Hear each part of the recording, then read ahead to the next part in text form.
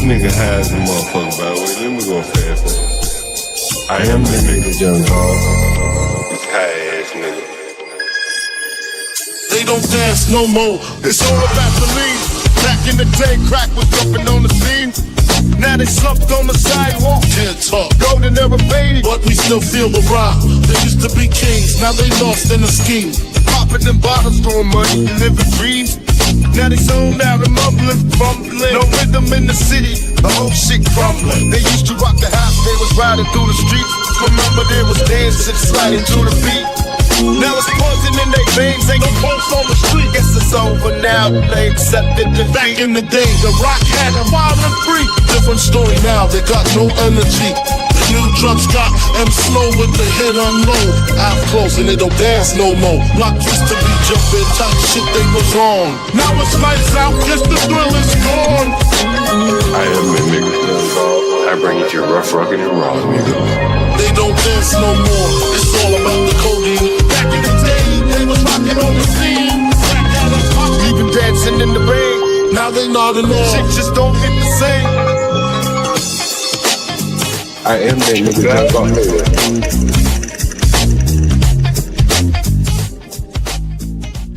Oh shit. Oh shit. Man, I am hurting today, so I probably won't be here very long. I had a couple of interesting phone calls.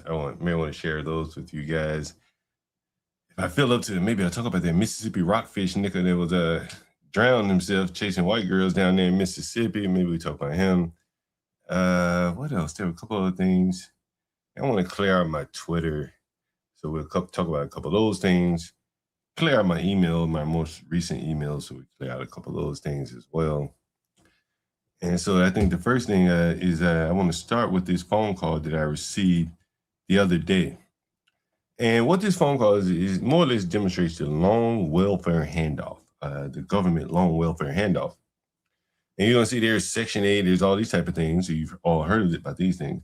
But there are a lot of nonprofits down on the ground that house Blacks that indirectly. They take money directly from the government and they start up nonprofits to effectively house Black people. And here is a classic example of a phone call that I received the other day. And I just want you to I wanted you to pay attention to how brazen this Black guy is. Right. Yeah, I'm back. Damn. But yeah, man. Look. Yeah, go ahead. What you saying? So we don't have to go through this. I went on the DC tax website. I saw him. I screenshot it. I emailed it to them. I'm going to call them in the morning. Either way, tomorrow, you're going to, I got to pay you or they pay you. I'm trying to get them to pay you because this money that I'm spending is not money I need supposed to be spending. And so you heard him right there. He said, and I'll rewind it for you. Let you listen again. I'm going to call them in the morning. Either way, tomorrow, you're going to, I got to pay you or they pay you. I'm trying to get them to pay you because this money that I'm spending is not money I need supposed to be spending. So what he's saying here is that he's paying his own way. He's paying his own rent. But there's a government agency out here, and you've heard the phone call from the government agency on the channel where the guy said, man, I need all your information, your deeds and all this kind of shit, your mortgage statements, and we'll pay this Negro's rent. And so this Negro is so dependent. This is the second one here now. Johnny Boy was the other. He went off into the Salvation Army work camp in the pursuit of getting free housing. And here's a Black demanding and hoping that the government will pay his rent when he's clearly able to do it. Just listen to him. And he went so far as to go to the government website and copy my shit down and send it to these welfare niggas. And you listen to what he says. I ain't trying to pay my rent, man. Somebody else should be paying. Gotta pay you or they pay you. I'm trying to get them to pay you because this money that I'm spending is not money I need supposed to be spending. So either way, by end of business tomorrow, you don't get paid. Listen to what you're saying.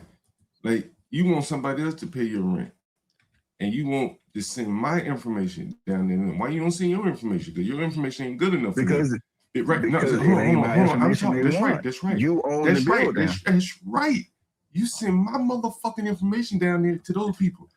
I ain't tell you to do that shit.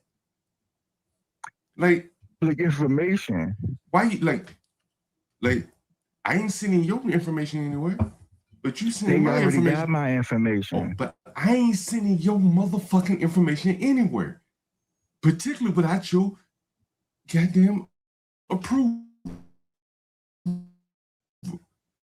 Do you see me out here, bro? Do you see me sending your information to anybody? If I came to you, told you my information to the government. No, I'm not, yes, because if I'm trying to pay for something, that's how things work. Are you not fucking listening to me?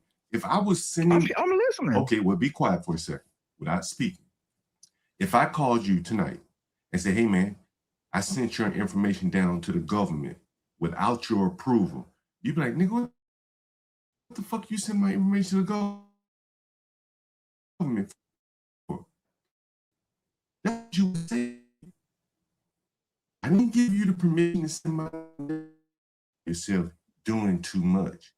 Like when you took that bed apart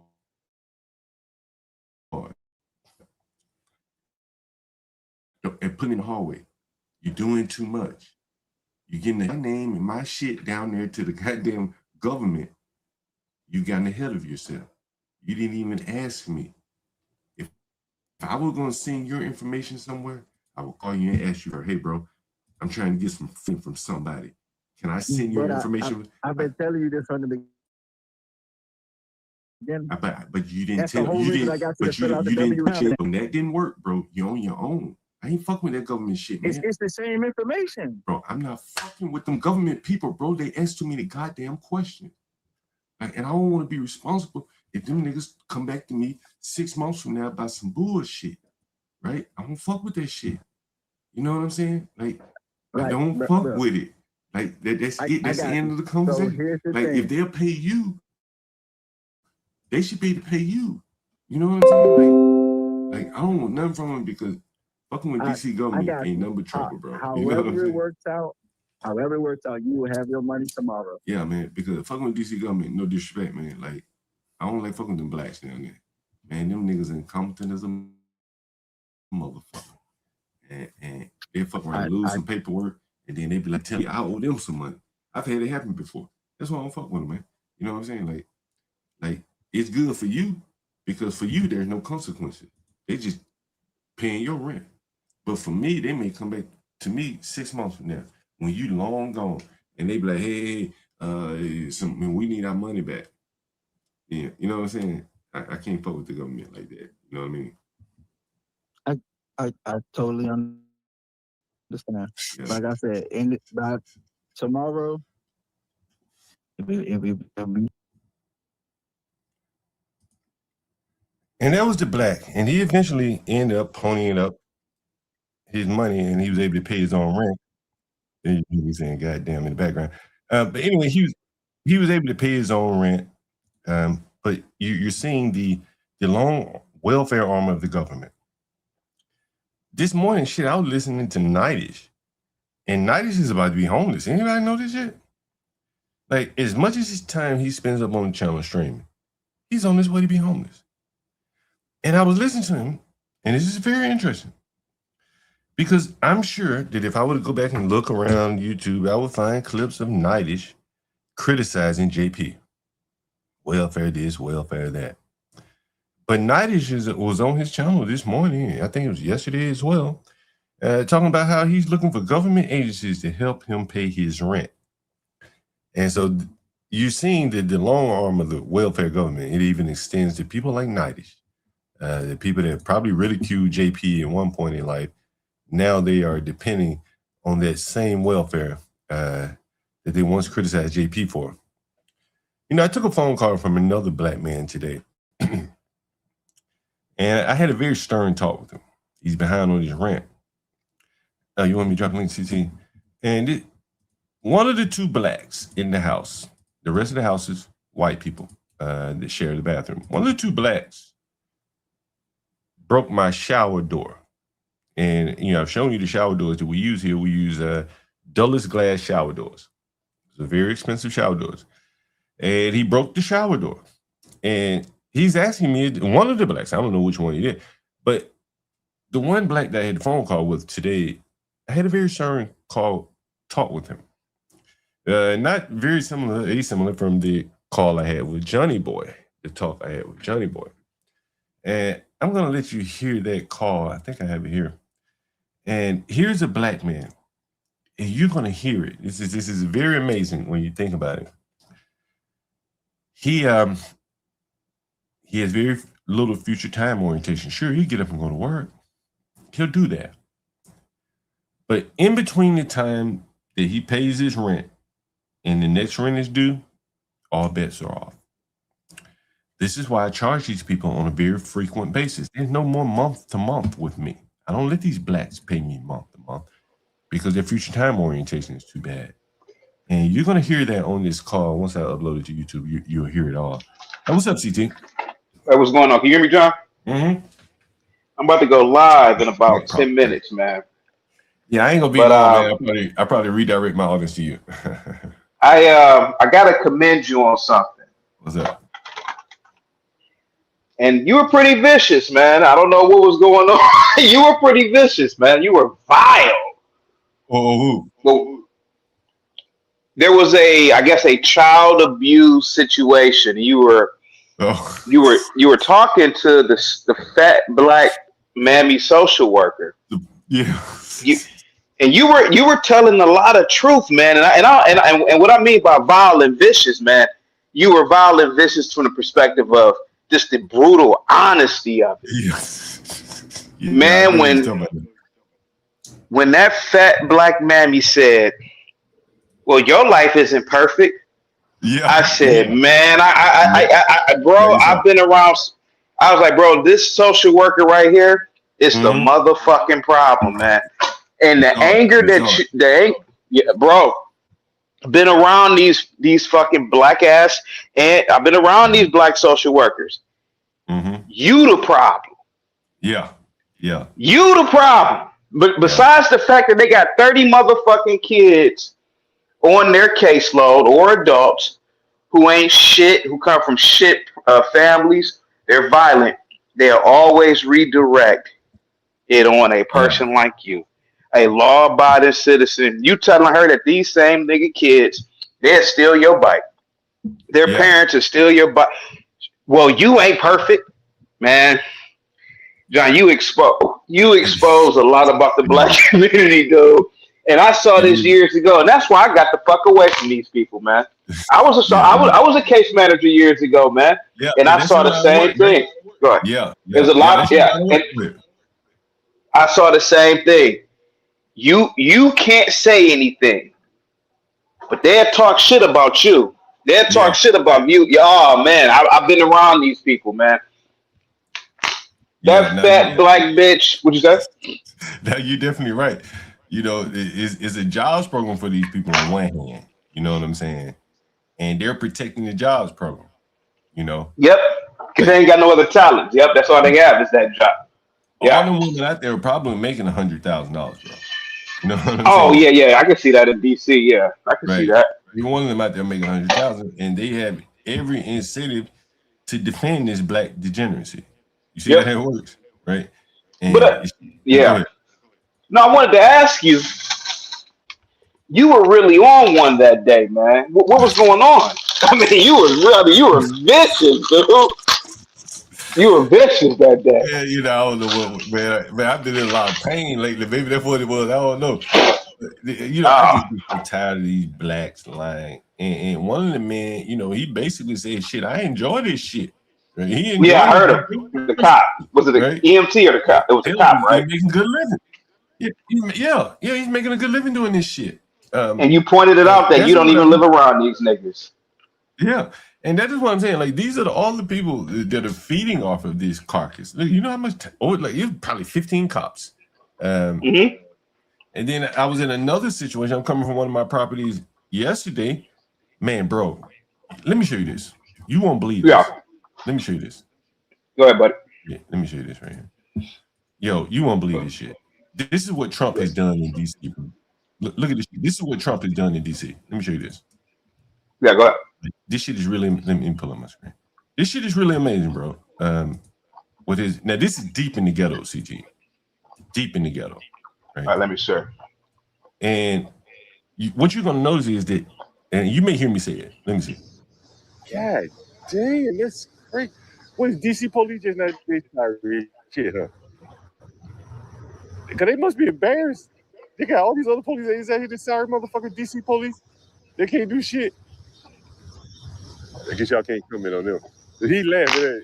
Hey, y'all, they fucking sorry. DC police probably sorry as shit, huh? Where y'all taking them to DC jail? Do they have like federal jail for their ass? Oh, you ain't telling where you? Yeah, right. Yeah. Yeah, no, I hear you. What apartment is this? What's that? Cunning Terrace? What's the name of the apartment? You don't know.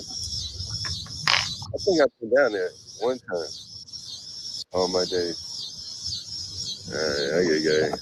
I thought there's something exciting going on out here. Y'all take it easy, man. You say, yeah. Anyway, so what you're seeing here, I thought it was on this video, but it could be the other one where he's referencing. Bro, there's like 6 different police agencies out here. You hear me? Mm-hmm. There's the Border Patrol, the FBI, Customs, Homeland Security, DC Police. Like, Trump has basically flooded the ghetto with federal agencies. And those are all of the cops that you saw there. And this is deep in the ghetto again, like in some little poor-ass, low-slung apartment where the blacks are just raising hell. You know. And so that's what I was asking the police about. Maybe that's why I was agitated about that. John, you there, buddy? Yeah. I got a trifling ass fraternity brother named Tim Roberts. He's an older guy. You should look him up in Cleveland. Yeah. He's a trifling ass dude who benefits off of black dysfunction. And you know, before I would never give out names, man, but the more I think about it, fuck these people, man. Yeah. It's my fraternity brother. He was the principal of a charter school I worked at. There was a badass little degenerate little N-word kid. The boy was like 2 grades behind. He in a classroom full of 5th graders. He's supposed to be in the 8th or 9th grade. He in there with virtually little girls, acting the fool every damn day. Tim Roberts asked me, what should we do with this boy? I said, why don't you get rid of him, man? Put a football in his hand and get him out this school. Take him over to Ted Ginn. You know Ted Ginn, football player. His father, his father had an academy in Cleveland. I'm like, why don't you just have Ted Ginn get them together? This dude got up, man. Now, he's about 6'4", bro. Got up in my face and said, if anybody we're going to get rid of is you. I said, these some stupid people. Bro, I'm telling you, man, these some stupid people, man. And you're right. They feed off the carcass of these badass kids because getting rid of that kid would do what? It'd take money away from that little trifling ass, dirty, nothing trifling ass charter school that these blacks are running into the fucking ground. So getting that boy up out of there may cost $30,000-$40,000 for the year if they ain't got on the books. And the boy may go pro or something, and then he may come back and donate them a couple $100,000 or something like that. You know, there's always never know. I would, I would suspect. Yeah, it is. So when I saw that, so when I saw that social worker and she said, "Well, since your life's so perfect," I said, "Look at this stupid fat bull mammy here." I just couldn't. I see why you was going off that day, man. Because I'm telling you, man, they have you do. They will have you do that to them, man. Yeah, and this is right around the corner from where the one where you saw the car. This right around the corner from where I live, and so probably you're really kind of hyped up on that one, because it's literally right around the corner from where I live. Yeah, and it's like, damn, like these fucking blacks day in and day out. It's always some bullshit. Yeah, and then the other one. That's around the corner from another one of my houses. So it's like, God damn, like the amount of resources these people are churning through.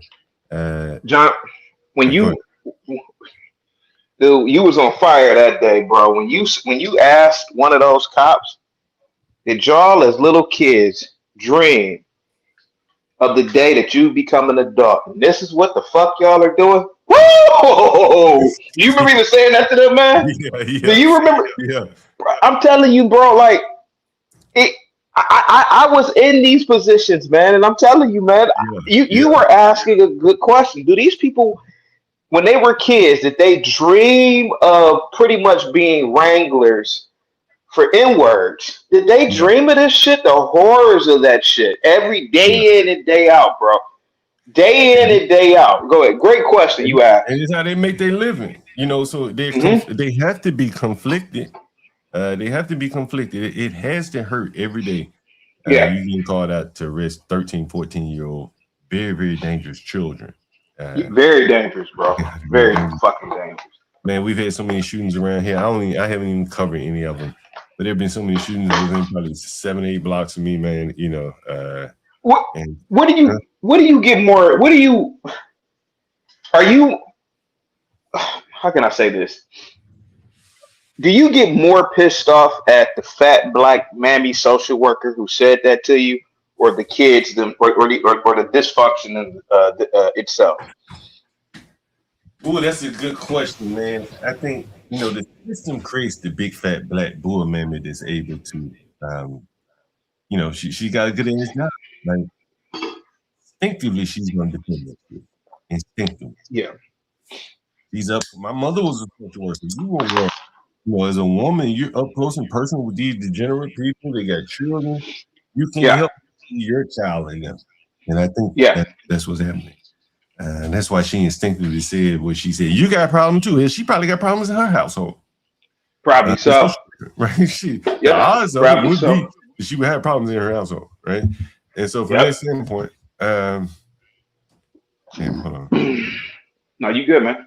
hold on. Let me text Yep. this thing.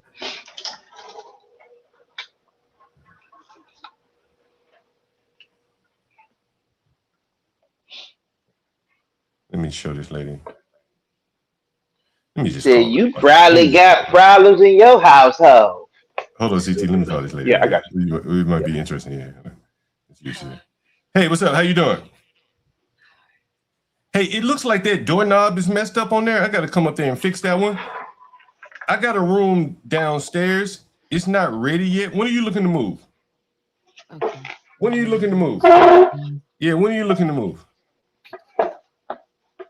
Like as soon as possible. Okay, so look, you don't want to be in Southeast, I take it, because you just came from Southeast. I mean, I'm just looking at all my options before I make a decision. All right, so let me. The rooms in Northwest is gonna be a little bit more expensive. Let me show you. The room that you're at with the messed up door handle. I can show you that one. Give me 1 second. All right. Give me 1 second. I can show you the room that you were trying to get into. And that's that one right there. That's that right there. You see it? You see that right there? So that's the room you're trying to get into. Go downstairs to room 3, and I'm gonna send you another picture. Room 3. Yeah. Go down to room 3. It ain't ready yet, but it'll be ready this afternoon. And let me send you the code to get in that one. Where you living right now?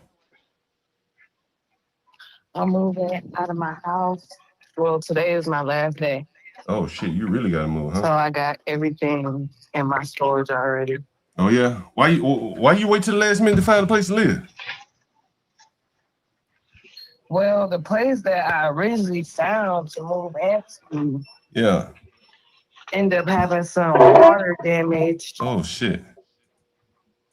Yeah, so I wasn't able to move in. Yeah. Okay, 1 second. This code. Yeah, take a look at it. That room ain't ready yet, but it's it'll be ready this afternoon. But the room upstairs will be ready this afternoon too. You know that.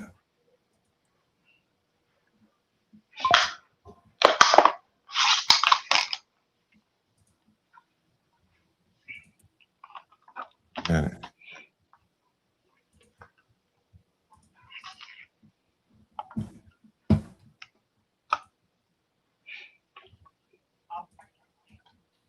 Let me see if you get it there? Yeah, I'm here. 1 second. All right. And where were you living? DC, Maryland, Virginia, what?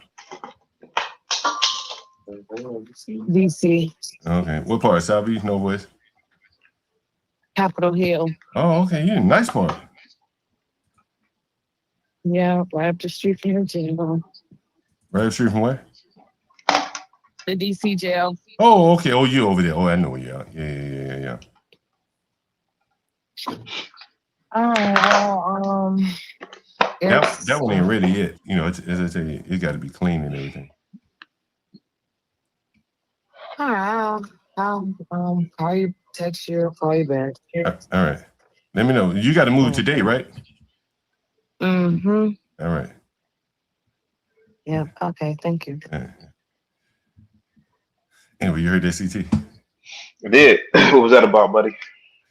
Man, like basically, no one wants to rent to these people, right? So Yeah. what she's saying is she found someplace, but it had water damage. Yeah. So she can't move there.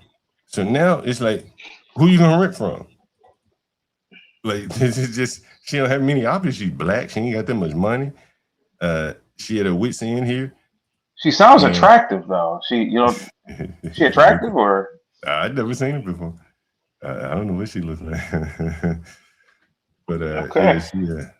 Man, but you know, this is the case all day, every day. Like, no one wants to deal with these people, and they find themselves on hard luck. You know, and on one hand, you got the people that call me slumlord, then on the other hand, you got these people like her.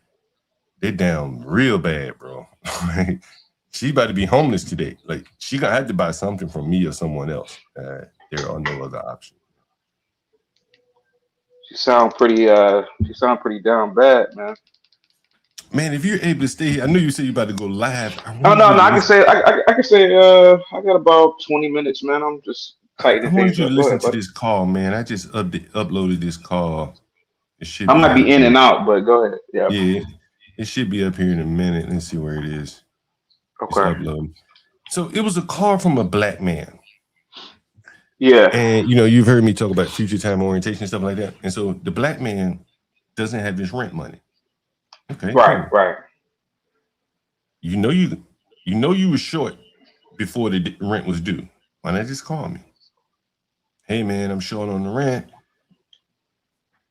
I'll have it on such a day. Is that okay? I got this much right now, right? You know. And so he doesn't want to live in the ghetto, where it might be a little bit cheaper.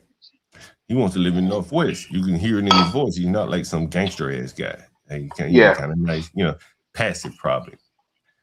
And so he's spinning his wheels trying to live in Northwest where he can't afford, and he's broke now. Yeah. And I said, well, what did you spend your money on? He said, I was decorating my room. I said, you did what? You decorated your fucking room? And now you ain't got the rent to pay me? And you get to come back in your fucking decorated room and use my fucking utilities? Like, they're that fucking stupid that he told me that. You see what I'm saying, CT? Like, the fact that he told me, it was one thing to do it, but the fact that he's so fucking stupid to tell someone that, because again, he's going to say something stupid like that on his job. Yeah, right? I can see that. Right? And again, it's just the inability to think in little matters like this. And I think that, it's up here now. So we're going to play this video. Let's see. Here it is. Let's see. Here it is, CT. All right, let me get to my phone real quick. Oh, it's still processing. It'll take a few minutes. God damn, it's processing. We'll wait till it finish processing. But anyway, so you hear him say, yeah, man, I bought me a little refrigerator for my rooms. I'm like, oh, nigga, them my utilities. You spend a little more of my fucking utilities and not having rent? Nigga, are you stupid? And the reality is, yeah, they are stupid, right? He's bringing in the fucking appliances, making a fucking kitchen in his bedroom with my appliances. And in doing so, he ain't got my fucking rent. You see, man, I tell you, man. And I told him at one point, I said, look, I'm talking to you as a nigga. Oh my God.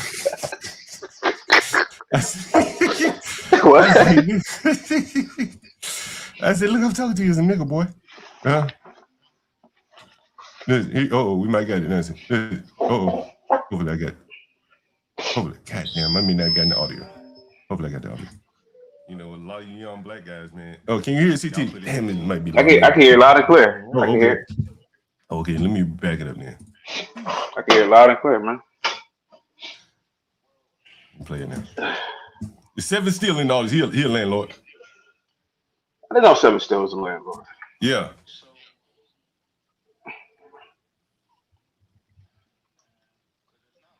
Yeah, right? But I'm saying if there were, and if the lights were to go out, people.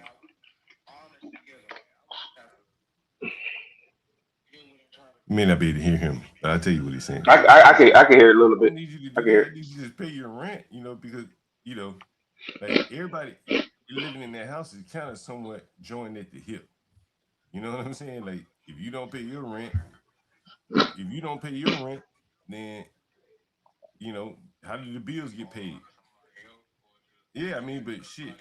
But everybody is dependent on everybody else paying their rent. You know what I'm saying? To keep the lights, the gas, the water, you know, stuff like that, you know?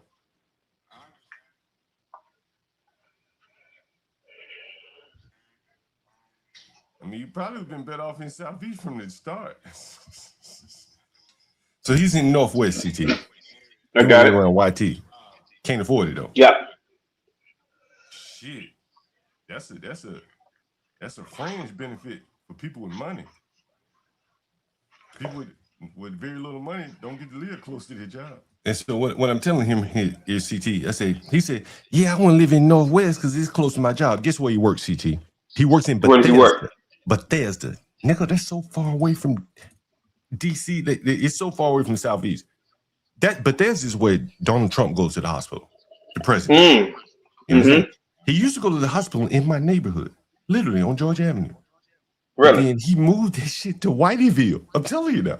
Anybody know DC? You don't know what I'm saying. He's like, man, fuck that George Avenue, going to all them blacks all over the street corners and shit. I'm gonna move this shit to Bethesda. So now the president, going forward, if he goes to the hospital, he's going to Bethesda. He's not going to George Avenue at Walter Reed Hospital anymore in DC. See, this is what I'm saying about the blacks. What Trump has done to the blacks. He went real hard at that DEI shit, but one of the ways he did it was to move the jobs out of DC, where the blacks could easily commute to. So he moved HUD out in Virginia. He moved Walter Reed out in Bethesda. This black here lives in my house. He got to commute all the way to Bethesda. It's a long way, and that shit is expensive to get there. How long is it? Probably an hour, 15 minutes, 20 minutes on the train. And you better hope you're getting off right at this place you're going. You might have to catch a bus from there. This is the suburbs at this point. You see what I'm saying? This is suburban living. And so here's this black trying to survive.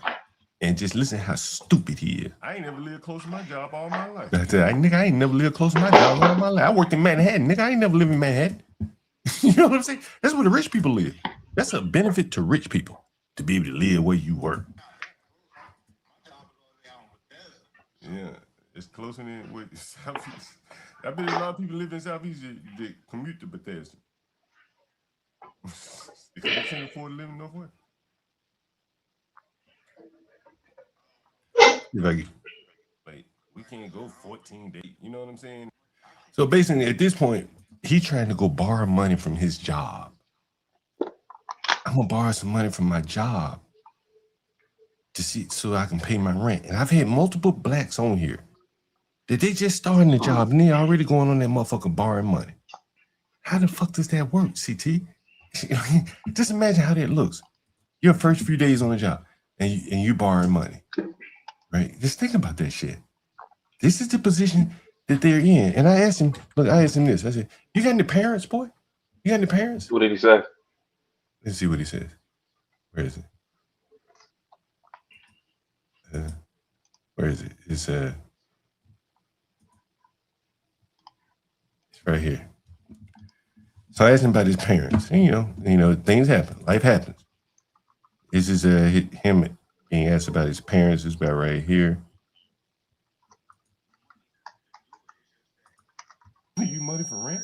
Like, can you ask your parents for money? Yeah, can I ask my parents? Yeah, are you able to ask your parents or something like that? Oh, I'm sorry to hear that. Yeah. His parents are dead. So he's out here by himself. By himself. Well, what about friends and family? Brothers, sisters? Nothing. Yeah, that makes it tough. Yeah, man. Hey, man, I understand that. It makes it tough, man. You got any brothers, sisters, anybody?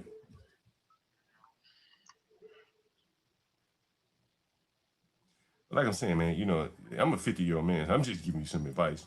Here it goes, I give you CT. rough advice because I'm black too. And most of you niggas are stupid as a motherfucker. I'm just being honest with you. Brutally fucking honest. Are you talking to him like that? Yeah. This is me. Oh my God.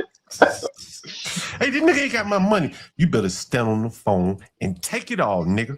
If you want a place to live, nigga, you will take it all. Or I'll put your black ass out. Take it all. Because I'm black too. And most of you niggas are stupid as a motherfucker. I'm just being honest with you. Brutally fucking honest.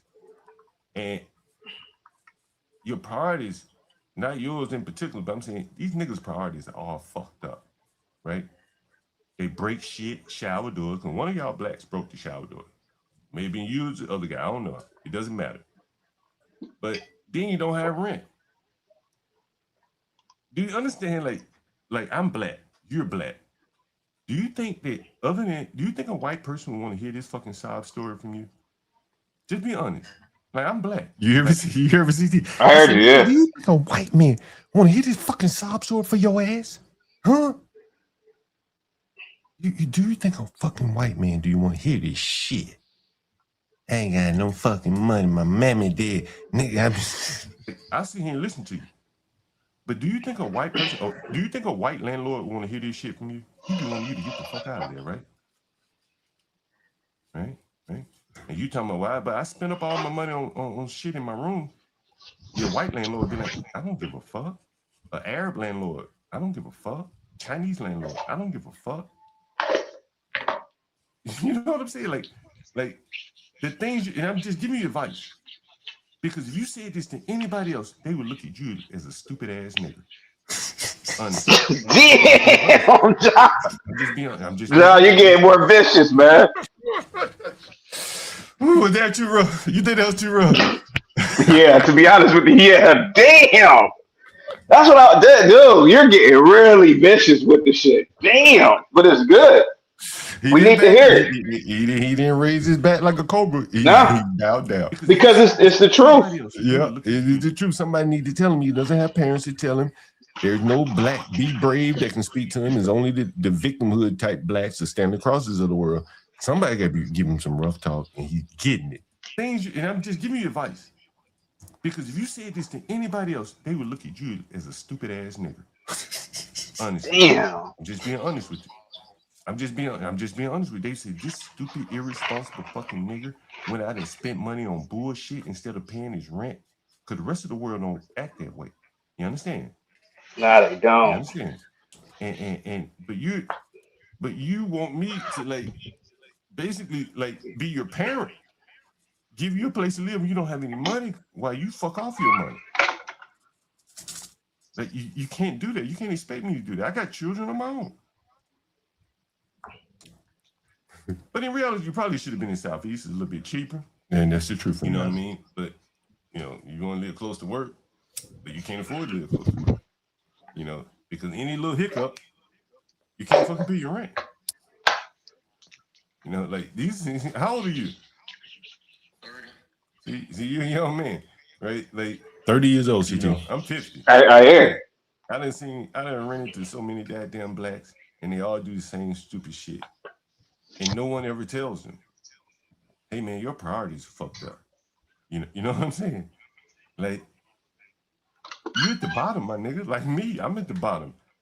What comes first is food and shelter, right? Everything else is trivial. Right? Fuck all that shit. Decorating your bedroom, that shit come much, much later in life. Right? But look, man, if I would give you my advice, you need to come over here to Southeast, cheaper. You know what I'm saying? You might not like it as much, but hell, you ain't got the money to be looking for somewhere you like. That's what it seems like to me. But if you want to stay in Northwest, you got to figure out how to pay and pay on time. But there are other people. Oh shit, there are other people that want to live there. You know what I'm saying? They want to pay more than you. I'm giving you a discount to live in it. Other people want to pay more than you. And that is right there. The thing is, CT, this nigga would be in the ghetto if it wasn't for me. He begged me to go live in Northwest. I He wanna agree. live around the blacks, but he can't afford it. He can't afford to live around the whites. With the whites comes safety and restaurants and little bars and shit. He want that. He can't afford it. He want to be in Hey, John, I gotta. Go, you gotta John, how run. long you gonna be? Yeah, I gotta take this call real quick, man. How long you gonna Oh, be go live? ahead. Ain't no telling, man. I'm in a little All pain right. over here. Come back anytime, CT. Right. All right. And so here's a young black man that can't afford to live where he wants to live, doesn't make a lot of money, and his priorities are messed up. This is the tale of the young black man, particularly in the inner city, where he sees the leisurely lifestyle of his betters. He wants to live like that. He wants to live in Northwest, where I got sliding glass shower doors. See, in Northwest, here's how my shower doors look. Dulles. He want to live around Whitey. This is how my shower doors. Not this particular one, but in Northwest, you can dress it up a little bit. And these are the things that you get in Northwest. You get a nicer shower door. This is the company that does my shower doors, Dulles Glass. He wants the accoutrements of living around whites, but he can't afford it. And that is his problem right there. And you hear how his priorities are so messed up, so little future time orientation that, you know, he's better off in the ghetto in Southeast. And here he goes. So let me know what you can do, man. Anybody, you don't have any friends you can borrow any money from?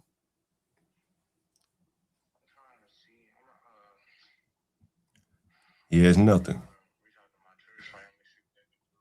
Yeah, let them know, man. Tell them you're getting it buying. Don't tell them what you spent your money on, but then they be looking at you like you got your priorities straight. But And really, it was really mostly just a refrigerator because I don't got space to put food in a refrigerator downstairs. so what he's saying is that he went and bought a refrigerator for his room. Instead of paying his rent, because I think I asked him, I said, well, you got paid 2 weeks ago. Why didn't you pay your rent forward? Instead of ending up in this situation like this. Well, shit, you need to talk to them and tell them, hey, clear out fucking space. Or talk to me, and I tell them to clear out some fucking space. Whoever got food in there, like, shit. But if you bought a brand new refrigerator? It was a mini refrigerator. You bought it brand new? I think it might be used. What you bought on Facebook or something? No, I got it off Amazon. Yeah, you can get them shit $30 off Facebook. You know what I mean? But again, a refrigerator shouldn't be coming in between you and your rent, right?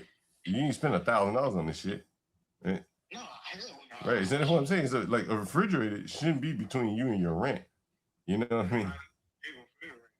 Huh? I still gotta wait for it to come in. Right, and you ain't got the damn. So what he just said was he still waiting on the refrigerator to come in. So Amazon or whoever done charged him, he ain't got the refrigerator and he ain't got rent. I be damned. So only that nigga. That's what I'm saying. That shouldn't even be between you and your rent. That doesn't make sense to me. I mean, if that's the case, you should. If you can pay your rent, cancel the refrigerator. Live enough. You know what I'm saying? Like what you're saying. Like you shouldn't say this to anyone else because it doesn't make sense. You can't pay your rent. Why? Because I bought a refrigerator. Why the fuck you buy a refrigerator? You already got a refrigerator in the house. Oh, well, it wasn't enough room. Well, figure out a way to share it. But even with all that, if you didn't buy the refrigerator, you still wouldn't have your rent money, right? Yeah, because I wouldn't have needed it. But you wouldn't have the rent money. How much was the refrigerator? I think it was like 130 something. Right. So you still wouldn't have your rent. If you cancel the refrigerator right now, you still wouldn't have your rent. So it ain't the refrigerator ain't the problem. It's part of the problem, but it's not the sole problem. So the sole source of the problem, right? Right? Like again, if you had the money for the refrigerator, you still wouldn't be able to pay your rent. So you still got a problem.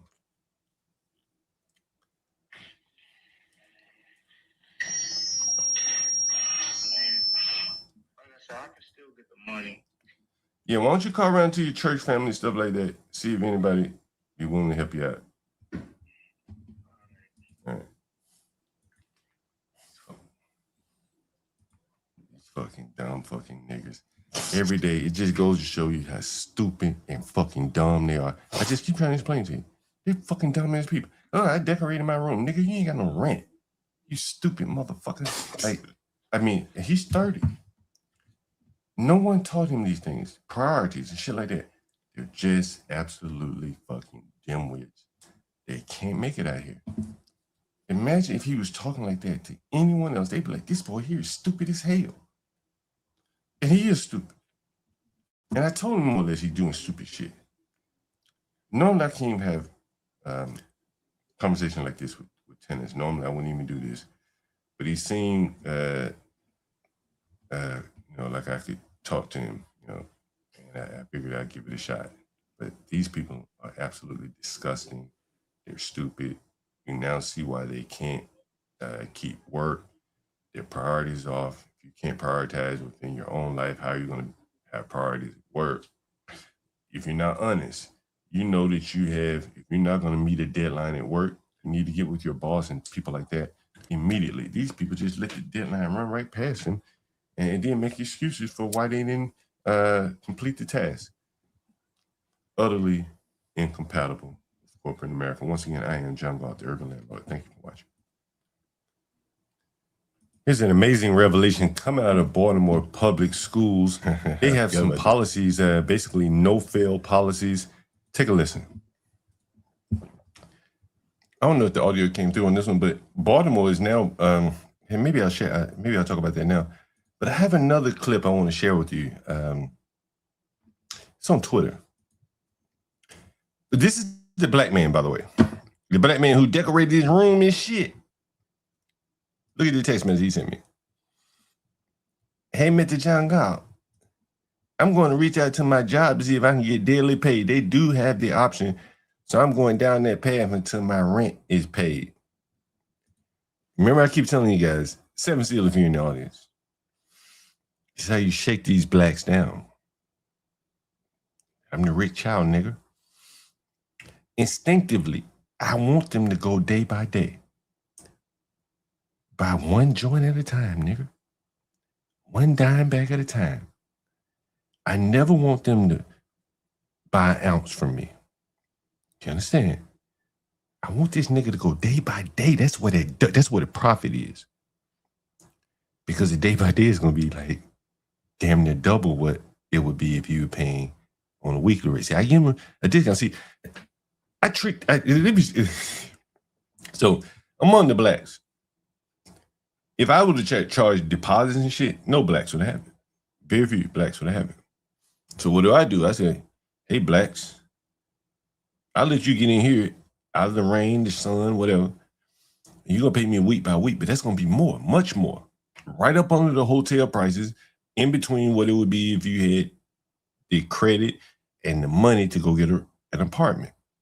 How many calls have I taken from people who live in hotels? Remember the black lady from the other day? She lives in a hotel. She was living in a hotel. She was paying $159 a night. So they're used to that. They're accustomed to paying day by day. And so that is what you're seeing from this young man. You want to go daily. He was on the weekly, but he couldn't maintain it. You just heard him.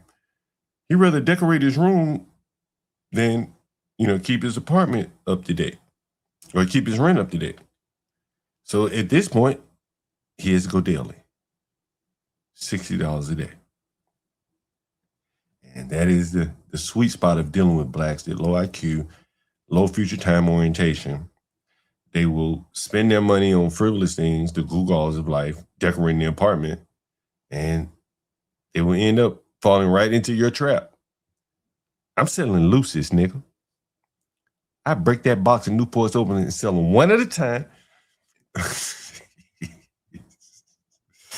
Anyway, here's someone gave me a compliment. Said John's a godsend for talking to the police like that. Fuck John, sir, whatever. This is a Southeast story. Wait a minute, where did I put this? Oh, here it is. This is a black man from yesterday. Jesus Christ. I think the phone call is on the channel. Let me see if the phone call is on the channel. So you can hear what he says. It's not that channel. If you haven't subscribed to the Urban Landlord clips, you should.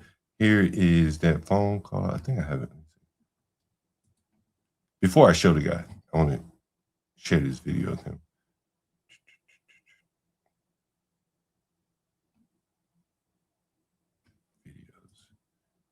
Okay. Damn, I thought I had it here. Maybe I didn't upload it yet. But anyway, here's the video of the guy. Every day. This is a 2-minute video of a homeless guy. I rented a room to him yesterday. No teeth. No teeth.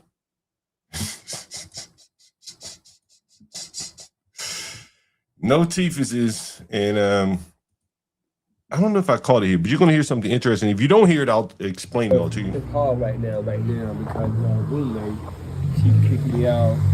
Like I mean, come to Monday. I got program happening. I've been through a lot. I need a cosign or I need a so you know how that goes. Yeah. So I the man right here every week it be, then I got money saving up, and so it's and then like I'm the heck it's like there that extra push. Yeah. So and then I can't afford it. It's just a need. Because tomorrow I can do I'm trying out here. Yeah. I don't want to go. It's a lot, man. It's a lot. Because this right here, it's a black. I'm not saying you wrong, but I know I got $300 right now. Like you said, by week I got that. I got $300 right there, man.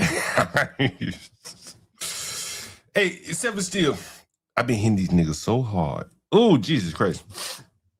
So what I've been doing now, I started out with $50 the activation fee. What's up, Wicked? But I said, look, I got to churn these blacks like everybody else. So I'm going to up my activation fee to $75. Not one black is bought yet. Nigga, I'm selling looses.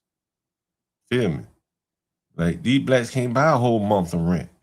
So I'm going to sell them a day, a week, 2 days, niggas, a week, 2 weeks, whatever they want. I got it. This is where they are. There's no way they can pay deposits and credit checks and all that kind of shit. They will never qualify. Yeah, they're lucky to have you, bro. Truth be told, you know what I mean? Mm-hmm. Hey, look at this guy. What you think a white man would rent to this nigga? This nigga ain't got no teeth in the front of his mouth. His own damn roommate put him out. Because tomorrow I can do I'm trying out here. Yeah. I don't want to go. It's a lot, man. It's a lot. Because this right here, it's a black. I'm not saying you wrong, but I know I got $300 right now. Like you said, by week I got that. I ain't want to do this. I got to do something. It's gonna be $350 right here. Remember? Yeah. And plus, they charge for me to give you a code. Here it goes. It's a one-time activation fee. It's just $75. Y'all niggas probably used to hearing me say it was $50. That's $75, nigga. Going up. Ghetto tax. Okay. You tell me what code Inflation. for your room. No, this is the black tax, nigga. Give me The black, is it wicked? Like, I'm starting to embrace, like, I'm like Rick Chow. Like, everybody's feeding off these dumb, low IQ blacks. It is what it is. Like it or love it. Nigga, you call me what you want. But as you criticize me, you criticize everybody else is doing business with them. It is what it is. Man, they sell plastic cups in the ghetto for 50 cents a cup. A cup. 1 cup. So the blacks can sit outside and drink. But the blacks train their eye at me. No. Hell no. I'm bringing these blacks in out of the sun, keeping their fucking head from getting baked. So they're going to have to bow down and show some respect, honestly. Until they start protesting the Koreans, all these other people that operate in their neighborhood, they need to bow down to me. Because I'm bringing these fucking blacks in off the street. That's the way I see it. It's the way I see it. Like, look at this man. Tell me how many people will rent to this black man with his story alone. Listen. Code that you want, and then that way when you enter your room, you'll have your code and everything. You know what I'm saying? Right. Yeah. So just let me know what the 4-digit code is. They said, $325. And this, is that big or small? It's a little bit smaller. It's up to you. This is probably a bigger room though. It's a nicer room. Right? You want this one? Hey. And so there's another thing. Here's a man down at the motherfucking bottom. Shouldn't he be taking the cheapest damn room possible? Right? Right. But he like, man, I like this room right here, bro. I want to fuck with this one right here. It big. I want to fuck with this one. Yeah, my question is to the people that don't agree with you, what's the alternative for these people? What's the alternative, bro? There is none. And I think that's why they hate. Let me show you this guy. Let me put this on Twitter. I want to see how many blacks out here will rent to this Negro right here. Slumlord extraordinaire. Rent to the blacks that no one else will rent to.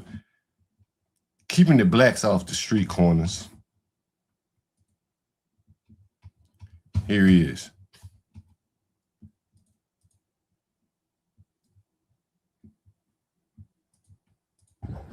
Yeah, that's it right now. So how much you need tonight? 100.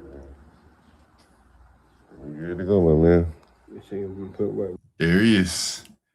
No teeth. No teethuses.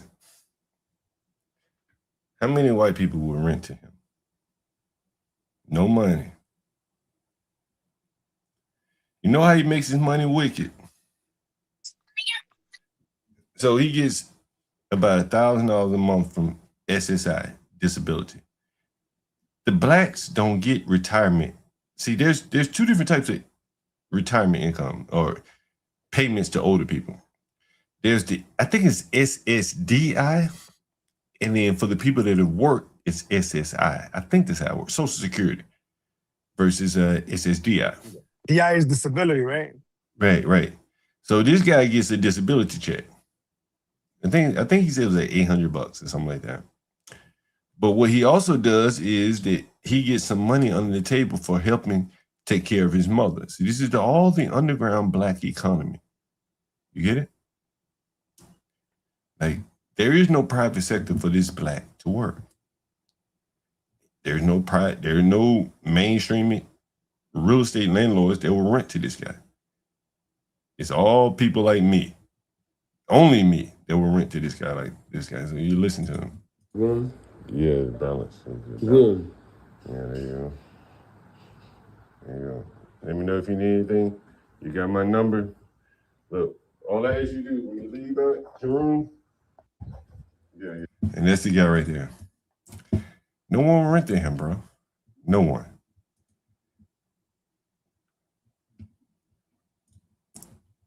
What do you think about that weekend?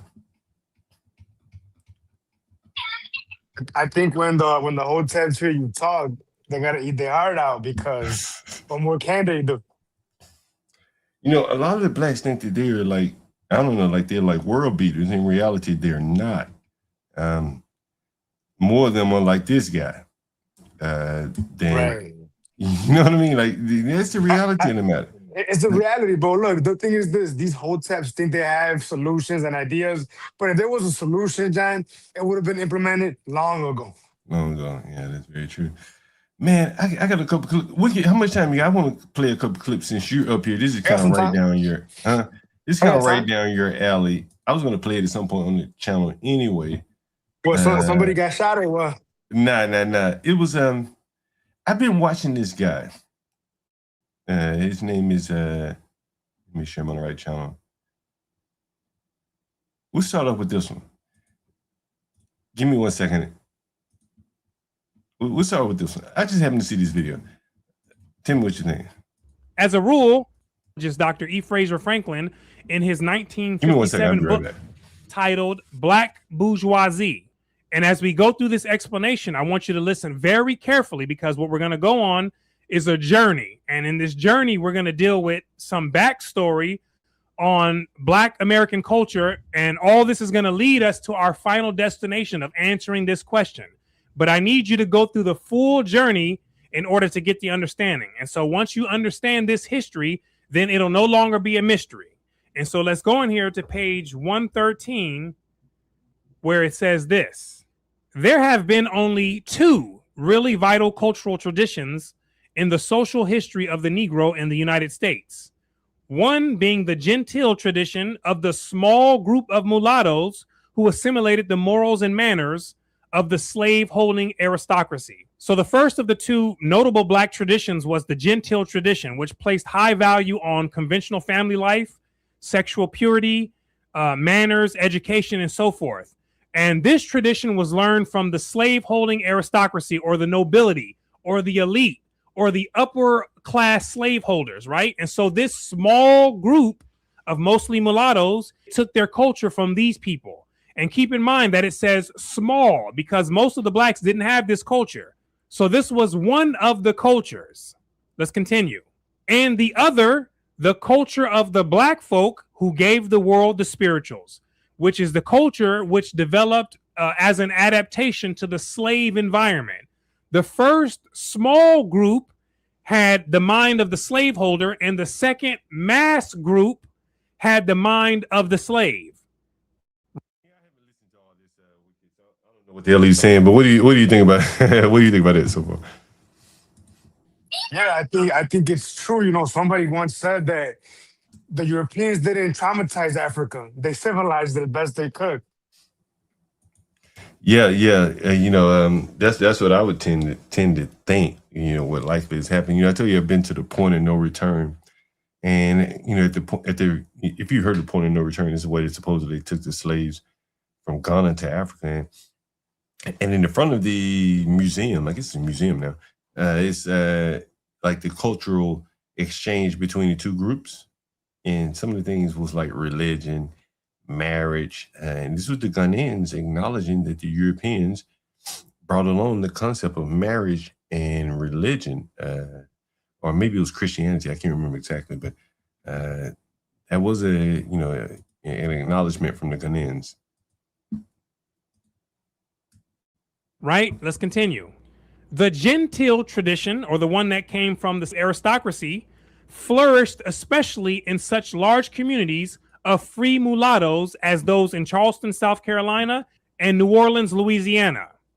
It was maintained by those mulatto families that had acquired, as part of their family traditions, the patterns of behavior which were associated with the ideal of the Southern lady and Southern gentleman.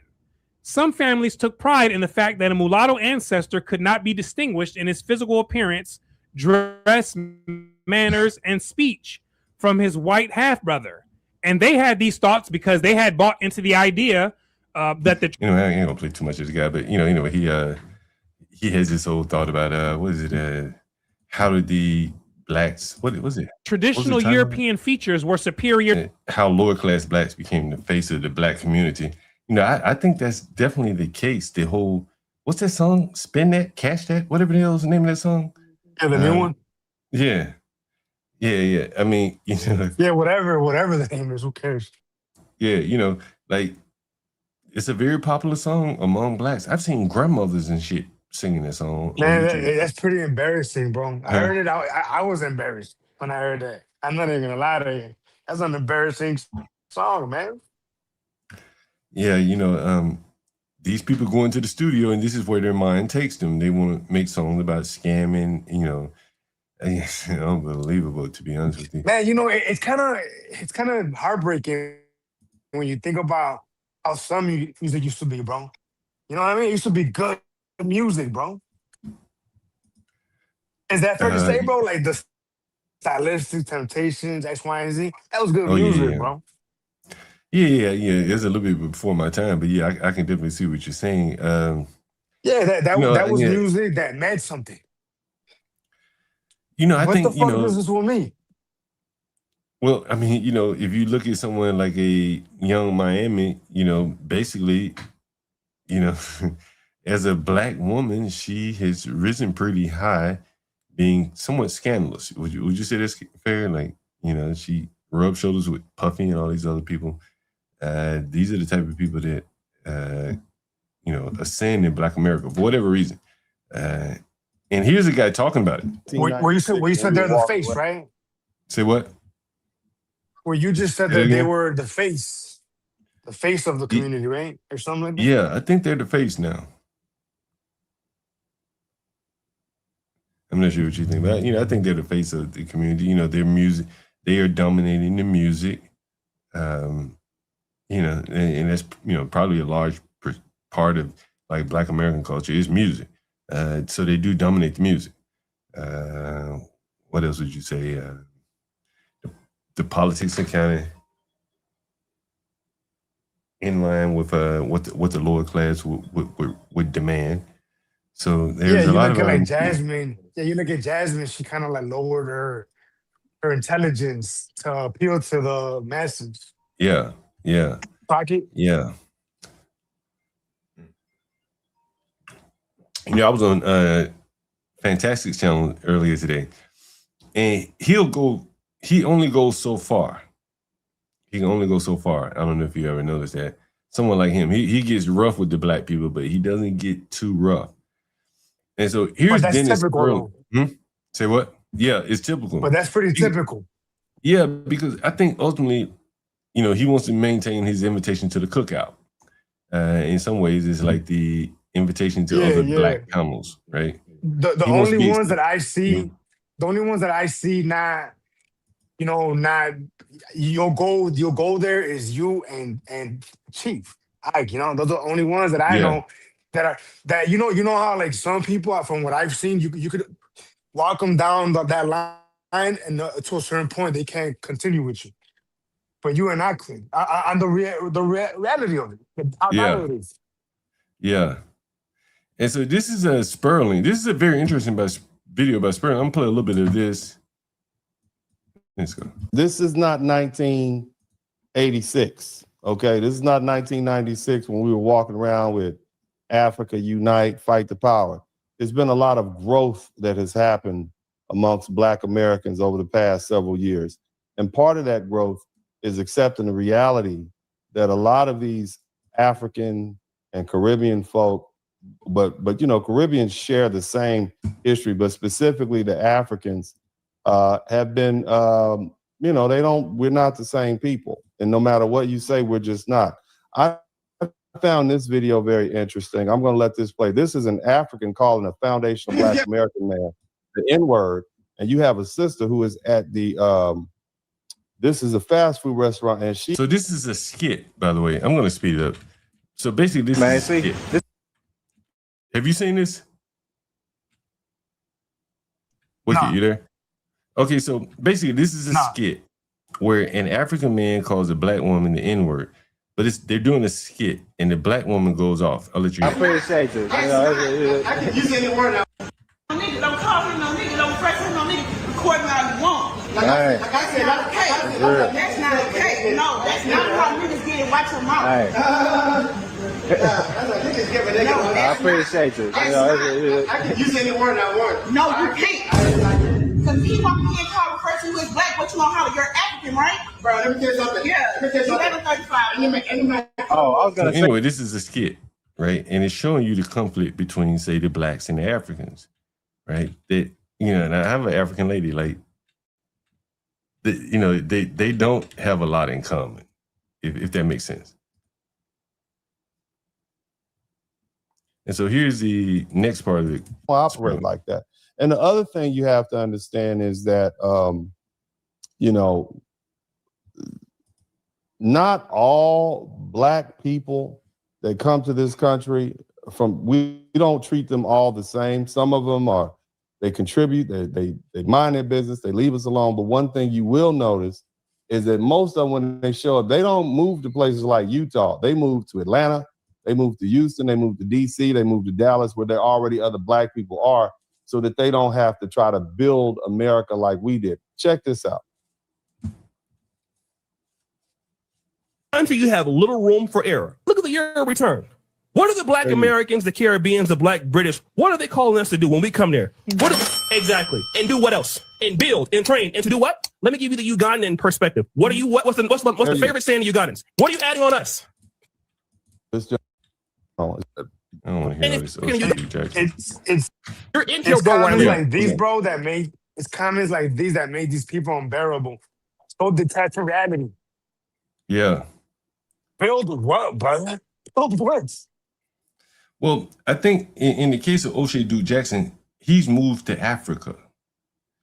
And the Africans are like, yo, like, I think he's saying that they're like, yo, if you're going to come here, are you going to be a positive or a negative? You should be a positive if you come here. I think that's what he's saying. But Dennis Sperling's take on this is very interesting. Listen. See, me and TJ don't live. We don't interfere in African business. But if you set up a shop in my business, I see you. Yeah. When Black Americans go to other countries, we mind our business. We don't get involved in their politics. We don't get involved in whatever they have going on. We keep our head down, mind our business. We're there for the food and the sand and the beach and the chill environment. We're not there to change things. When Africans come to this country, and Caribbeans also, they want to get all involved in our politics and run for office, et cetera, just really get off into our business. And that is, I think, is the critical point there. Is that I think the Africans and the Caribbeans coming here are in a better position to play American politics than American blacks. And I think that's what he's referring to right there. What do you think? Can you repeat that? The last part? So he's saying that when Africans and Caribbeans come here, they get into politics. They move to inner city areas and they become, political. So you see a lot of Caribbean. Now, this is, what he's saying here. He's pointing out that a lot of the Caribbean, I think Byron Donald, you ever heard of Byron Donald? No. Byron Donald, I think he's running for governor of Florida. And on it goes is that, there are a lot of Caribbeans and Africans that come here and, do Obama is one. His dad was African, right? He become president. And there's so many others. Ilhan Omar, she's African. She gets into politics here, so on and so forth. And so that's what he's pointing out, in that the Africans and Caribbeans coming here, unlike the blacks that go to Africa, they get involved in politics. Oh, okay. Do you think that's true?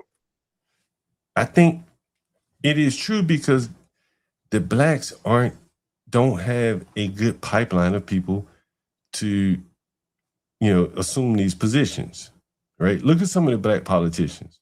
Not very good. Man, unfortunately, I disagree with you, bro. I think What do they're you mean? very primed. I think the Sons are very primed to get involved in politics. They suck at it, but they can win elections. Yeah, but if you look at some of these areas, like look at I'm trying to think, like I've heard a lot of this talk that a lot of these quote unquote black politicians are like Caribbean or something like that, and this is what Dennis Sperling is saying, is that most of the time, if a black person moves to Ghana, he's not going to be involved in the politics there.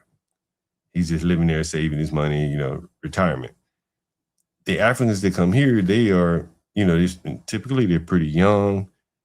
They, may have some political ambitions. They vote. We give them the right to vote. So that they're a little bit more political in our process than the other way around. Would you say that's fair? I'm not sure because those people, I can't imagine they typically get involved in politics. They strike me as just working. You know what I mean? Yeah. Let me see. I'm going to look up some Caribbean politicians. Well, I'll look up Byron Donalds. And I'm sure is he from Haiti or somewhere? Byron Donalds, he's Jamaican and Panamanian. And I think Dennis Sperling is going to speak on this again. They don't really understand the culture of the country or how things work. And that presents a problem. My neighborhood. So you're here with me. Why are you not in Santon? Why are you not in, what's the other neighborhood there? Midrand. You're here with me, but you're not adding anything on me. And then you're telling me I should be focused on somebody else. I don't want to hear that shit. I don't want to hear that one Africa shit. What the are you doing here? That's how I feel about you. Yeah. And again, both things can be true at the same time. Mm-hmm. And so what I'm saying at the same time is, yeah, so O'Shea, let them have it. It's like you come to the United States, you get off in our business. We come over there, you're not bringing anything to us. But what you want to do is you want to tell us how things should be run in our country. And you're just not equipped to do that because you don't understand the culture and you don't understand you don't understand what the forces are the political forces you're dealing with.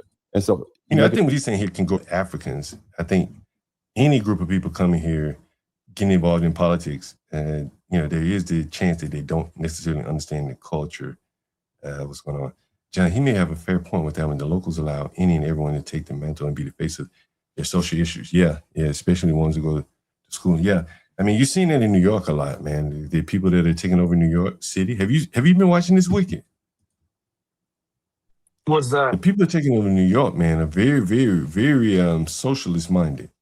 They've had the rent they've freeze been kicking ass, taking numbers over there. With that rhetoric. Yeah. And they're coming for the Hakeem Jeffries of the world. The more quote unquote moderates or whatever. Yeah. At one of their campaign rallies after the lady had won, they were screaming Hakeem Jeffries is next.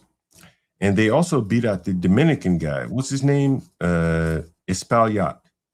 They beat him out as well. So the revolution is stirring. I think in the Democrat Party, they're pushing out the old mainline progressive type politicians. What's up, Ponder? They want to turn America into the places the families fled from. Yeah, with the government coffers to make everything, to hopefully solve all the problems. That's what it seems like to me. I'll play a little bit more of this video. Ponder, are you there? Yeah. You're just making a bunch of missteps. But let's continue. You guys know this. This guy's name is Donald. Donald. This gentleman, I think one of his parents is from Panama. The other one is from, I don't know what other Caribbean country, but he's running for governor of Florida. Now, I want you to listen to what he has to say about reparations. And the first thing you should ask is, why is it any of this guy's business? But let's listen. My mother's Jamaican. My father's Panamanian. You have a lot of black people in this country who are not descendants of the American slave trade. Mm-hmm. So I already know off top, there's a lot of black people in America who aren't going to be able to get that kind of benefit. Support reparations for what Leonard just deemed as, quote, foundational black Americans? No, I don't. No. But I want to explain that.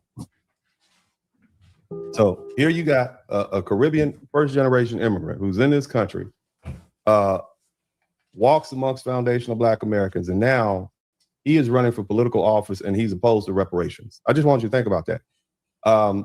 And this is why a lot of black Americans have a problem with immigrants. This is why we're delineating. And we're getting to the point now, it's not just about whether you're black or not. We want to know, what is your lineage? In other words, do you have any skin in the game? Okay, who are you and where you came from?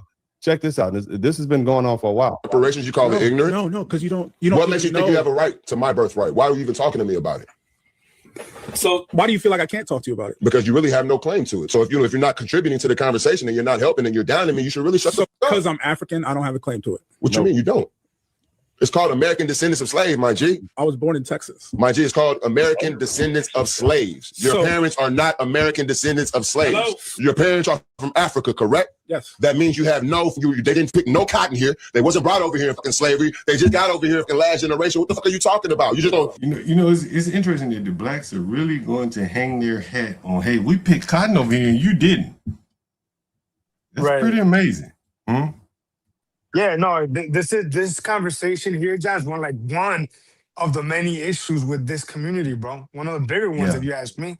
Because it's not really getting to the core of the fucking problem at all, bro. Not even close. There's problems coming from those communities, and this is not gonna solve it. John, we could give these people $1 million each. It's gonna make shit worse, bro. Yeah, I think so too. I covered that with the athletes the other day. They get $50 million up front, and their parents steal a large chunk of it from them. Yeah. John, look, listen. When the PPP fraud loans were occurring around here, all these sons were buying weapons and cars, bro, and clothes. And you know what they were doing with those weapons, John? They were killing sons, bro. Mm-hmm. I mean, a weapon may not be a bad investment. No, listen, but they don't maintain them. Listen, if I was a son and I got reparations, the first thing I would have to get is a weapon to protect myself from the other sons who are going to want my money. That is very true. Ponder, what do you think about what Dennis Sperling is saying? I put a link in your back chat. The same discussion with a woman who works. I think it's Judge Mills. Her name is the real Dana. She was discussing this same topic, but in regards to the comedian Godfrey. Mm. I didn't know about this until this morning. What She is he, was Caribbean or something? no, I know he's from Chicago, but Oh, okay. but he talks a lot. I think no, he's Nigerian because he's a comedian and he brings up his Nigerian ancestry in his stand up. And he does okay, yeah, and he does a lot of Trump impersonations as well, like Trump, Oh yeah. like Heard of actors. him. Yeah, so he's really well known for his impersonations. But something occurred where he had a guest, and the guest made a comment about Black America, and then everyone got mad at Godfrey. So I put Right. that link in your back chat. And then I also put a link in your back chat in regards to Haiti. The former mayor of Plano, Texas, which is right south of Frisco, he's Yeah. of Haitian ancestry. He was mayor. Jesus Christ, are you serious? Yeah, it's in your back chat. And that goes to prove my point that I think the immigrants coming here, the Black immigrants, are better politically suited than the Black are better suited than the whatever they call them, FBAs or whatever. Yeah, so Whatever the hell they when are. you said that, it made me think of a Reddit article I saw a few months ago. The Sam Harris. I know people in your live chat would know who he is. He's like a well-known atheist. He actually brought up the college graduate statistics of Black immigrants. Yeah. And I'm going to put that in your back chat as well. I didn't even know this, but it's like within like a 20-year time period, like the African immigrants is like it's exceptionally high, like 64%, 53%. Partner, I had a friend of mine, he's Nigerian, I mentioned on channel, and we were having just a candid conversation over the phone. He said, man, like, it is kind of like mind-blowing that you Blacks have not achieved more, having been here so long. This is what he asked me, and he's African. Well, to someone in your chat, Chris, I heard about it on Reddit, but it's referencing a Pew Charitable Trust article. So it's a Pew, which you should know, Chris. And I'll put that in Galt's back chat. But the article from Pew, which is, solid, Pew Charitable Trust, they do all the data analysis in the United States. It's a 501. They actually listed like the college graduates, so at least the bachelor's amongst all the immigrant groups. The Africans all over Africa is like number one, even better than the Asians. And I just remembered that because of what you said of how, like what's going on, like Dennis Sperling's comments. He made another comment yesterday, Dennis Sperling, in regards to the athletes, the Black athletes, that the FBA, they had to now compete worldwide. And he mentioned a Nigerian athlete. He said it himself, like he is just like exceptional. Like this Nigerian who's like 300 height, 6% body fat, like a beast. Speaking of partner, I got to get you to help me on something, partner. About 2 weeks ago, I reached out to Dennis Sperling, and his assistant wrote me a letter like, "Hey, can you tell us what you want to talk about? Have him on your panel." I never got a chance to get back to him. I'm gonna have to reach out to you offline and get you to help me craft a good message for him. It would be nice to have him up here. What do you think, partner? Well, yeah, he's going to push back though. Depending on what you discuss, but it's Big Dog, Obafemi. Yeah, this guy, like Dennis Sperling was talking about him. But I'll put the links in your back chat right now. I just remembered all of this because of this right here you're showing with Dennis Sperling talking about the Black immigrants and FBA. And what you're saying is that like the college graduate rates are exceptionally high. I had no idea. I'm hearing this from a white atheist on his Reddit post talking about Black immigrants, and he's referencing like the Pew Charitable Trust. So yeah, so I'll just go ahead and put that there. Yeah, I'm playing a little bit more here and see if he says anything interesting. Turn this into whatever the fuck you want to. Why are you trying to disrespect my birthright? So allow me to respond. That the people you're talking about, a large part of them were African. Okay. And they had children who are descendants of those Africans. American. So that guy's the Nigerian's argument is that, well, their children were kidnapped, and so because of that, the parents who lost the children, or their children were captured and sold, they should be compensated for losing their ancestors, their descendants who ended up over here. At what? Okay, so you're telling me that the people who descended from it is an interesting argument, honestly. If they stole some Africans from Africa, are the Africans owed some money too? You stole my granddaddy.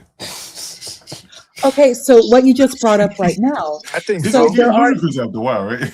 So with this, what you just said right now, John, there are a number of African nations, like the governments apparently are going to the UN seeking reparations for chattel slavery. I just heard about that. Maybe it's in my algorithm, but it popped up. It's just a few countries. I really didn't read too much into it, but the reparations argument, yeah, Tariq Nasheed, the ADOS people, that was their initial argument for years, was reparations. But they've kind of dismissed that, those two groups, like the FBA people, like, I don't know, Tariq Nasheed just made a fool of himself. But now the reparations too. Now the people who are actually so funny. Yeah. sold aren't entitled to reparations, and the people who stayed are. I'm just saying. I want you to think. But you see the mess this creates. You got all these Africans over here and all these Caribbean folk over here, and they're gonna jump in and say, "Well, I'm oppressed too. My parents have been here since 1997, and we've had to experience racism. We got a ticket in Alabama one day driving through I-20, and so we should be able to read. And the cop was racist to us. He called us darkies." Right? That's not the historical oppression that Black Americans have had to deal with. That's not redlining. That's not Jim Crow. On top of that, they didn't fight in any wars. They didn't go through World War II, World War I. They didn't fight in the War of 1812. They didn't fight in the Civil War. They didn't have to deal with Jim Crow. They didn't have the GI Bill, not distributed, none of that. So it's different. It's different lineage, different people. But that's their rationale, okay? And it's offensive to foundational Black Americans to have to entertain these descendants of slaves. What are you dumb? Do you understand the word American slavery here? Absolutely. Are you stupid now? Have you lost a fucking noggin? Oh, I'm sorry about that profanity. My God, they got to go what it is. Can we all just admit that it's a scam? They feel like well, Black America, they want everything. Somebody type destiny swap. It's like they want a destiny swap. Wow, it's some interesting terminology there. Destiny swap, he's calling it. You know what I think, partner? I think this is just my thoughts. For better or for worse, I think the Africans or the immigrants are willing to accept whatever position they come to in America and be appreciative. I think that's a big fucking difference. That's the big difference right there. If you get here from Ghana, like, you're gonna work your head off. As long as you can find you some fufu and farina and shit, there's an African market close by, like, you're probably not going to be a problem to anyone. That's just my thoughts on what I've seen. I don't know. What do you guys think? Well, to the both of you on the panel, because I've been looking up the Centennial High School where Carmelo attended. Interesting. There is, he's not an African immigrant, but his parents are. He was born in Irving, Texas, and his family left Irving to go to Frisco, Centennial, and Nigerian parents, and he actually plays for the New York Jets. And he came out of Frisco, and he's the only one professional NFL. So it just surprised me, the whole situation with Carmelo, but you have another student who kind of came the same way, through Irving, family moved to Frisco, and then his future is completely different. But your partner, here's an African man. He died in one of my rooms, and I've shown you a lot of Blacks that have died in my rooms or that have lived in my rooms. I want you to pay close attention to the difference in this African's room versus all of the Black Americans' rooms. Pay attention.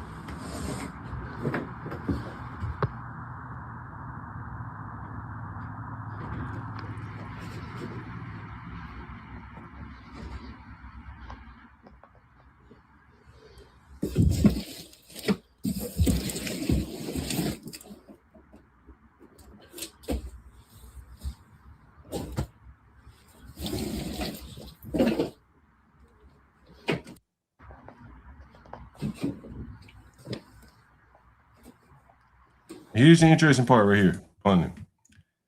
I think there's Fufu or Farina. You haven't seen one pair of Air Jordans yet. Right? Oh, he has his people's food. I feel sad for that guy. I think that's the one you mentioned before, and he was probably depressed, just depressed by himself. No, he was sick. He died at wait, the bus stop. And his son came to you. Right, his son was an upstanding young man. We talked to him on the phone. Remember that? But again, it was, there was no gewgaws there. There's nothing flashy, no Versace robes, no nothing like that. It was Fufu, Farina. Someone said jollof rice. But, he accepted his position in America. There were no Versace glasses, no Air Jordans, none of that stuff. None of the frivolities of life. He came from Africa, right? He was just happy to be in the building. He didn't need Air Jordans to validate him. You see, no gators. Somebody said no gators. But you see what I'm saying, Pony? And all throughout, there's a difference. There is a distinction between, say, definitely the African immigrants and the Black Americans. I would go so far as to say they're almost incompatible with each other. That's my opinion. What do you think, Pony? But everyone is here together. And the African immigrant population, I just checked, it's like 1 in 10. It's 1 in 10. About 67% hold at least a bachelor's degree. 29% have an advanced degree, so at least a master's or a PhD, JD, MD. So about close to 1/3. Look at 777 comment right there. That shit true. I've seen this shit with my own eyes. Yeah, I've heard about this too. 90% of black male doctors in America are Nigerian. That is incredible. Wow. That's amazing. That's an amazing number, right? Oh. I mean, when you juxtapose that with the Black, John, I mentioned to you that when I work in tech, and the only black people, black people are generally black men, a few black women, but they're all veterans. Hold on, let me tell you. And then everyone else are African. It's almost like 50-50, black vets and then black Africans. Hold on, let me tell you, my buddy Philippe, he's going to come on the channel at some point. I did an announcement because he said he really wants to get this out. He says the blacks are rebelling against AI in the company that he works. What? One lady sent a long soliloquy talking about how evil AI is. And I think even at that level, the blacks feel threatened by AI because they don't have a place. They realize the world is getting smaller for them. There ain't no black ass town, no black Chinatown. Look at how, I started off charging a $50 activation fee. I raised it up to $75. Not one black blink. I could probably raise it to $100. Not one black blink. That's the, down on the ground economy that a lot of the blacks, don't have a hold of. And then in the AI economy, they feel like they're being replaced by it, so they fear it.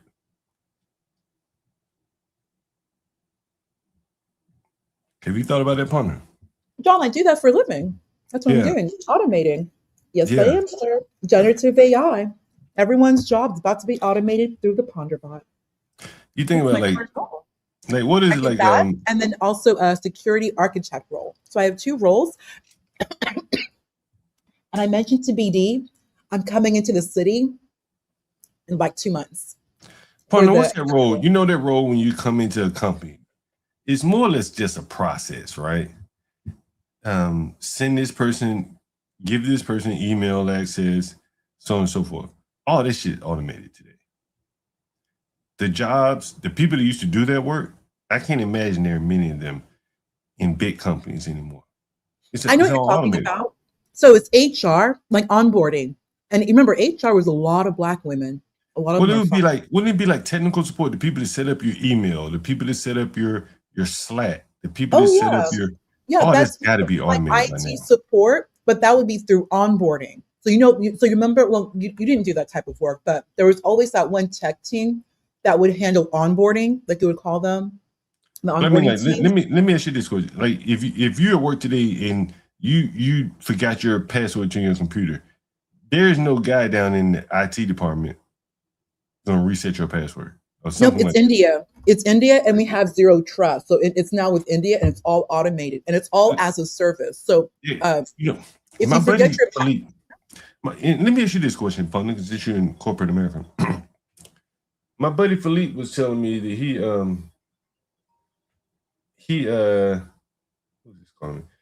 he uses AI to create charts and shit. And it's just very, very quick. And on it goes, I would imagine, do you use AI in your job to create charts and stuff like that? Yeah, Power BI, Microsoft's Power BI, and then also there's Tableau. A lot of that's AI now. I don't know if you remember Tableau. Do any of you use Tableau, Richard? Yeah, I remember Tableau. Yeah. And so my buddy's saying, my buddy was telling me this, and this is some interesting shit. I never thought about this. You remember back in the day? John, I almost forgot to. I forgot almost. Oh, also, there's something we're using called. They call it research AI. I do want to talk to you about it if you have a few moments, but it's completely AI. You won't believe what they actually said. They bought the tool to be like the AI version of me. I kid you not. Organizational change management, because I am that girl. I am the Ponder bot. So they actually bought a tool that is me, but it's AI. So it does all the change management when it's looking at it. So it aggregates risks from previous incidents and the specific business application, and it just kind of tallies the incidents, and then it spits out a specific form. So as opposed to me doing everything manually, going through 3 systems, AI does it all automated. My buddy Philippe was telling me, I think it was Philippe. Yeah, I think it was Philippe. He was telling me, how back in the day, you'd have people that would be assigned to say, take notes in a meeting. I may be predating you, Ponder, but back in the day, and then they would summarize those notes and send it to the people in the meeting. Are you familiar with that? That's how I got started. Of course, that's how I got started. Right. That's exactly how. And remember, I'm a philosophy major. How would someone philosophy get into tech? That's exactly what I did. So I would just do it for people and just distribute it, and everyone was really appreciative. So that's how I got. My buddy Philippe, he's telling me that he uses Gemini to record the meeting, and they'll provide a summary, and then he sends it around to everyone else that was in the meeting. It's all fucking automated. There's no need to take notes. You can be actively engaged in the meeting, knowing that Gemini is listening as well and will summarize it. That allows you to be very productive, and it also reduces the need for someone to just take notes. Very interesting. When he told me that, I said, damn, that I can see how that can be very productive. Very, very productive. Anyway, he also told me another question. He says he sent someone something to review, and the person sent the review back almost immediately, and it was 5 pages.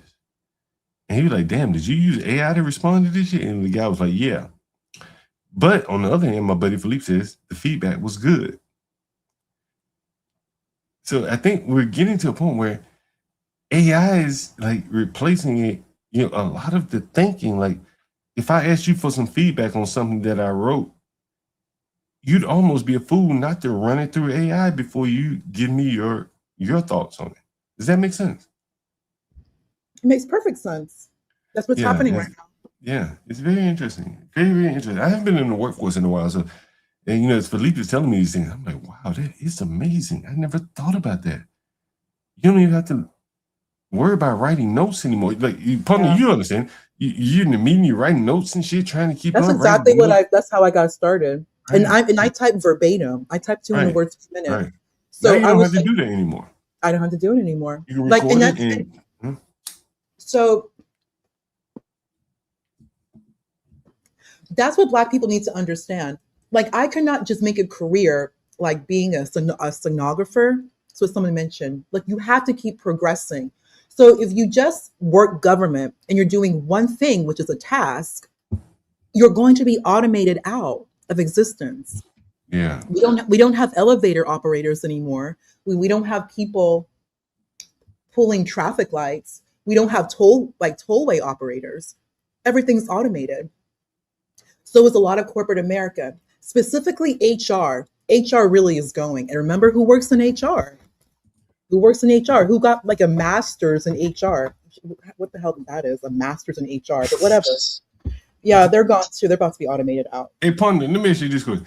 Did you hear me talking to the young Black man who didn't have his rent?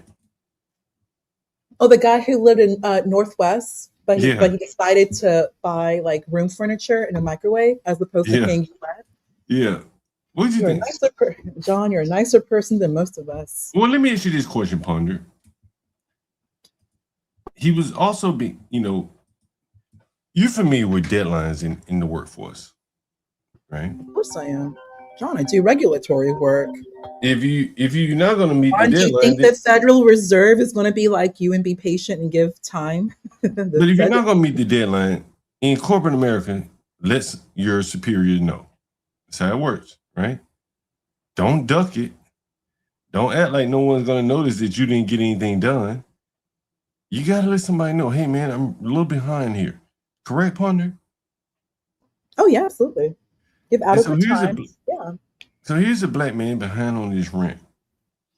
Okay. And what does he say? Why is he behind? Because he decorated his room. Jesus Christ.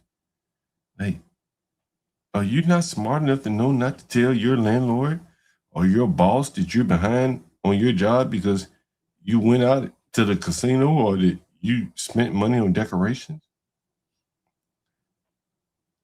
That's not going to build trust in a workforce environment. Correct, Ponder? The high visibility. John, he would have already been fired. He would have already been let's say we can't fire him. But the high visibility projects, you know what I'm talking about when I say high visibility, right? He's not going to be on the team. Would you say that's fair? He's not going to be on the team. No, he would have been replaced. But we'll leave him there and pat him on the head and put him over in the corner and let him do bug fixes or something. But he's not going to be on any high visibility project. Absolutely not. He would have already been removed from certain meetings already. Right. And so this is what I'm saying. Like the young Black men who are trying to make their way in corporate America, they can't even like abide by deadlines, which is very, very important in corporate America. When I used to have to deliver software, it's important that I deliver it on time and let somebody else know because someone's gearing up to test it, right? Absolutely. Line of business. Absolutely. That's functional user testing. Right. And so if I'm late, then they're going to be late. So I need to let people know. Not just wait until the deadline passes and don't even say anything. And this is what this young guy did. Man, maybe it's not a coincidence that his parents are dead. He's 30 years old. No one's taught him these things. You see this? And, I think that is why they have so many problems in mainstream America. And their lack of sexual discipline. Like John. And I mentioned this on, what's his name? Taz the Goat. I said, they absolutely want to hire Black men. I have seen this throughout my entire corporate career. Middle management is white guys and Black guys. In the tech industry, it's white guys, Black guys, 100%. Whenever I say tech, everyone keeps assuming, oh, they don't hire Black people at Google or Apple. I'm like, it's more than just Google and Apple. Do you understand that hospitals, banks, financial services, insurance, which are all infrastructure, Like those are government infrastructure. All of them have massive dedicated IT departments, like multiple IT departments throughout each vertical. Infrastructure, the business applications teams, cybersecurity. Cybersecurity has to be completely separate per regulation. So Was that there's, really? yeah, now it has to be. Yes, John. And that's why I'm heading to New York, because NYDFS, New York Department of Financial Services, they run the tightest ship, John. They play no games when it comes to cybersecurity. NYDFS, no flipping games. What is that? The DFS, what is that? Department of Financial Services, New York Department of Financial Services. So yes, they now say that any incident that's material, think about that. How do you define material? It has to be reported within 72 hours, everything. It doesn't have to even be a cyber incident or a cybersecurity incident. Any incident that materially affects applications or infrastructure, that has to be reported to NYDFS. So every major bank has to report within 72 hours. But how do you define material? And New York was like, you tell us. We had a meeting, John. Oh yeah. Yeah, I can see that. I can see that. It's getting tight. So like that's why I'm like, there's jobs aplenty, but just Black guys, you gotta stop chasing sex, stop chasing new girl, and just like what you're mentioning now, just meet deadlines. They'll never fire you. Yeah, John, I've seen some crazy things, like, and these Black guys never get fired, and they're never even blamed. I have a few interesting stories, never even blamed. Like tech is not I know definitely in the tech industry, they want Black men because at least you could pass E-Verified. That's for sure. Hey, Punta, have you heard about that nigger Rockfish? Nolan, what's his name? Nolan, what? What's the nigger Rockfish name? Oh, what happened in Mississippi? Yeah, Rockfish nigger. What's his name? So, John, I saw what that mongoose, Chaotic Truth, said, but then I've been doing a little bit more research. There seems to be more going on, so I don't want to make any assumptions. Yeah. But, John, I started thinking about myself, where I live, this massive lake, like I don't know what, I have been like the only quote unquote Black person, but That boy been in that beach.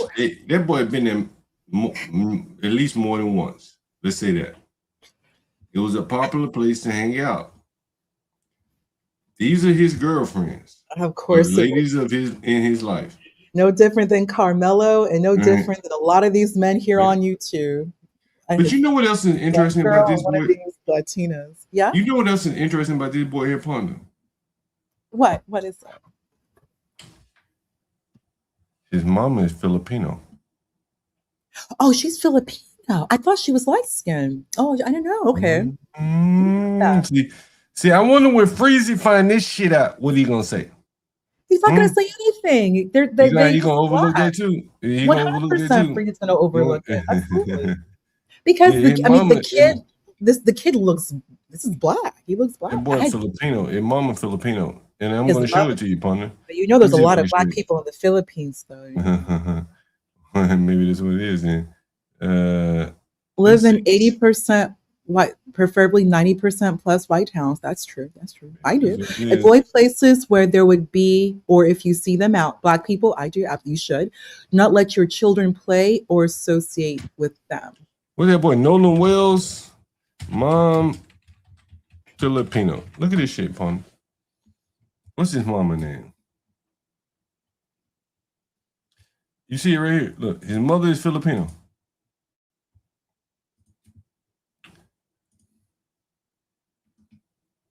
Look, but missing. Wait a minute. Someone said his mother is Filipino, but yeah, she's Filipino. I don't have a problem with Filipinos. I'm just saying, for the Hebrew Israelite people like Freezy, what does he say once he realizes this lady's Filipino?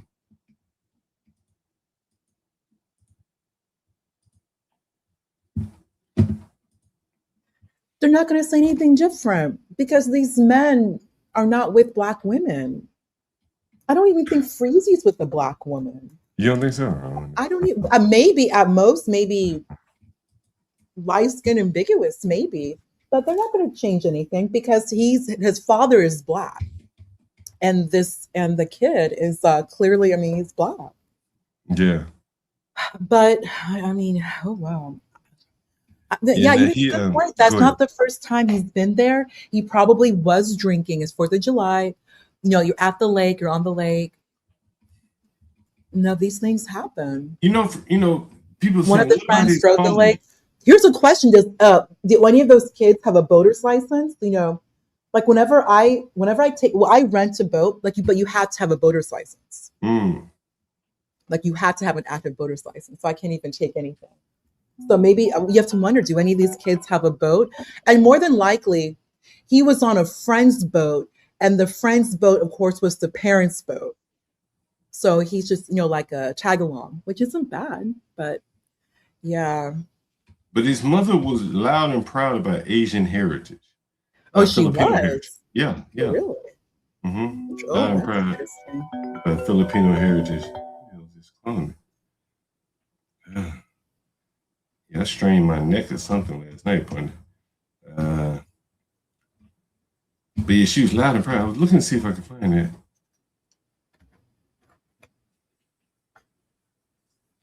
Who is this? Hold on, Ponder. Let's see. Who is this? What room is? Did somebody come to take a look at the room? Who is this? Okay. Oh no. All right.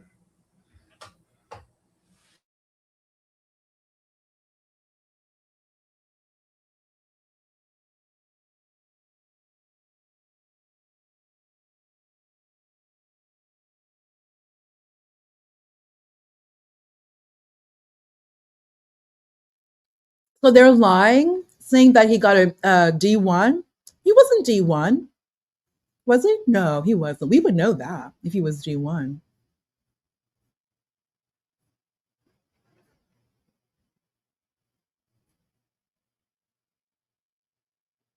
Come on, do y'all really believe they were jealous because he had a white girl? You all think that?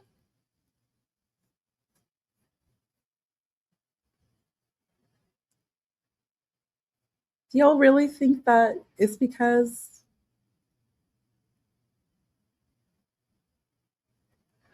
Oh, I didn't know that. Taz was living with Nyla. I know his, well, I believe that's his wife. I don't know. Nyla has her own channel, her own YouTube channel. I didn't know they lived in hotels. Oh my goodness. Yeah, Big D. You know DFS. Yeah, DFS. Back in your yellow jacket days. Yeah, your yellow jacket days. They are no joke. So yeah, so that's why I'm heading back to the big city, BD, your motherland, BD. Oh, and BD, by the way, BD, what do you call like people who work in New York? Are they just transient workers? I wasn't sure if there was like a New York name for that. I wasn't sure. Just people like I've never slept in New York City. I just worked there, you know, from time to time. Hold on 1 second, Ponder. We got a real desperate black on the phone here, Ponder. Listen to this shit. Hold on 1 second, Ponder. Yeah, what's up, man? What's up?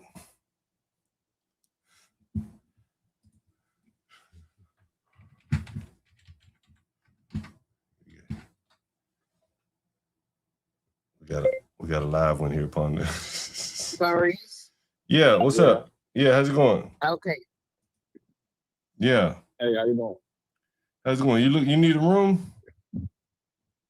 Yeah, but I'm trying to look to pay monthly, not weekly. What? You said what? Say that one more time. You want to pay monthly and not weekly? Yeah. Yeah, we have several places available. For monthly, they require you pay 2 months in advance. 2 months up front. So to get the best rate, you have to pay 2 months at a time. Does that make sense? Otherwise, you can pay weekly or bi-weekly. More or less the same rate. but to get the best rate, you have to pay 2 months at a time. So every 2 months you pay your rent.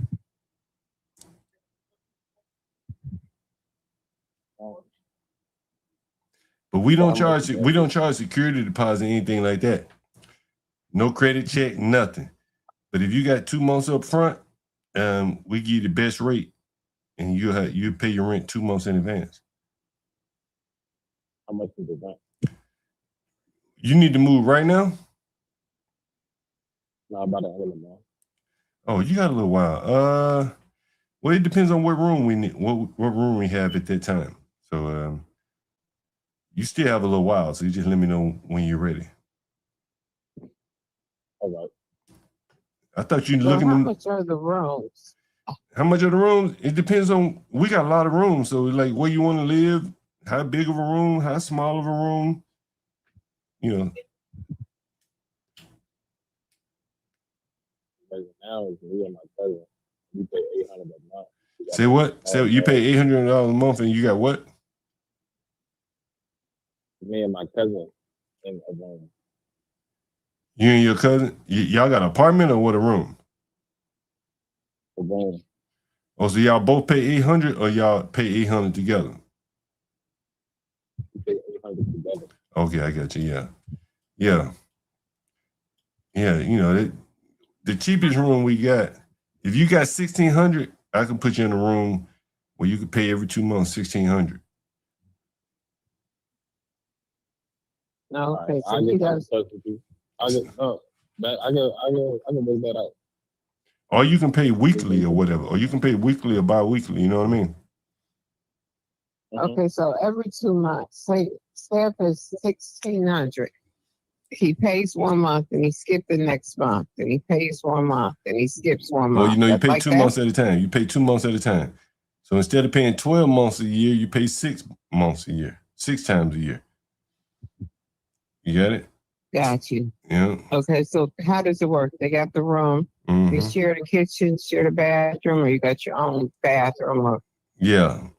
We got something where you got your own private bath, but it's a little bit more expensive. Where you currently living? Fort Washington. In Fort Washington? In PG? Yeah. I thought it was nice out there. You trying to move up out of there? Yeah, the person about to house. Say what? They about to do something to the house. Oh, they about to do something to the house. Okay, yeah. But yeah, man, shit, we got rooms, man. Like, whenever you're looking, whenever you're ready, I thought you were ready immediately. Somebody text me, say you're ready immediately. You know what I mean? But we always have rooms available. Always. So I'm gonna send you this lady's name. Her name is Carly. She needs a room now. Who? You know somebody need a room right now? Let me give you her number. Send it to me by text, and I'm gonna call her. Where she live right now?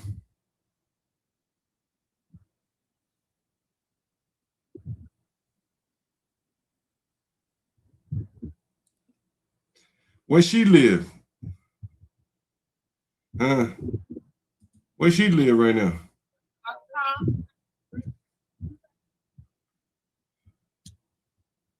What's your you ready? Can I give you her number, or you will be texted to you? Yeah, just text it to me so I have it saved. You know what I'm saying? Just text it to me so I have it saved. Okay, because she needs a place now. Where's she living right now? I'm looking at her number 434-2354. Where's she living right now?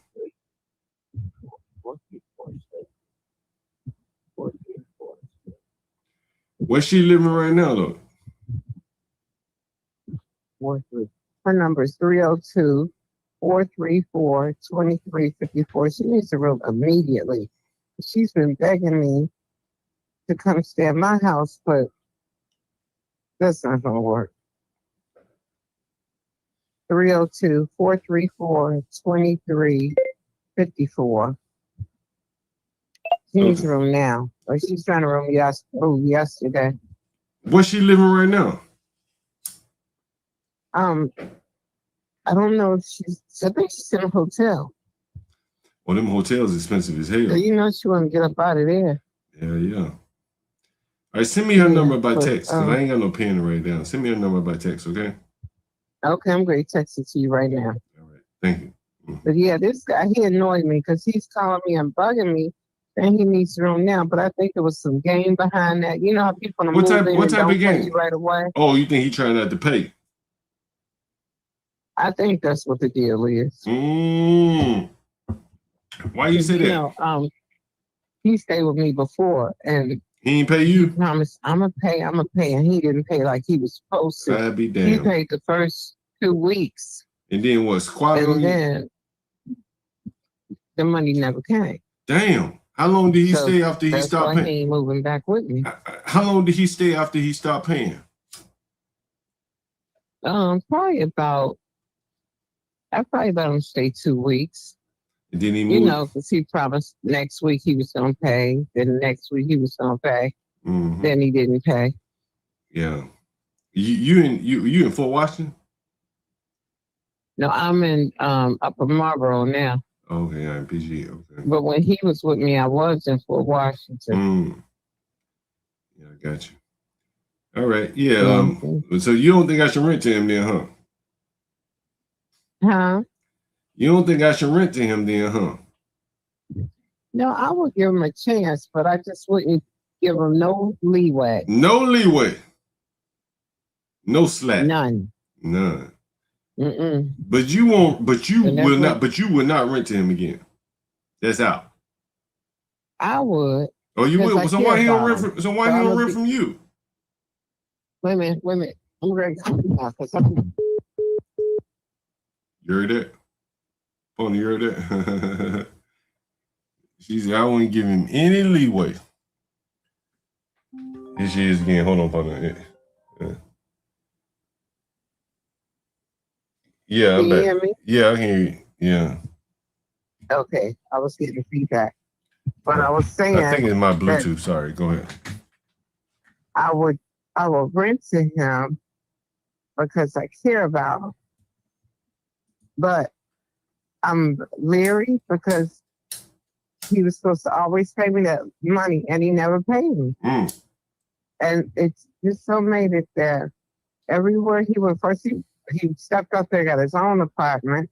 He ended up losing his apartment. And then he would stay with somebody else. That didn't work out. And every time he comes right back to me. But I'm not letting him move back in. Yeah. Because he still owes me from before. So he owe you money. So if he paying me money, he should be paying you. Yeah. So I figured I'm not going to stand in the middle of him having some place to live. But he won't come here until he pays me my money. Mm-hmm.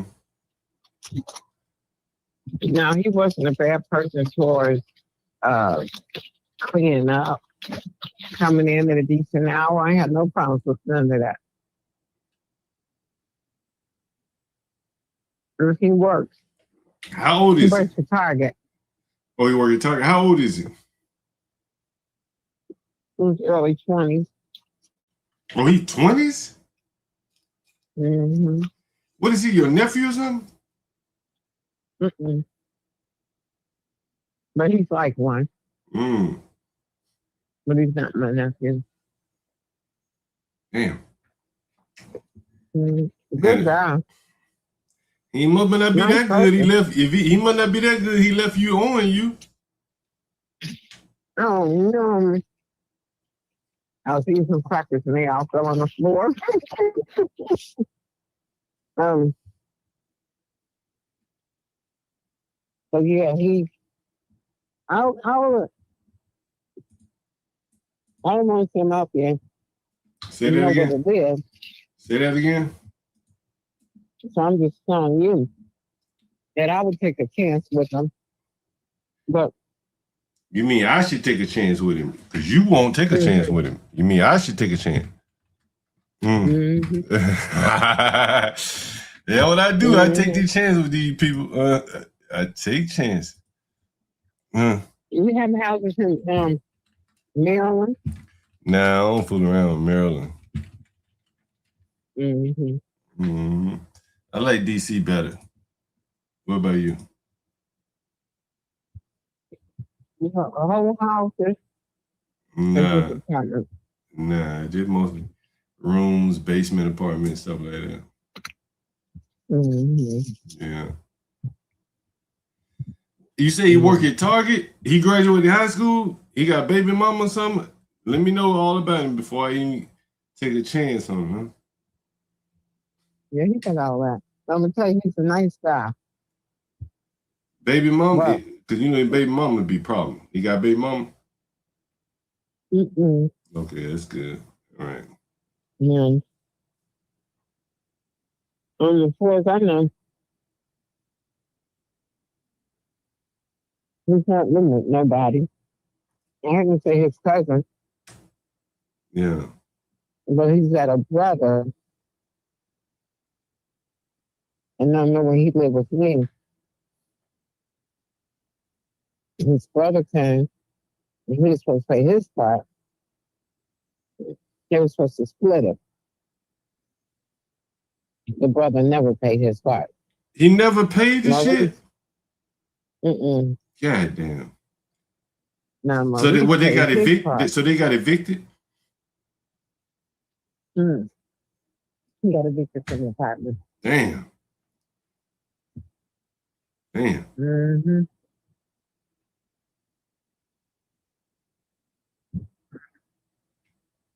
Yeah. Well, you think I should take a chance on him or not? I'm gonna ride off what you say. Take a chance on him. Yes. But you won't let him live with you, but I should take a chance on him. Well, I'm not gonna say I wouldn't because I love him, see. But I don't love him. I don't know him. But if you didn't love him, would you take a chance on him? It's to take a chance on him, but don't let your foot off of his neck. I gotta keep my foot on his neck. I gotta keep my foot on his neck. Because that right there upset me because this is a game he says, Auntie, we paid our rent. The next thing that I know, we got to move. So I don't know if they foreclosed on the house where he's staying or if they selling it. So he said, we have to go now. So I said, oh, so he always makes it sound like it's an emergency with me. So he can come here right away. And I feel like he tries to come here right away and hope someone let him move in until he can get some money. You see what I'm saying? Yeah. But no, he has to have his money coming in, not money later. You have to have money now. Off the break. And I feel like that's the game with him. Oh, I got to go now. But I don't get paid till Friday. Okay, well, when you get paid on Friday, then that's when you come. That's when you come, right? I hear that. I heard that. Yeah, I heard that. You don't come before you get your money. No, I'm not falling for that. Yeah, I know. And that's where the game is. That's the game. Okay. I got to go now. But I don't get paid till Friday. And I had just paid her all everything I had. You see what I'm saying? So that way he don't have no money to pay me. And then he go and probably blow his money on bullshit. Because he smoke weed. Yeah, nigga, we smoke that reefer all day. And he is working his Target, which is good. He needs to be paying his rent. How many hours a week you work over there at Target? That's a good question. I don't know because he just got the job. Oh, he just started. What was he working before he started working there? Giant. Oh, at the grocery store. Okay. He's working real good at the Giant at Eastover. Oh, Eastover. Yeah. Shit, he probably want to get the hell out of there. Right? Yeah, I know. That shit ghetto as hell. Down there. Yeah, that shit ghetto as hell. They be shooting everything down there. Yeah. I drive down there. I'm one of them drivers.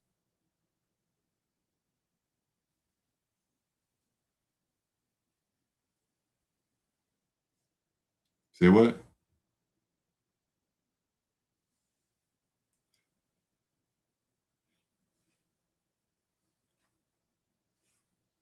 Folks,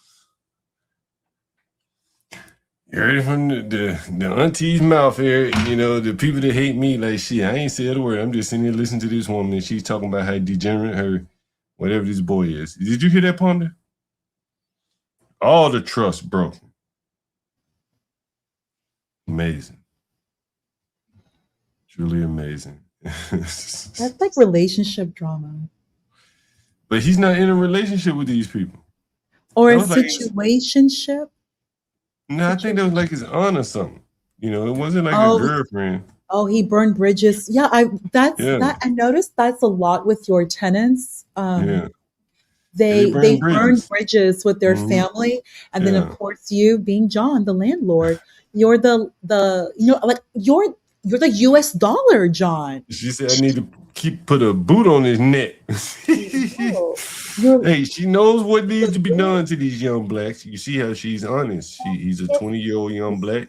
She said you need to keep a tight grip on him, keep your boot on his neck. Well, That's what the she United States military keeps a boot on the world's neck and will Yeah. spread freedom if you don't behave. Isn't that what Richard Cheney did? Is that not? If you play with, so think about it. You're like the currency. You're the currency of last resort. You know, Ponder, The I just think about landlord. this. Where do they go? I was up on Fantastic panel. Shut earlier up, today. Ricky C. Get out. Go. I was up on Fantastic panel today. And like, how many people are affected by this one young boy's situation? It's just one guy. Oh, but they've retained Crump, and they were on the parents were on Good Morning America. Oh yeah, I heard about that. But what I'm saying is, like, look at this young boy. That the lady walked down the street. They can't be honest with each other. They steal the rent from each other. You heard her say that. It's is not the so first time you've heard that. Yeah. They steal from each other. Don't be honest with each other. She says he owes him money, right? That's what she said. She said he owes her money. I'm sorry. He owes her money. He walked out, right? He rented from her and then didn't pay her. But then when I asked her, well, why should I rent to him? You got to keep your boot on his neck. And I said, well, why don't you rent to him? Well, I would because I love him, but I'd rather you do it because I don't want to keep my boot on his neck. John, I know you're familiar with Curb Your Enthusiasm. Yeah. Like chat. You remember that one episode, Foisted, where Larry foisted an assistant onto another employer? That's kind of what people, like a lot of Black people, do to you. They foist their undesirables onto you to handle. Like Black people do that. John is like you're like John's daddy. Yeah. Like John's like in Galt Motel. Which I'm gonna start calling that Galt Motel. Galt Motel. Yeah, like, and the other guy that I was talking to earlier, I don't know if you heard that, Ponder, Galt back to are you listening to this? Did you see Adam Price? Galt back to what did he say? Galt back to economy. Because you're the lender of last you're like the lender. You're like the US dollar, the last resort that everyone depends on. And you clear all transactions. Like everything is clear through you. Yeah, I clear the transactions for him. Galt currency, Galt money. Yeah, fiat Galt. I like that one. Fiat Galt. Fiat. Yeah. Oh, I'm gonna bring that up later. So that's what everyone seems to do. They don't want to handle their problems, so they just push it onto you because you're the landlord. Yeah. Then if it goes to you, then they can live in peace. So you're giving Black people just like a few moments of peace and quiet in their homes. Wherever they live, they just need some quiet. So you have to take the undesirables. Hey, let me call this lady, Ponder, this homeless lady. Give me 1 second. Oh no. To see what she's trying to negotiate with me. I'm trying to squeeze some money out of her, Ponder. Let's see. Hello. Hey, what's up? How you doing? Hey, Yes, sorry, I missed your text. What'd you say? You willing to pay $275? I said I'll take $300. You got $300. I do $300.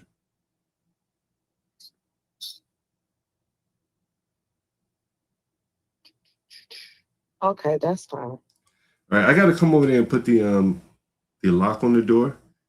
When do you want to move in this evening? Whatever time is available for you. All right, I'll be there at about 4. I have the lock put on the door. I'll make sure it's tidied up and everything. I think it was fairly tidy in there. And yeah, I'll make sure everything's good for you. Okay, alrighty. I'll see you about 4:30. No, can you meet me about 6? Does that work? That way. Okay, 6. Yeah, that's fine. Okay, cool. All right. Thank you. Thank you. Oh. Hey, I forgot to tell her something. Yeah, I got to put that fee on that ass. I put that fee on that ass. Hello. Oh, I forgot to tell you. For the door, there's a 4-digit code. You choose your own code. It's a one-time activation fee of $75. You choose your own code. No one else knows it but you. And that's that. And when I'm there, I'll test it out with you. Okay. Thank you. Thank you. Shit. My dummy, what the fuck my dummy gonna do about that? Huh? Rent free all you want, nigga. I might raise that code to $100 on these niggas. What do you think about that, Pun? There's an actual book called Nickel and Dime I read in college. It's about like the poor pay more because like these these singular, like, or as you say, Hell like loosies. Hell yeah. Listen, at some point, see, the Negro cycle is, at some point, she gonna go day to day. Trust me on that. She coming from a hotel, she gonna go day to day. And the day to day, that's when her rent damn near gonna double on her ass because she gonna be in the day to day cycle. That's the hook. That's the poor tax. If someone puts in the chat, you watch. Like I just showed you a guy earlier. He started out week to week, didn't work out. He tried it. It lasted about 2 or 3 months. Now he like, what's that day to day rate, bro? They can't keep up. Society's changing too fast for them, and that's what you're seeing there. Honestly. I'm bringing it to you rough, rugged, and raw. Yeah, how many of you would have ever thought you'd hear these blacks down this bad, huh? Paul, had you ever even considered blacks were down this bad? Oh, John, well, it's sad. Yeah, it's kind of sad. I really no, because so Dennis Sperling was like flexing. He said, everyone should be proud. 1 in 20 Black people, Black Americans, we're millionaire. We have at least $1 million in assets. He said that yesterday, or $1 million value, something like that, $1 million. I was like, okay, if that's the case, though, 5%, if he said that, that's 1 in every 20. But that also doesn't take into account, because he keeps bringing up Black immigrants. If you're going to do that, then you have to separate. Also, let's just say it's all Black Americans. It's all FBA, AGOS, everyone. That, just to compare, 1 in every 11 white people, like 1 in every 11, not 11%, but 11, raw number, the number 11, white people are millionaires. So white people, right? Yeah. Oh yeah, that's what I heard. And I actually got that from Yvette Carnell, AGOS. And then I actually looked it up, and it's true. Like, it's more like 11. Yeah, it's actually about 10.7. So just round up to 11. So yeah, it's like if you, in your church, you always have access to a millionaire. And I remember that even when I was in school, John, it's like everyone, all the white people, the very, very, very, very wealthy, and those who are not so wealthy, there was never any issue about money. And I remember the adults were always like incredibly cool to each other, families, people driving each other's Mercedes, making sure like the math teacher, Catholic school teacher, I'm assuming he didn't get paid that much, but they made sure he was in the neighborhood he wanted, beautiful home. So everyone helps each other out. There's no issues, nothing like that. Yeah, that's all very interesting. Yeah, they just don't move like by money like that. You know, it's like the collective, the group. But you know, Black people, there's a different. You know, everybody has to leave the hood. Everyone has to leave. Yeah, if they can. They can. And a lot of the Black men, you know, they did run. You know, a lot of the Black men, once they reach over 100,000 income, they're the least likely to marry another Black woman. Oh, is that right? Yeah. So look at Nolan. Nolan's father. Oh yeah. Yeah, that's true. This is just an example. Nolan's father married a Filipino woman. So, yeah, you know, she kind of looks like, you know. I thought she was a Black woman, but but I can see it. But but it still kind of goes to your point. She wouldn't claim FBA or ADOS. Like she would say she's Filipino. So even if she is Black, she's Filipino culture. Yeah. Like the family. But you know what I thought interesting about that partner though? You know what I thought interesting about that? Was why would she go along with hiring Ben Crump? Right? Like that's the interesting part. Why would she go along with hiring Ben Crump? Well, they did get on Good Morning America pretty quickly. Yeah, I guess that is. And it did make this national attention. Yo, partner, I want you to listen to this. This is Massachusetts, Latino's home state. Listen to this. The Massachusetts GOP is criticizing Governor Maura Healey over a new report that shows shifting shelter costs to the state's home-based program. The program provides rental assistance to migrant families. According to the report, Massachusetts is on pace to spend $97 million on the home-based program in the current fiscal year. The state spent approximately $9.5 million on housing at-risk families. Massachusetts Republican Party Chair Amy Carnevale released a statement following the release of the report, saying in part, quote, "As much as Maura Healey would like the public to think that she's improving the system, the data tells a different story." And so what they're doing, they're spending a lot of money to try to house people. Yeah, John, it's expensive right now in the Northeast. And it's going to get even more expensive. Well, you know, Ponder, I don't know if you know this and people in the audience. DC, as an example, shields the true face of Black renters. So if you've been evicted, DC will shield that from you as a landlord. If you certain crimes and stuff like that, DC has passed laws to try to protect those people. In doing so, they've made the landlords be even more stringent against all people. One of the ways you can do that is by charging more to move in. Most people don't have a lot of money up front. Hence, that's why all the Black people want to pay me bi-weekly, right? Weekly, daily. So that's what creates the bifurcated market that you're seeing here. By and large, Blacks don't have leases.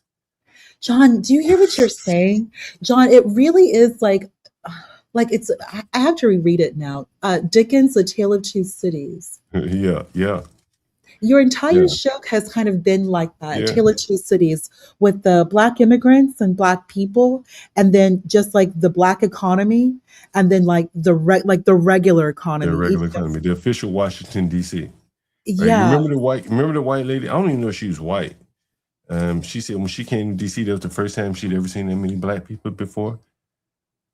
And, you know, the other videos of the lady said her rent is $2,400, while the Black guy said his rent is $500.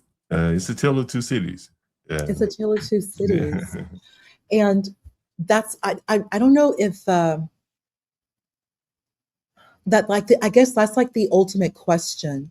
So where would you fit in? You're like, would you like Lord of the city? Like, I don't want to say like Judge Dredd.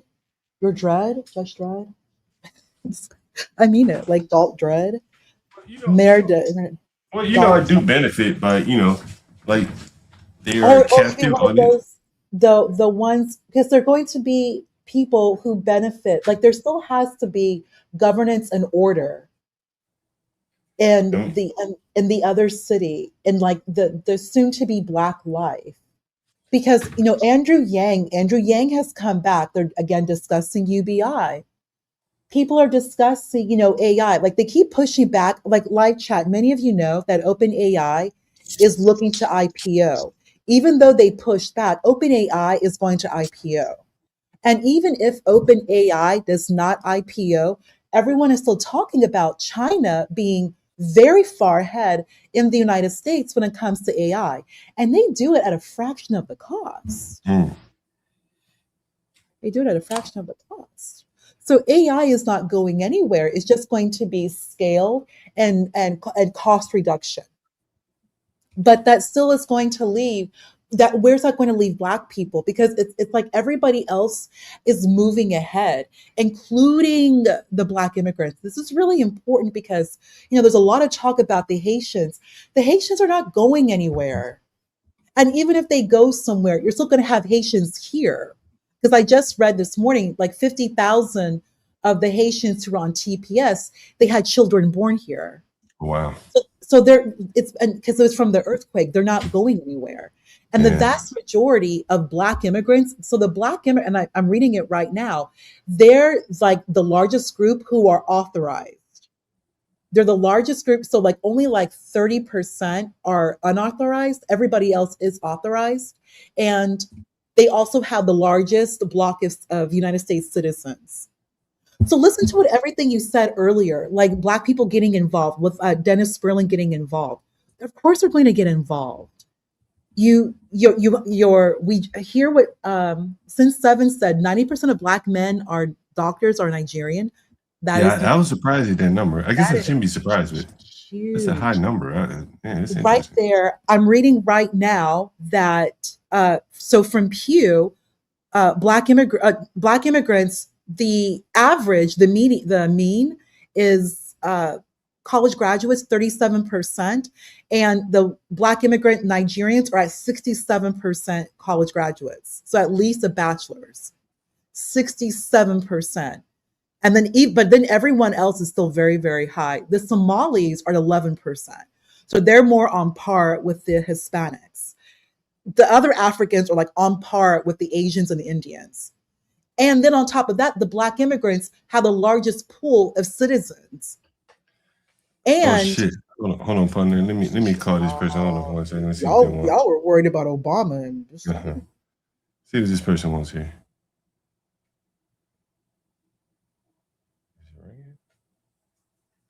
Oh, here he goes.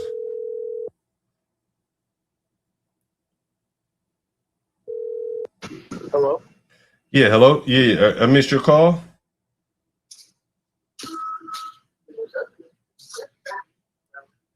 Yeah, I missed your call. Hello? Hello? Hello? God damn. You on the train? Want me to call you back, my man? You on the train? Can you hear me?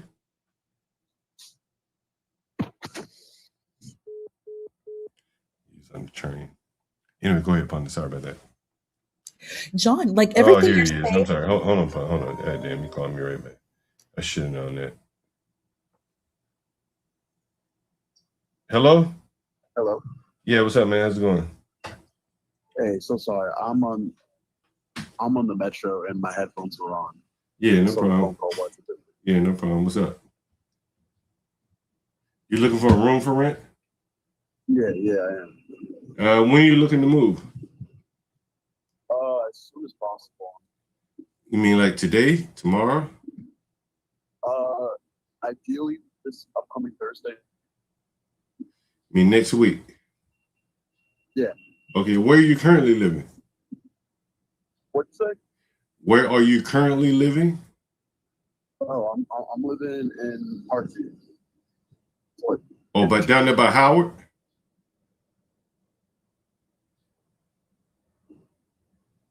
Is that down there by Howard? You talking about Howard?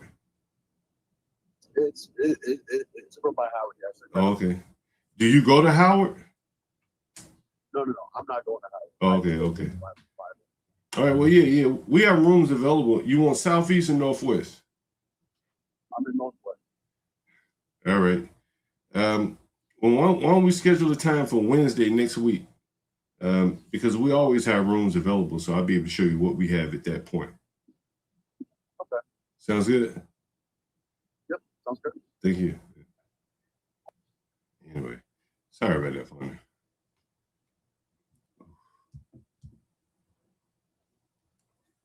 All these people Ponder.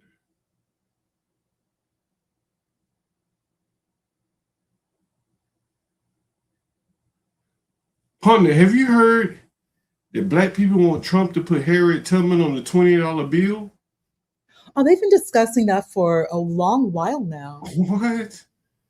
They've been discussing Harriet that Tubman on the 20? Well, they're not. Oh, that's not going to happen. But I heard like there's already the coin. I know she's on a coin. She's on the token or a coin? Yeah, she's on a coin. Yeah. Yes. Goddamn. I know there is. I heard about that. Yeah, that was right. Yeah, 2024 Harriet Tubman. It's a commemorative coin. Celebrates the bicentennial of Harriet Tubman. It's a $50, a silver Harriet dollar, Tubman. and a $5 coin of Harriet Tubman. Yeah. So they've already done it. There's a $50, silver dollar, and then the $5 commemorative special. Yeah. But they're not going to put it on. Time for cash to become obsolete. No, it's just a coin. It's usable. It'd be like a penny. Yeah, pennies are going Got it. by the wayside. Yeah, pennies are gone. I still try to use them every chance I get. Still, but they're no longer minting pennies. I think just the cost is too much. Plus, remember, John, everything is moving.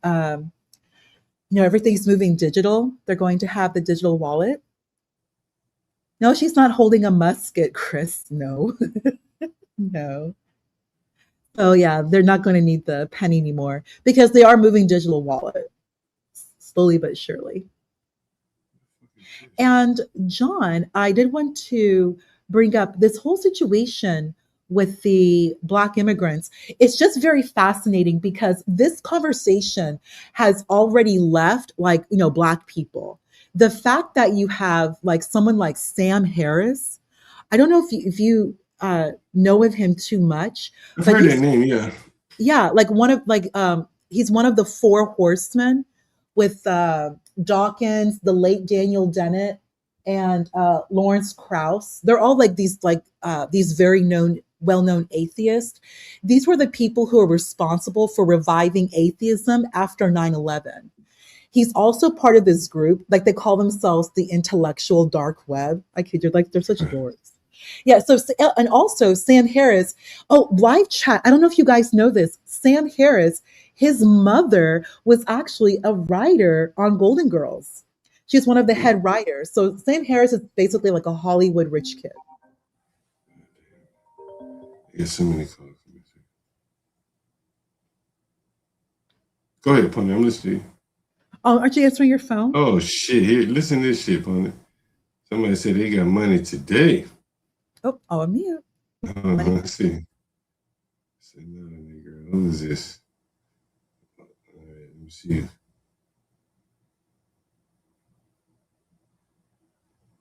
See what this person wants. See, he got money today. Hello? Hello? Yeah, hey, how's it going? I'm sorry. Hey, how are you? Okay, great. You say you need to move today? No.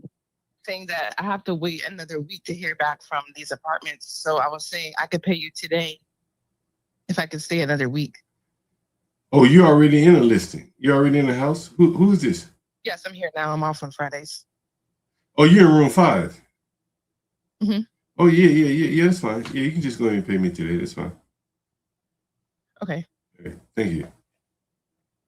All right. Shit, she's trying to get an apartment. What the fuck you need to ask me for? You just pay me today. What do you mean?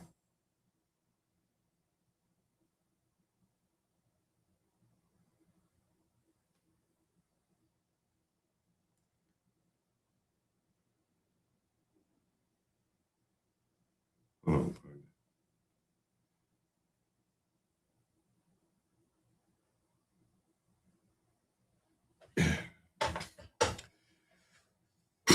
these people every day, Plunder, every day. Every freaking day.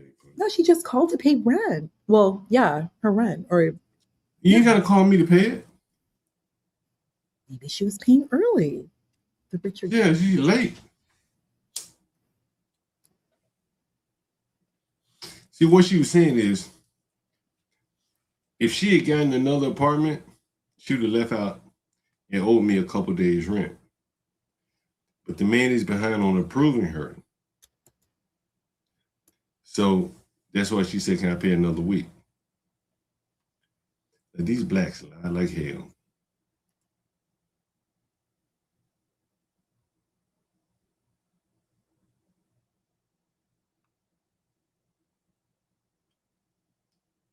They lie like hell,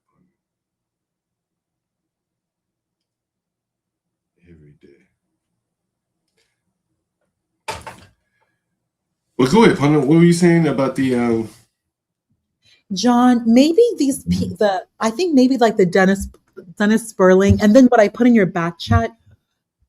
I find it's very fascinating when you're having other people who, as someone in your chat mentioned, he's a small hat, stuff, kind of touches on what Brave said too. Brave says a little bit that maybe there is like a replacement that you can replace like the blacks with another group who's willing to compete and will be quiet, and they've already proven to do pretty well.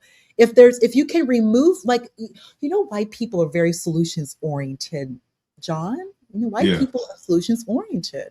That's what makes the United States great, the ability to solve problems. So if there's a problem, which clearly there is, I mean, it's your entire channel is about this problem. I just how to make money off of them too,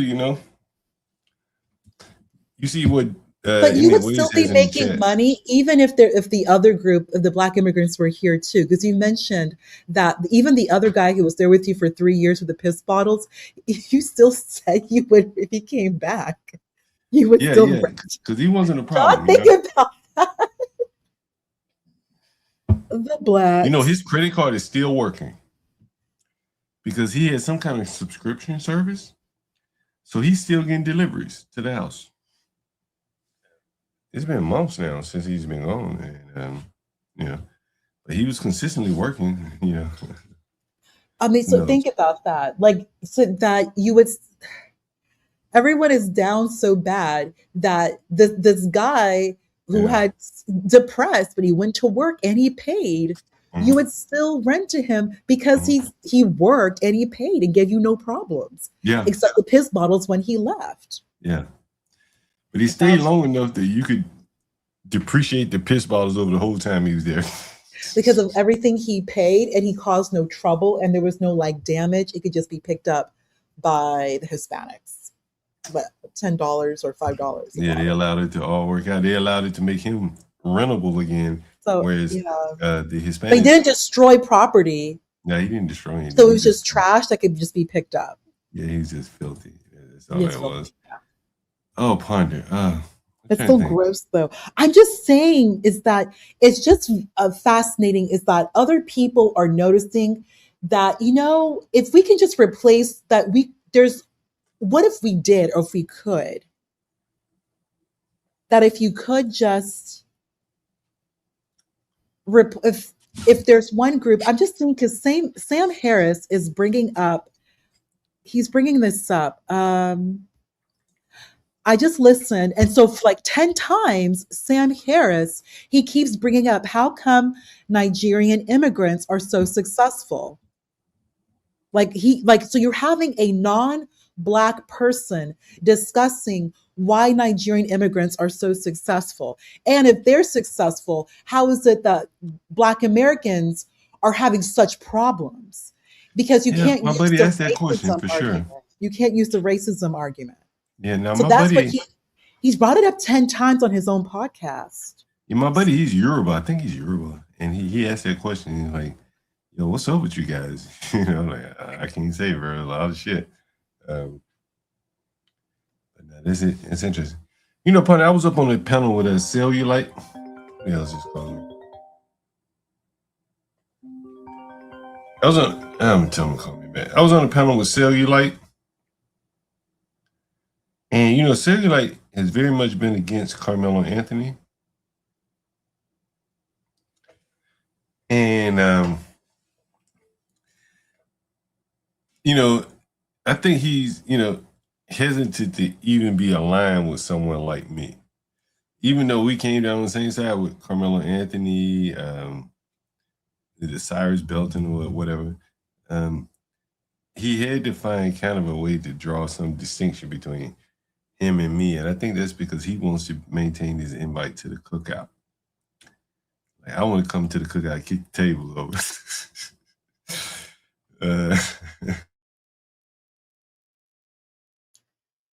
Live chat, did you just hear what John said? John wants to come in with a whip and start turning tables. Who was the other person that we all know who came in and turned tables?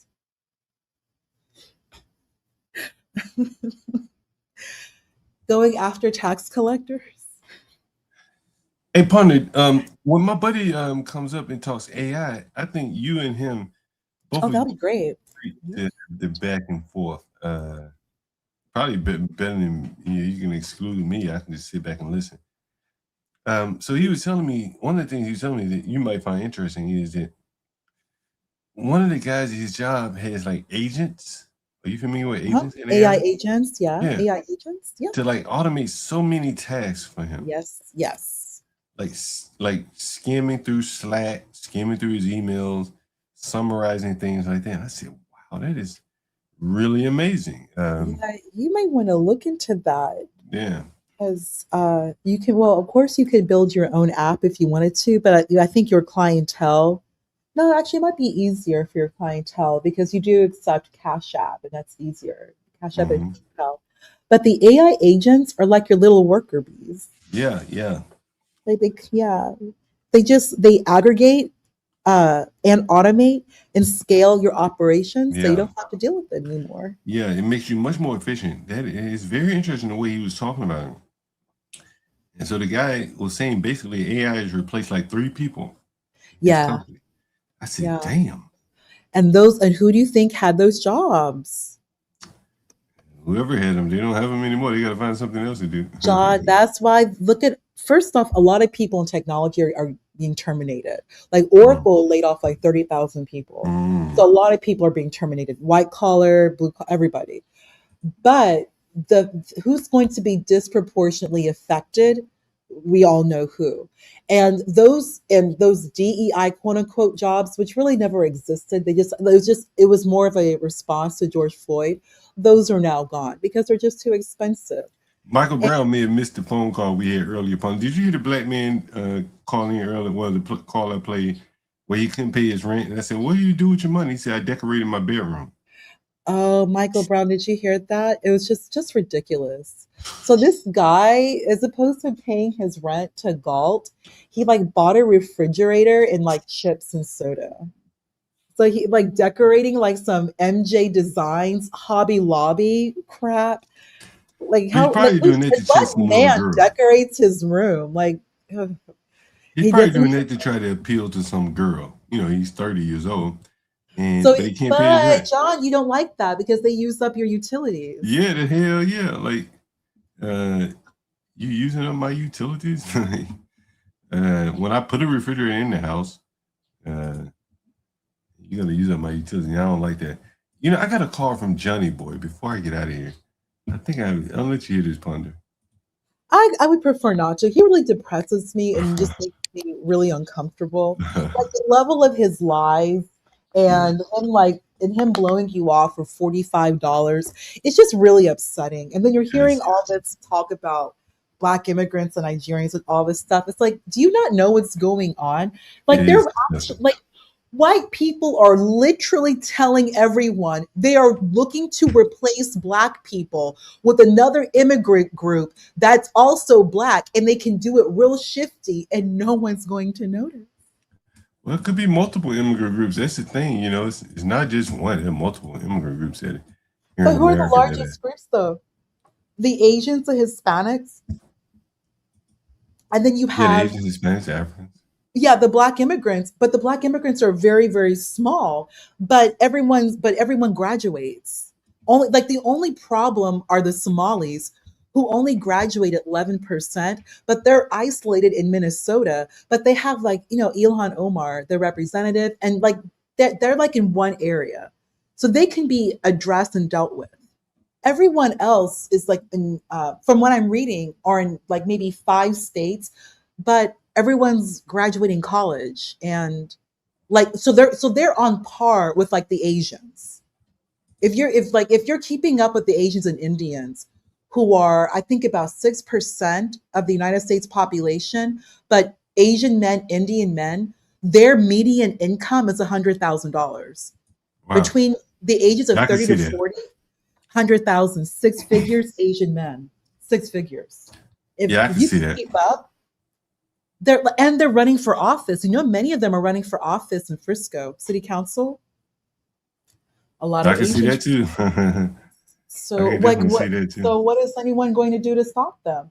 Like it's just like you have that link in the chat with everyone's complaining to Godfrey, Dennis Sperling, and then like other people are talking about they keep talking about the Haitians, and then they bring up Black immigrants. But how can but I really do wonder this, like how is this going to be stopped if if over 2/3 are United States citizens, and per capita, they are like the largest college graduates.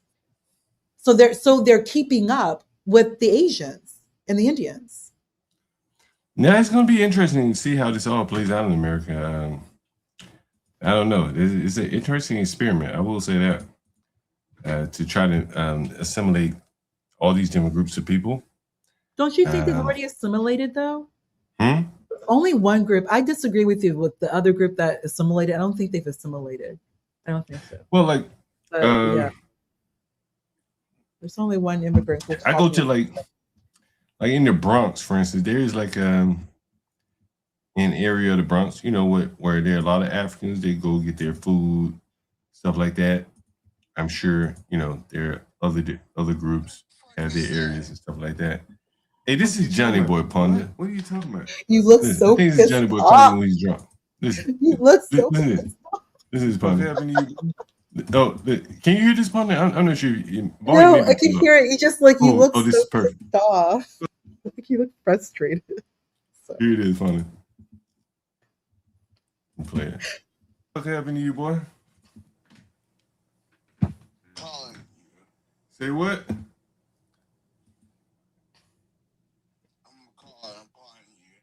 What? What the fuck is that? The fuck you talking about? What? What are you talking about? You gonna call me and do what? What the fuck you at?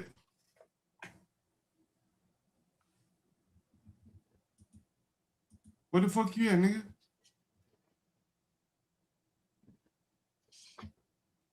Hello? Yeah, where the fuck you at?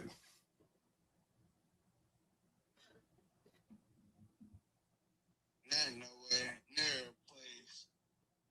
What your ass drunk? A little bit. God damn, boy. God damn. What happened to you, boy? How you fall down this time?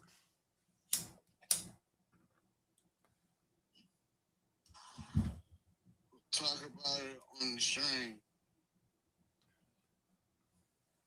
He said we'll talk about it on the stream. Fucked up. Talk about it on the stream. Damn, you that fucked up? Where the fuck you at?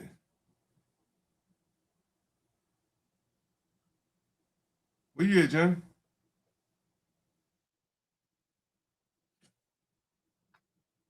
Where you at, Johnny?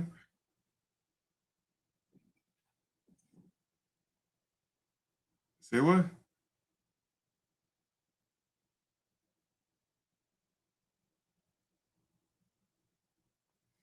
Johnny boy, what the fuck are you?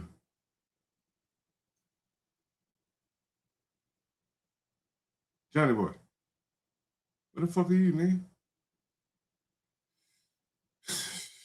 So at some point he goes on to tell me, he says, I'm in the wind. Hello?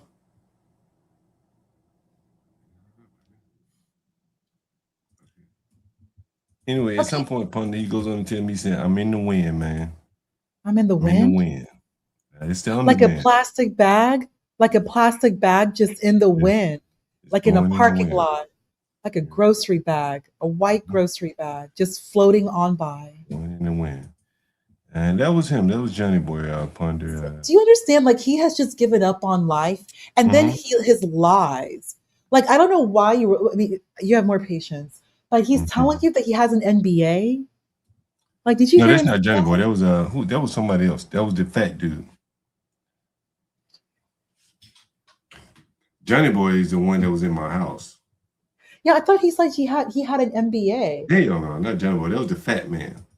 Okay, is Johnny Boy also the guy who there was a position at an Amazon warehouse, but he didn't want to go, even though there was like a bus route there, but it was really Yeah, early Johnny in the Boy is the morning. one who went to the Salvation Army. Yeah, I heard about that. Yeah, but Yeah. then he had to get his stuff, but he didn't, and then he blew you off because there was a promise of $45. Yeah, $45. It's the long arm of the government, honestly.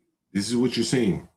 I've shown you between Johnny Boy and the man that didn't want to pay his rent and wanted the government to pay his rent. That I showed you. I played that call for you earlier. Yes. That pool is so much stronger than what their families can offer, what their friends can offer. You understand? Okay, but John, listening to what you're saying though, maybe you should have a live focus on like A Tale of Two Cities because you're already touching on it. If you're saying like family, friends, government, but you're not saying self, individual. It's as if that the self, the individual, has now I don't know, like extracted or dismissed that. Like John, how is he going to compete? Look where we live. I mean, I don't think they're competing look at the United anymore. States. I don't think they're competing anymore. Again, like they're being drawn by the government, the long arm of the welfare government.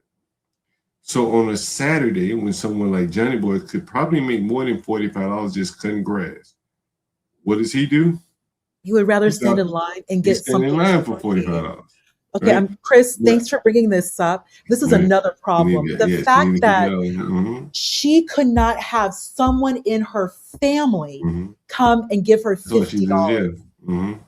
$50. Right. And what I didn't know that you had to give 10%. I just couldn't understand. Like you don't know anyone could just give you $500 right now. Just $500. I think she only needed 50. And she only needed 50 because it's 10%. One of my business partners, right now, Puerto Rican dude, I met him one night at a sports bar. We were 49er fans. He's 49er fan too. I never met him before.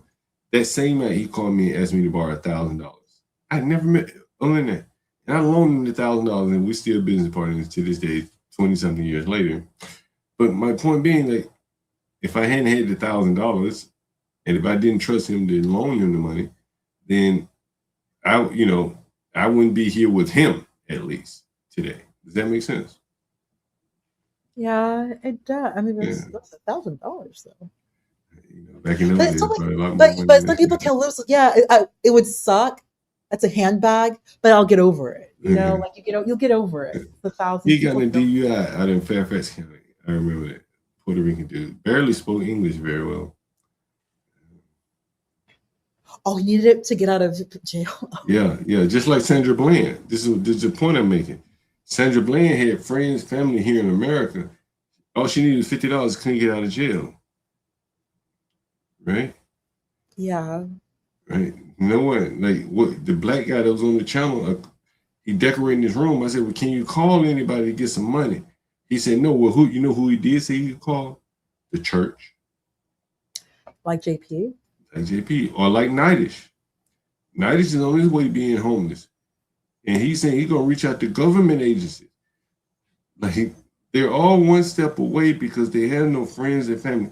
How long has Nightish been streaming? To be this close, so weird. to be this close to homeless. All the people that file into his chat every day, and here he is on the verge of being homeless, talking about the government gonna help him out.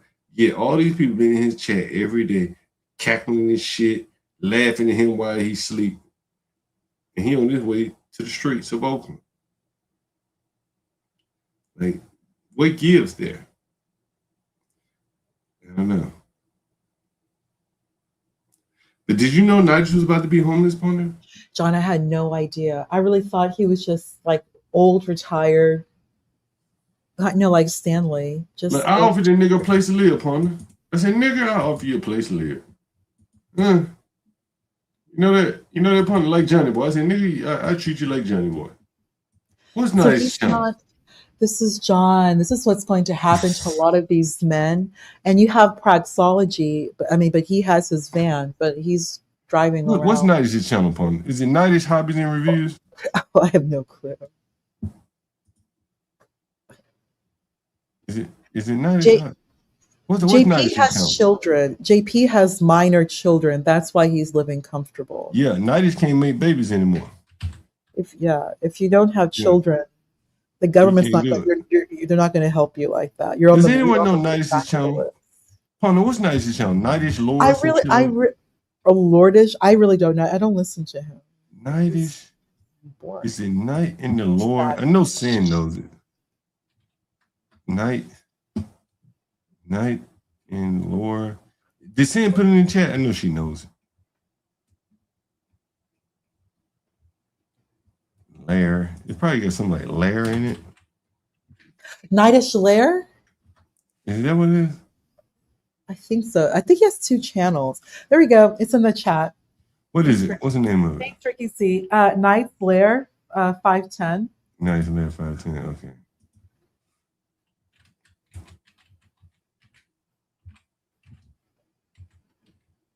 Look at this shit, Ponder, right here. Yeah, Nice Lair 510. You're right. Here's Nightish. Hood Servant and I were up on his. Hood Servant and I were up on Nightish, Ponder. Boy, we were giving it to him real rough, Ponder. He ended up putting me down. I was giving it to his ass. Let's see. But what's Nightish going to do? He does see this. So these men really need women and children. You don't have a woman. You don't have children. You've burnt every bridge, and now you have aged out. So now you're alone. And Nightish has I think some. Nightish has some disabilities as well, and also his incontinence. Listen to this shit, Pun. This is right before I come up. Yes, and respectfully, my name now is Hoodoo in Louisiana Voodoo, and I just had a baby. Happy Father's Day to me. And when I'm raising Congratulations. Thank you, I appreciate that. I like to be religious so I could, give my children some structure. But I came up to be very brief. I know you remember C. Dolores Tucker, correct? Yes. She was the one tearing up CDs when Tupac and Snoop came out. Yeah. Do you remember C. Dolores Tucker was advocating for legislation to ban gangster rap. Do you remember C. Dolores Tucker, Pun? It might be before your time. Yeah, I'm not familiar. Okay, so what he's talking about is C. Dolores Tucker and Calvin Butts staged a protest against rap music back in probably the 80s or early 90s. And they had a steamroller. And they ran over Tupac and all these other gangster rap CDs. So that's what this guy is referring to. So you listen. Yeah. C. Dolores Tucker was advocating for legislation to ban gangster rap from being sold to minors. Yeah. We see in the long run she was actually correct. Even though, respectfully, she was a tether from the Bahamas, she was correct. And really, I just came up to say that, you know, a lot of us get lost. So you notice he just said that C. Dolores Tucker was a tether from the Bahamas. It's interesting. In these conversations where we gaslight each other, and you'll have African Americans saying, no, rap is not a problem. You know, all of the issues that exist in the Black community existed before rap. There was killings before rap. There was drug dealing before rap. They will gaslight themselves into believing that rap doesn't promote degeneracy, specifically gangster rap, not all rap, because you have conscious rap and positive rap. But the point I'm making, that's underground now.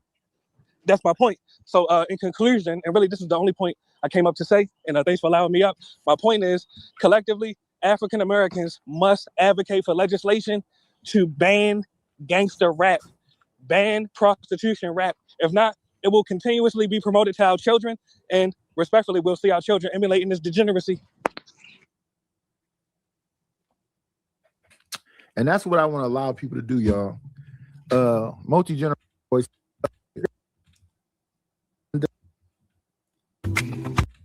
And I remember that when it's so conflicted. What's going on, John? Hey, what's up, man? You know, normally I wouldn't call in, but, you know, I heard that young black man, and, you know, I think it really highlights, you know, the problem with blacks are so conflicted. On one hand, you know, C. Dolores Tucker probably was right. I remember that when her and Calvin Butts, Abyssinian Baptist Church, I think where Calvin Butts was from, and they did a Steamroller. It was Tupac CD. You remember that? Mm-hmm. Right? But the problem is that, you know, what he said is we should have a law. Right? Yeah. You know, that's not against gangster rap, drill music, and prostitution. Yeah, shit. Then okay, blacks would create an alternative. Then what you're going to create another law, and then another law? Like, the problem is what's coming out of their head is manifesting itself in music, right? The same, hell, their TV shows and probably not much different. So what you're saying is that the blacks are really not compatible with society as it stands in America. Maybe if you're in Africa, you probably could ban certain types of music. But in America, it's going to be very, very difficult to ban certain types of music. And if the blacks see that as their salvation, that's not going to happen. Do you think we should be extinct and just in museums, a forgotten thing? No, I didn't say that. But, you know, you notice how 90s goes to the some, you know, stupid extreme. But the bigger point I wanted to make, Ponder, is, you know, that Spin That song, that came out of that woman's head. You're not going to be able to legislate her thoughts away, correct? I think someone probably wrote it for her. Miami. Right. She's just a rapper, John. She's born after 9/11. Like she's known for being like simple. Like, but it had someone wrote it with the known thought that it would, you know, resonate with black people. You have to say that, right? When my scamming ass. Oh yeah. Like they have other. She's City Girls. They have other music like that. Right. It's just people are promoting her because she was with Puff.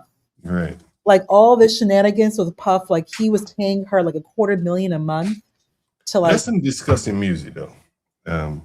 It's all of it. Well, John, come on. Too Short, Uncle Luke, right. Like Tina, the sperm cleaner, like John. Yeah, that's kind of disgusting. You ask me. Yeah, I wouldn't want my daughter rapping that shit. But hip hop has just been like that since like the early 90s till today. It's been like that. So anyway, I don't know why people are having their kids listen to it. I heard that dimwit gnome, that strawberry gnome, what's his name, Art. So he had his child listen to that song. What's the alternative? What's just an idiot. Like, why would you have your that's like it's adult music. Like that's another thing with Black people, like separating, like the adultifying of children. Like that's not not for a child. You know, we can separate who's who, but yeah, that's, you know, Ponder, at one point Taz came up on the panel. Oh goody. Yeah. Like John, maybe you should debate him. He kind of thinks he's a bit he doesn't realize he's not very smart. Yeah, like he really thinks he's a debater, like that he's of a caliber of like a college educated, like even though chaotic is Ricky Tikki Tavi. Chaotic is definitely not stupid. Well, And you know, Taz the thing cannot is, debate with chaotic. as a nigga, you know, like I noticed something that Taz did when he came up on the panel. He's only been up here once. Yeah. And instead of attacking attacking me, he attacked CT. CT was up here too. And so you're kind of going to see a replay of that. Because, you know, I was ready. I was primed for fire. You heard CT say up here earlier, like, Judd, like, you were going hard as shit. And so watch my interaction with Taz, and he immediately backs down. Fuckers, the movie's called The Super with Joe Pesci. These TV niggas. Yes. So because Hollywood showed you a Hollywood moral story, you think that's the way it really goes. TV niggas, make believe niggas. I live in the real world. Conservative. Nigga, I whoop these niggas ass on the street. One second, Diva. We know you got your suit and tie on. You looking for a boy, but we having a different conversation. Hood conservative. My family been dealing with property management and ownership and all that shit my whole life. They came here in the 30s and bought properties when these houses was like 5,000, 6,000, 7,000. And they still got them properties. Now, ain't nobody been taking care of them properly. Like they should be replacing the windows and the roofs and doing whatever else. But them properties have been in the family my whole life. So I know what this goofball with the bald head is saying on the side of me. That's called a non sequitur. Wait, one second. No. You understand what non sequitur means? One second. So no matter what's going on with me, I'm Gucci. Do I seem stressed and depressed? No, you got to find some kind of. Listen, Jay Prince, your favorite buddy, said he was homeless 2 weeks ago and he living in a 2 or 3 bedroom. Looking on the lake. So you either be rich or you be poor as fuck. So I'm trying to make it look like I don't have a motherfucking thing. So I can get all of this shit that JP got. Then I'm gonna really be on there talking shit. Jesus Christ. Did you just hear that? I'm trying to look like I'm broke as hell on paper. This is the long arm of the government having an influence on Nidish's behavior. You heard this? Okay. This is amazing. Like, I bet you 2 years ago, 3 years ago, he was poo-pooing on JP. And now JP need to run a Patreon for blacks who can't make it in America and want to take advantage of government benefits. I'm trying to be like JP. I've been telling these blacks, when I first saw JP, I said, man, there are more blacks like JP or damn near right at his level. They are slip and fall away from being JP. They have no friends, no family, no nothing. And I asked Nigel, who would scoop your fat ass up out of that chair? Right? Who would do that, Nigel? This is amazing. 50-something-year-old man. He should be ahead of JP. Remember, Pun, I've always asked, where are the black Be Braves? Is Be Brave up here talking about government housing and shit? No, Brave talks about building his shed. Where are the black Be Braves? Brave. Have you noticed that whenever Brave, this is JP Max. Have you noticed that Brave always talks about like work, like building? You know, when Ryan was here, like the rebarb or what was used to build the Obama Center. Like you hear what he talks about. Like it's always building. It's always like work to create, to build. Like do you notice that? Like he always brings this stuff. That's like people can complain about Brave, but the foundation is there because he's always dropping, like he speaks so much about himself. People can complain about all his commentary, but at the end of the day, he's a man that builds. This is why blacks vote Democrat, because they're all like basically one step away from being in the poorhouse. But then you have the total opposite Brave, who's like the most who's self-sufficient in every way. That's true. You're gonna hear Nidish talk all about the virtues of all these welfare programs. He's gonna sound like JP right here, partner. Like, hold up, JP Maxton. That's the new thing we're doing now. He's the model. I knew the nigga JP was on to something. He was showing you niggas the way. That's really what he was doing. He was showing y'all the way. Hood. Let me tell you something, man. Yesterday I took a phone call. I just released it. It was a black man who's paying his own rent. Why you gotta say it slow, nigga? Say it faster. It was a black man paying his own rent. Oh, he wants me to send my information. One second, sir. 1 second, we gotta get. Come on in. Damn, my bad. Bitch ass niggas on the panel too. I know y'all pussy gonna speak. What's up, fuck boy? And nigga, you 0 for 2, boy. You 0 for 2, nigga. You took a big L on Carmelo, nigga. You took a big L on Carmelo, nigga. Come tell us about that L. I ain't never took an L from you goofy ass niggas. You took an L on Carmelo. Wait. No, we gotta watch the super team. They hired the super team to come back for round 2, bro. They're gonna win in round 2. Just believe in them. Just believe it. He don't win around. Good morning. So, let me ask y'all a question. I didn't realize that y'all was going to immediately try to run behind y'all white friends. Why do y'all think these white motherfuckers that y'all try to run with are these bitch ass niggas? Why do y'all think I have to go to where they are? Cause I live in the hood, nigga. What the fuck you talking about? Yeah, who brought up white people? You the one glazing white people, nigga. I talk about niggas all the time. Oh, okay. So now y'all switch it around. Nigga, I live in the hood, nigga. This is how you back these fucking weak ass niggas up. You live around white people. They know where y'all was going when I came up here. Nigga, I heard talk about what you was talking about when I came up here, man. Don't switch it up now. You live around white people. You talk all that black shit on the internet. Well, do you talk that shit to your neighbors, nigga? Around them white people? Yes. Huh?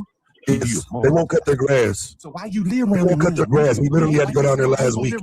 You jump your black ass up on the internet. I bet you don't talk that shit in your neighborhood. I guarantee you. How much you want to bet?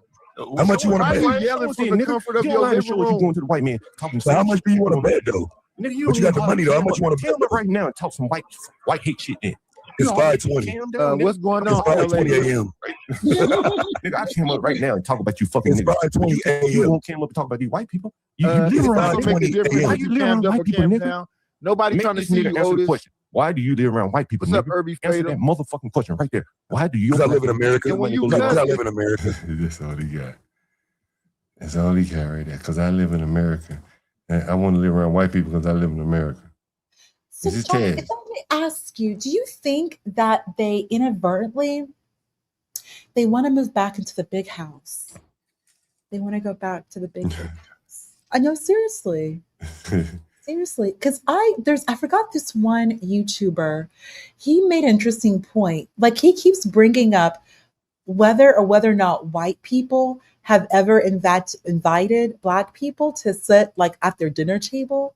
Like he just really wants to like sit at like white people's dinner table. You know, I tell you this, Bonnie, I don't know about all that.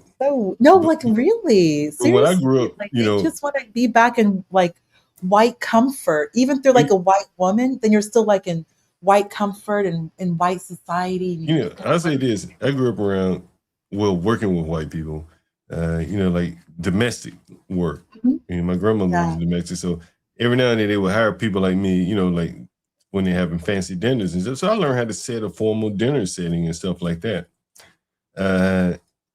It's probably benefiting me to this day. You know, when I go out to nice restaurants, I know which fork to use, which spoon to use, because I set the plates for the people. It's etiquette. Yeah, but that's the foundation, right? That's the foundation of how you would learn how to eat at a fancy restaurant.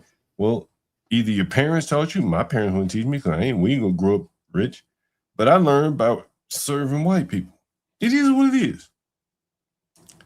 And so I think that's where the blacks are missing.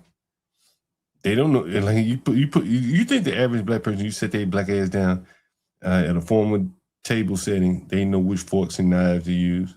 Oh no. I don't think so. No. Because they've skipped that part. They have the money to go to these places, but then they don't know which spoon and fork and knife to use. So then they look out of place. And, right? and it's not even just that, John. Yeah, exactly, Chris. Polite society. That's like the big issue. They don't know like the manner, the behavior, genteel, being cordial, just overall manners and etiquette. Like even if you do something wrong, you just be contrite. John, we can't even get them to not be loud.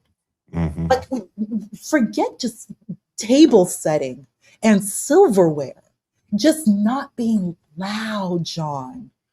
Not being loud, like not talking all the time. Like do you know like you know what I'm talking about? Like it's Black people always have to be the center of attention. Like they don't know what it is to just kind of like come in and people not even know you're there and just being quiet. This was something about 90s though. What did you think about 90s? 90s, these people have so much to say about JP, but at the end of the day, everyone's kind of going back, especially at that age, because JP is like early 40s with children. 90s is mid 50s. Yeah, it's over for him. It is over for him. He has entered that part of the that age group. John, I don't know if you know too much about it. There's a lot of studies about this age group in Black men that many of them are dying at this time, 55, like Black men dying at 55, and they have no family. So what happens? They become like a pauper of the state. Like you have a pauper's funeral. No one wants to come and claim your body. Like you don't have anyone. And it was really concerning because I heard like this one white woman say, no, you can, like your life doesn't end at 55. You can start a family. Like you just don't give up. Like there has been consumption on men at that 55 age. Like, where are you? Are you just going to give up? Or are you going to still strive on? Because you can still have a whole family. Well, you know what's so interesting, Pony? Yeah, I said, and jokingly, tongue in cheek, I was like, you want a room? I'll offer you a room. Fiat gold. You really are fiat gold. You really are fiat gold. Oh, let's see if we get to. Let's see. When you cuss, John, it lacks. Wait, John. When you cuss, it lacks a amount of masculinity. It doesn't sound.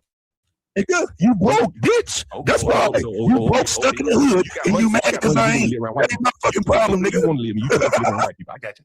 That ain't my fucking problem. You want to live around white people. Is that what you're saying? That's your issue, not mine. You want to live around white people. I live in a mixed neighborhood. It's Mexicans and niggas. They always say that. I live in a mixed neighborhood like Collins County. Like Collins County. When they describe Collins County as mixed? Like Collins County? Yeah. Taz lives in the same type of county that he criticizes, right?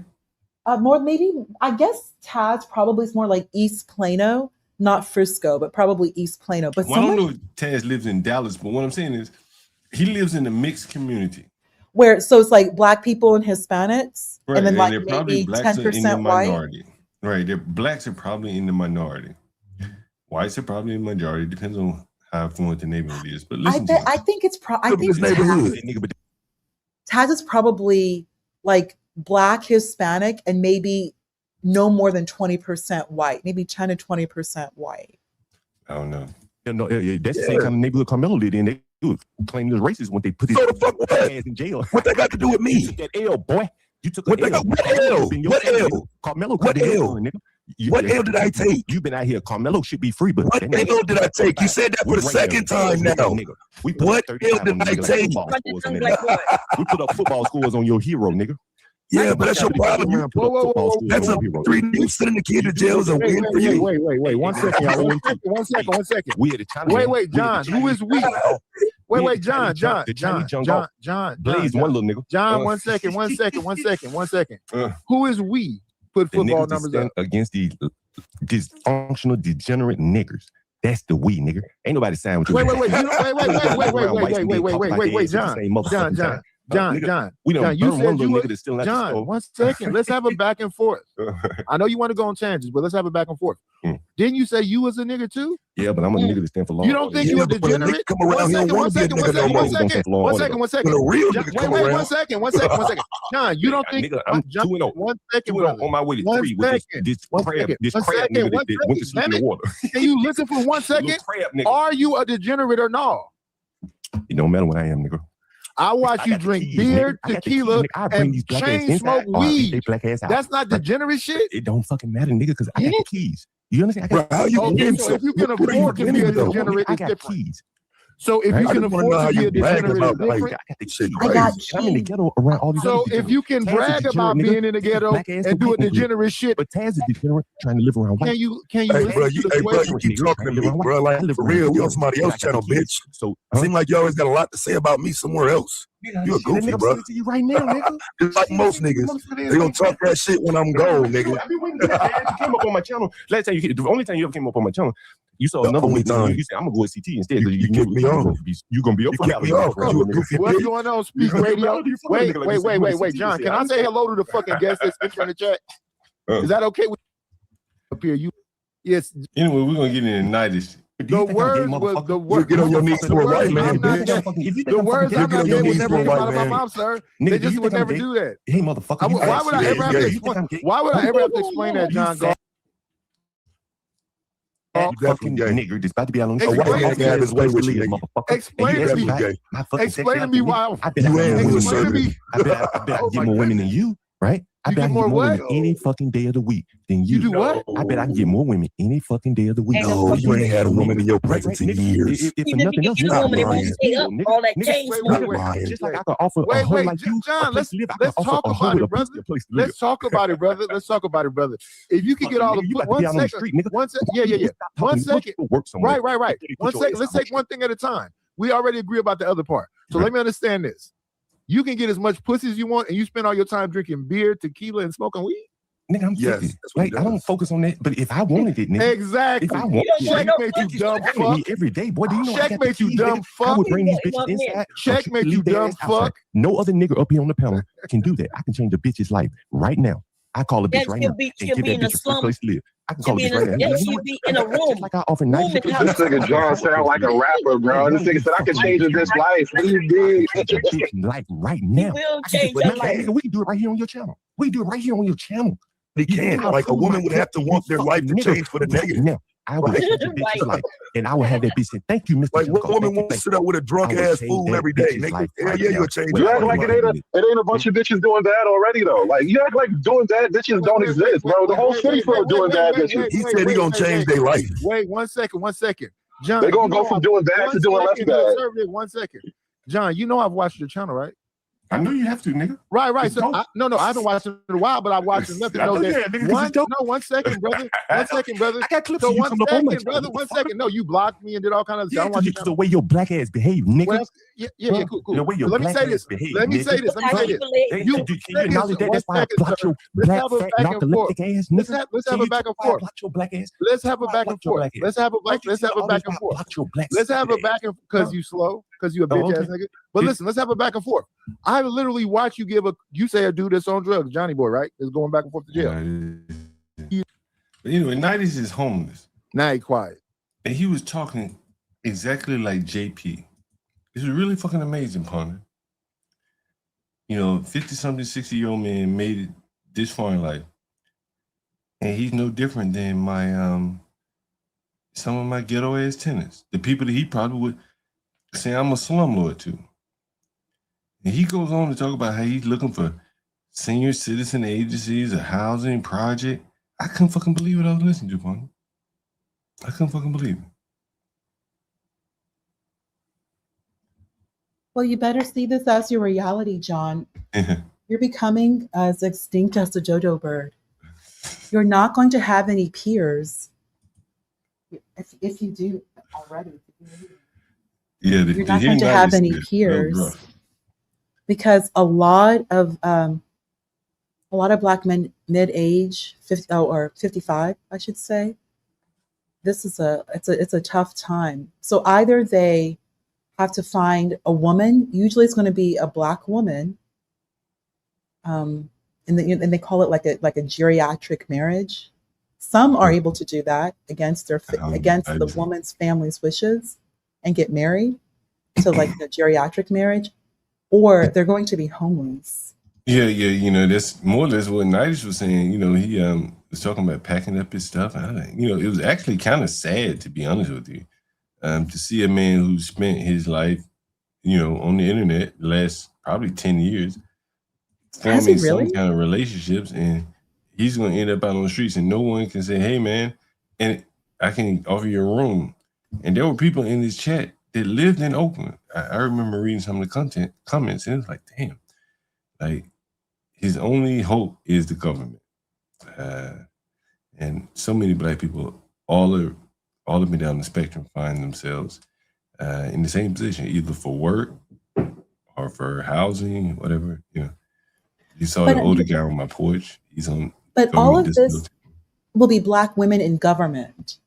It would be majority black women in government, or other African immigrants, like the young fellow.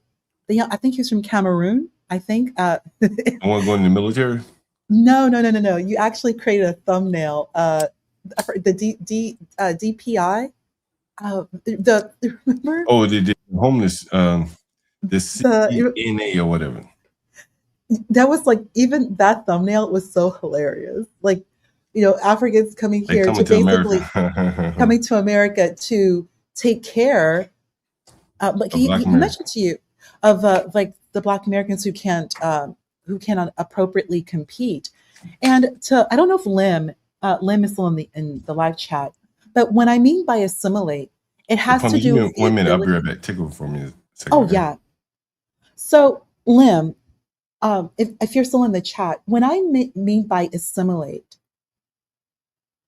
every immigrant, you have to assimilate, which is the ability to compete. We all know how competitive it is here. All of us know that.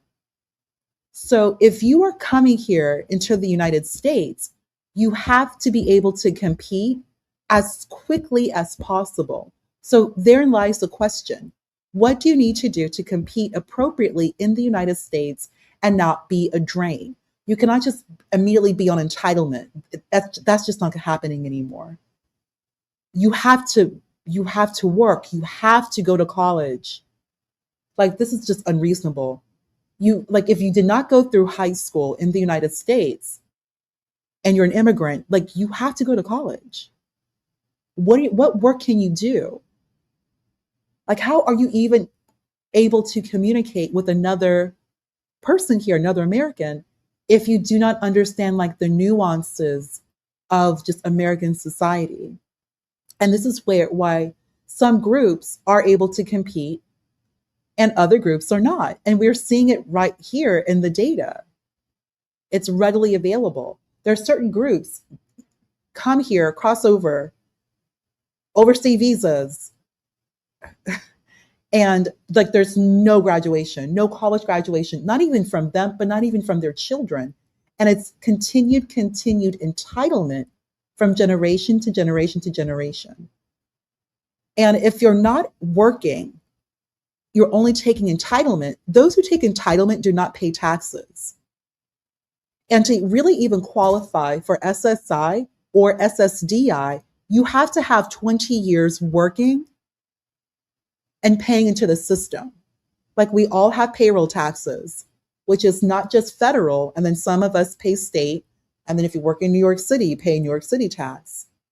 But we also pay, like, I think it's still called FICA, I think, but we all know that's, for Social Security and Social Security. If you're not paying, then how are you immediately on entitlement? And arguably, I will have to say your children as well. This is like the entire immigration system has just collapsed. Healthcare, education. Speaking about education, so where Carmela was living, huge Asian population, namely Indians. Like, Indians are well over 1/3 of the population in Frisco, where Carmela was living. So you have all these Indian immigrants and their children. Property values never dropped. Never. Why? The Asians. What do the Asians do? The Asians keep the test scores. So it's very, very possible. It's expected to assimilate. And part of assimilation is whatever community that you're living in, you have to build, support, and help with progress of that community. And part of that substantially is test scores. Because that goes right back to the value of the city. That goes back to the bond of the city. That goes back to the credit rating of the city. All of these things matter. The ability for the city to remain valuable, keep its initial valuation, and obtain money for building future infrastructure. Some groups are able to do that, others are not.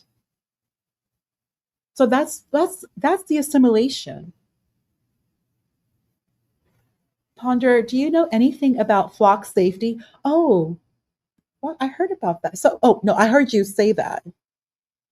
Flock safety, flock connects communities, businesses, and public safety, so incidents can be understood clearly and decisions can be made on facts. Get a demo.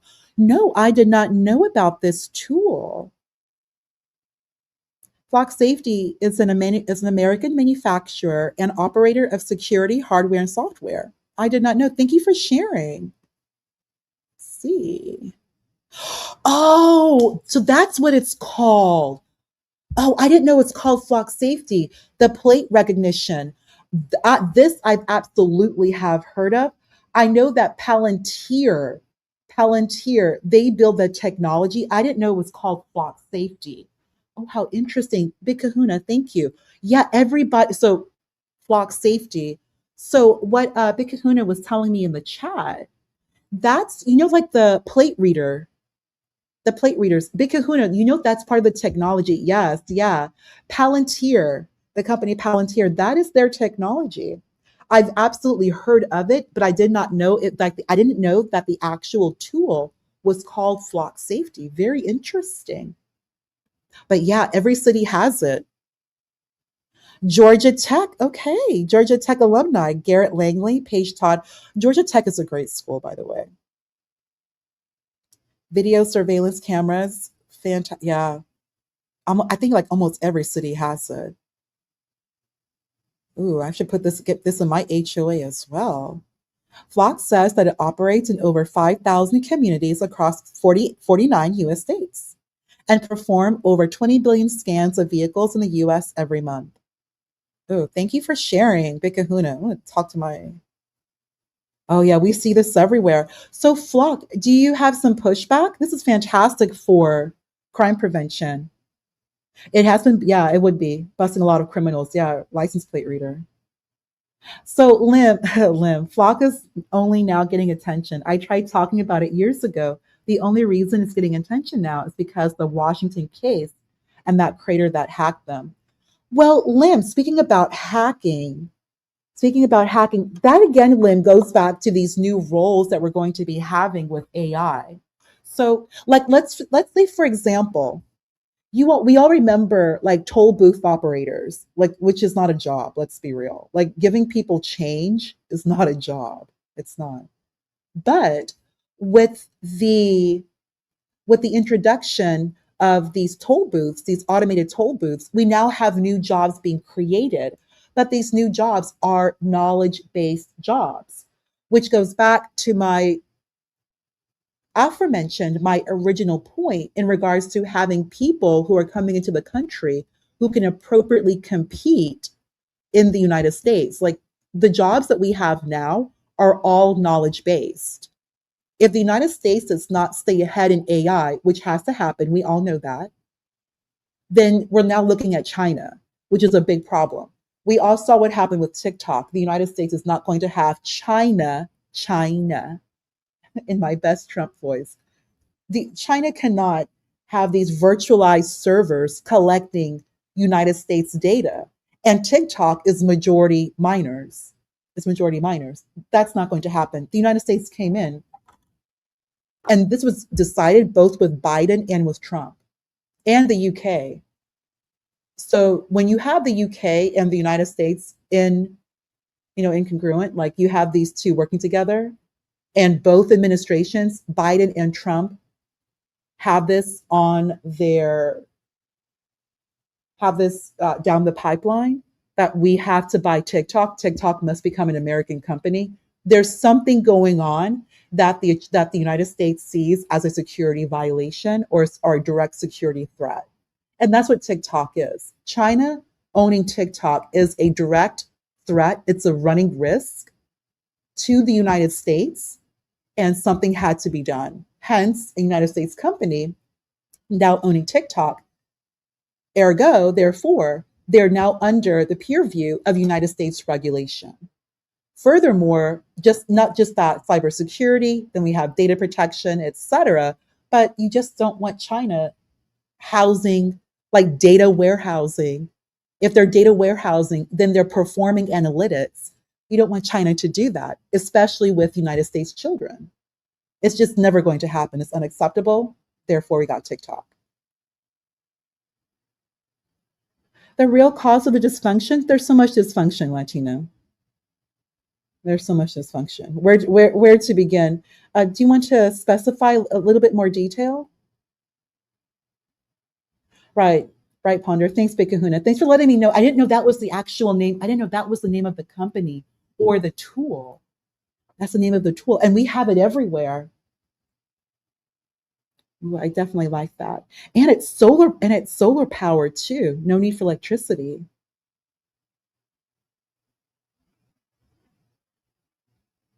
Flock is crazy, helpful, but people still want privacy. Big Kahuna, that's true. We do want privacy, and we are per the Constitution. So it is a constitutional right for privacy, the right to privacy. But there's going to be workaround. You know that Big Kahuna. Furthermore, the Patriot Act. So we can that argument against privacy for national interest. We all remember Dick Cheney. They can use that when it comes to flock safety. Like now everything is going to be under Patriot Act regulation. No, we can make the argument. No, the Patriot Act, it's a national risk. It's in the national interest.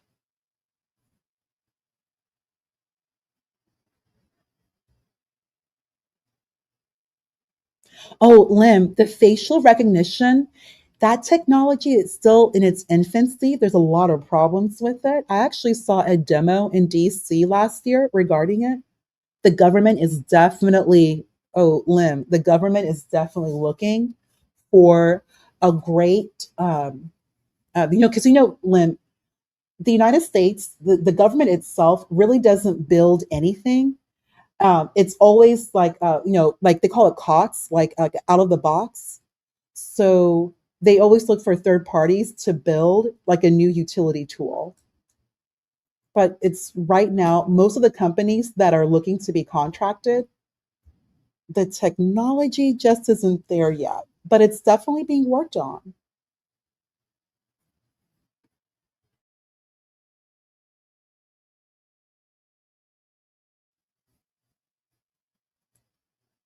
Let's see. Praxology, you can't buy my mortgage contract. Praxology, just stay in your van. Buy gas, stay in your van. Stick to what you know.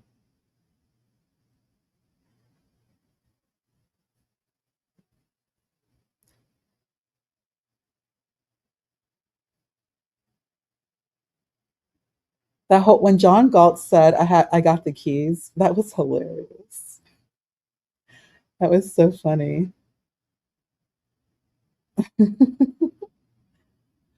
Like, no, they don't want to be in the field. They want to be back in the house. I really do believe that many of them want to be, they really want to be back in the big house. They want to be in the big house. They do not want to work. They don't want to work. They don't want to compete. And if they can't do it, then you have all these Black immigrants who can. And that's what Sam Harris brought up. Let's see here. Sam Harris is trying to make the argument. Let's see.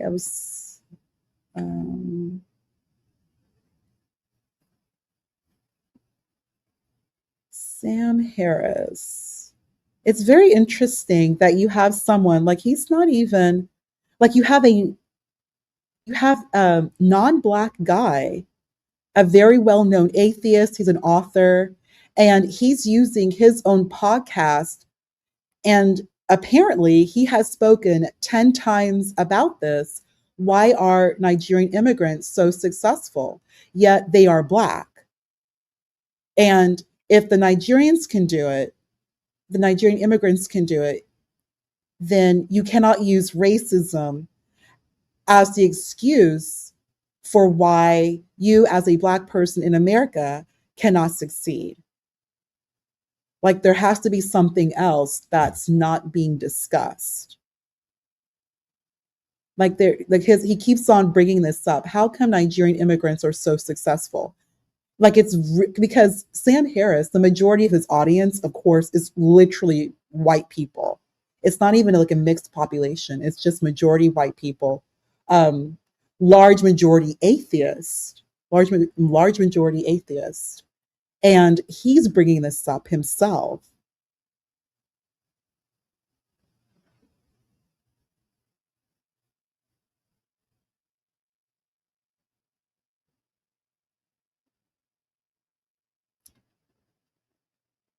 Race isn't the key factor in outcomes as proof by Black Nigerian immigrants. Culture, education, and money are. But Black Lives Matter isn't focused on culture, education, and money. That's why Sam needs to point out this fact and why people need to change the race narrative to a class one. Do you all think it's a class narrative though? And then one of the Black people, generations of African Americans lived through centuries of violent insanity, which shaped their culture for survival in ways that may no longer be beneficial now that explicit racism has been reined back significantly. Even if poor Nigerians immigrated to the United States, they wouldn't have the social norms of centuries of abuse by American government ingrained into their behavioral and cultural norms, and so are more willing to jump right into the America is great, work hard, and success follows mindset.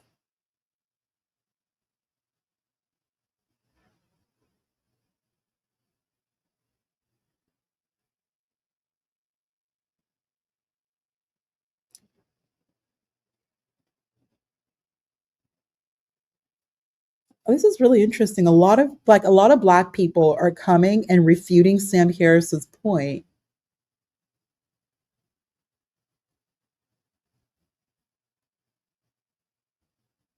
One thing that still had the same question is that Nigerian immigrants, they're still immigrants, and there is still that learning curve of what it is to be, in America.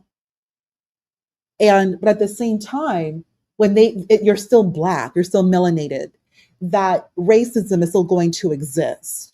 So like another, like a Black American, well, really it's the FBA ADOS people. They have a lot to say about like Black immigrants, and they do mention Nigerian immigrants a lot. I always wondered why, but clearly now I see why, because of like the data is just there, like the college graduation rates, the advanced degrees, many of them going into STEM. And I'm getting all of this through Sam Harris, and Sam Harris did provide citations as well. If the case is that a small group per capita, like let's just like the Nigerians, because even the other African groups, they're still doing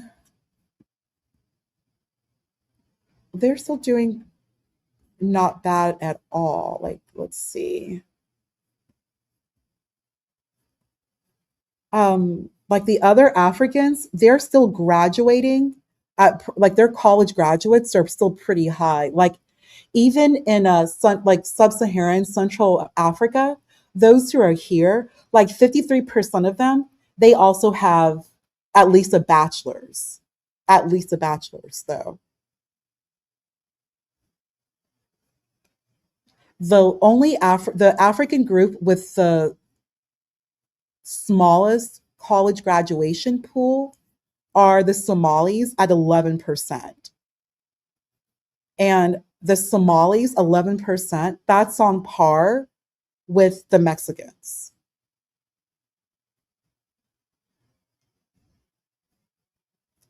So the Mexicans in raw numbers are the largest immigrant group, raw numbers, but the percentage of that number of Mexicans here with a college degree is 11%. It's 11%.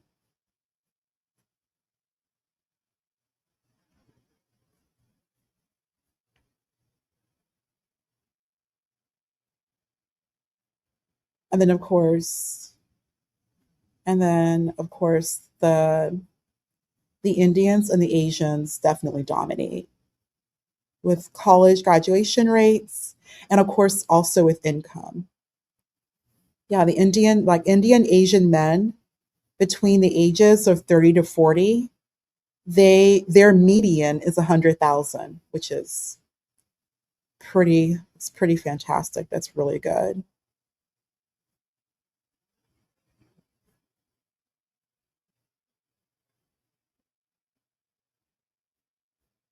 And the African immigrant college graduation percentage, that rate is actually a shy higher of the United States. Am I reading 37%?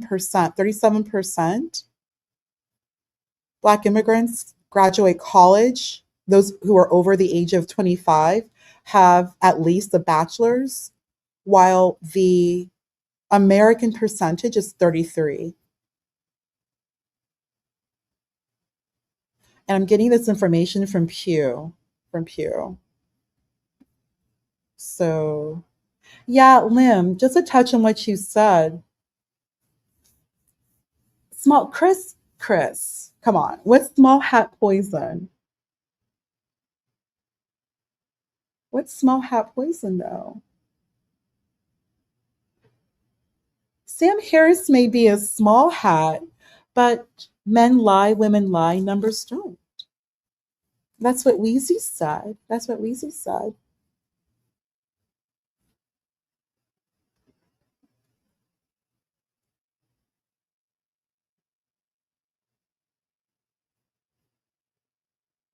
I know Sam Harris is, but Sam Harris being a quote unquote small hat, still, I mean, he's just telling the numbers though. He's just speaking the numbers. And it is interesting how that he's bringing up like Nigerians specifically, because it kind of makes me wonder, what are they up to? Are they planning something? Povertyism is not a word. No. Oh, look at this. My point is, if Nigerian immigrants who have experienced equally brutal trauma do excel here, and by trauma, just dealing with racism, I'm actually reading something, then the African American population are self-sabotaging themselves due to a local narrative that does not actually serve them. In other words, the context to hate the United States government. But then look at what John is saying. Like everyone depends on the government. So that's an interesting point. Someone is bringing up like Black people hate the government, but Black people wholly depend on the government. So it's very JP. Like you hate what you love, but you love what you hate.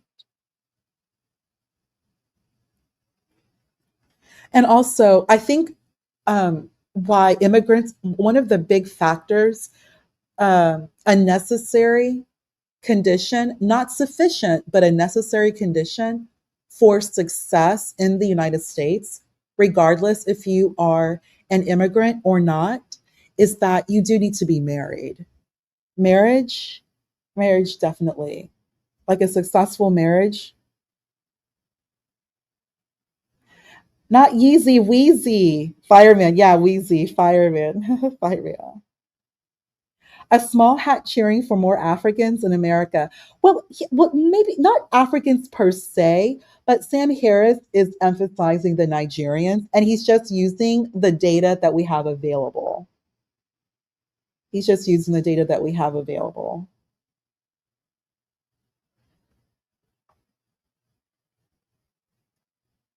Like the numbers, men lie, women lie, numbers don't.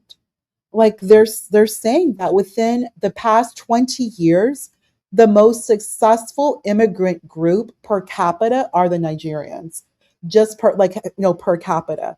So for those who have been here for the past 20 years, and they were going back to 2004, like the college graduation rates are the best, like as I said, per capita. So statistically, for the population that's here. The smart ones or THD overflow? What's THD? But Chris, kind of back, what I'm saying is that if you're an immigrant, you have to go, like if you're an immigrant or a child of an immigrant, like you have to go to college. Like you all know there's a difference. Like let's be honest here. There are those who went to college and those who did not. It's night and day. It's very obvious. Like high school is just too easy. And most of you go to public school. So you're not reading and writing. And there is already a literacy issue in the United States. And for a long time, they've been passing students. And I do believe a reason they're passing students is because of groups that are coming in, especially after 2000. So 2003 was No Child Left Behind, which was Laura Bush. Thanks for sending the food. Now we invade. Chris, first off, wasn't the food sent to like East Africa? Wasn't that, what was that? Africa Aid in the 80s?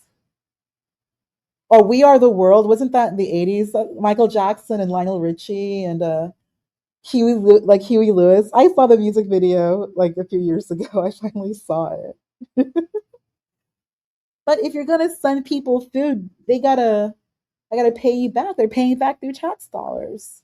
But I think the Somalis have the lowest college graduation rates of all the Africans, and they are bringing down the average.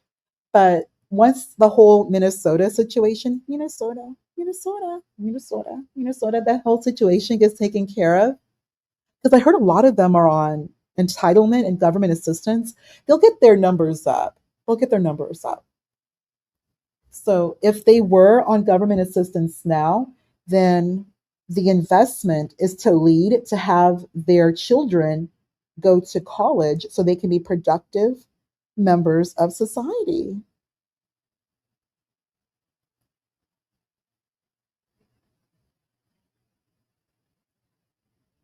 Yes, the smart ones and the overflow go to college too, Chris. Come on, the overflow go to college too.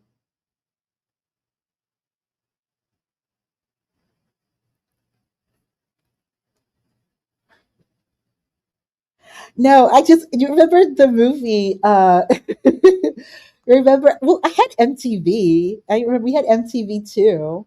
And you remember MTV too, Vic Kahuna? Remember there's MTV and MTV2? MTV2 and and VH1. VH1 used to play like the old 80s music videos. And my dad liked Huey Lewis. Like the songs are catchy. And I do remember hearing his song in the movie American Psycho, which was pretty crazy. Yeah, the Somalis in Minnesota. Minnesota.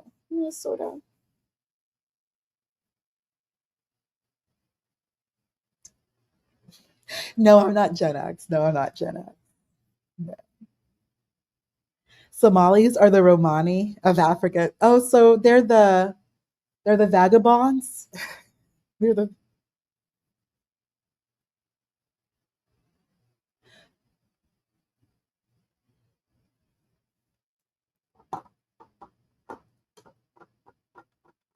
they're Somalis in Maine. Oh, Maine does sound like a good place. Wait, yeah, Maine does sound like a good seafood and like oh gosh, and like the weather and the ocean and the cliffs and the cliffside. It does sound really really beautiful. Probably during the summer when it's warm. I'm assuming it gets really really cold in winter in Maine. Oh yeah, same problems there too. Yeah, in Minnesota, that's where the big problems are. But they're going to have to do something about it. They're going to have to do something about it. What up, Maine? They're going to have to do something.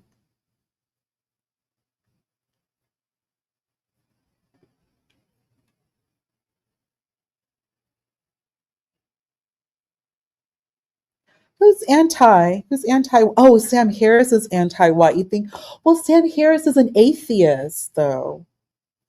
Sam Harris is an atheist. Oh, Kenny Bunkport. At Kennebunkport. The Bush. Yeah, that's Kennebunkport. I think that's the Bush compound. I want to make a great lobster woman. Well, I do want a nice lobster sandwich, maybe. Maybe. John wants to take a nap. It's Friday. It's 4 o'clock. Ooh, surfing at Kennebunkport. That just sounds so awesome.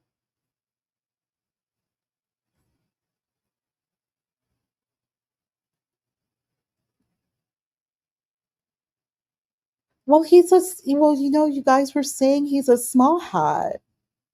Good spot for surfing. Yeah, I can imagine. God of the Sea. Well, you also mentioned that he's quote unquote small hat, and they, just kind of analyzing the United States population, and it is important to look at the immigrant groups, all the immigrant groups, to see how everyone is doing, because so like like the foundational people, the foundational people, like the FBAs, like they're just some of them are just too nutty for me. Like, you have to accept the fact that they're like the United States, I was actually looking at the first US census in 1790. There were 3.9 million Americans, the first United States census, and about 20% of that population were slaves. So 1 in 5 were slaves. Where are they coming from? After what? It's what, over 1619? Well, that's 100, almost 200 years. Yeah, almost 200 years, like 180 years. Dude, that's like 6 generations, 7 generations.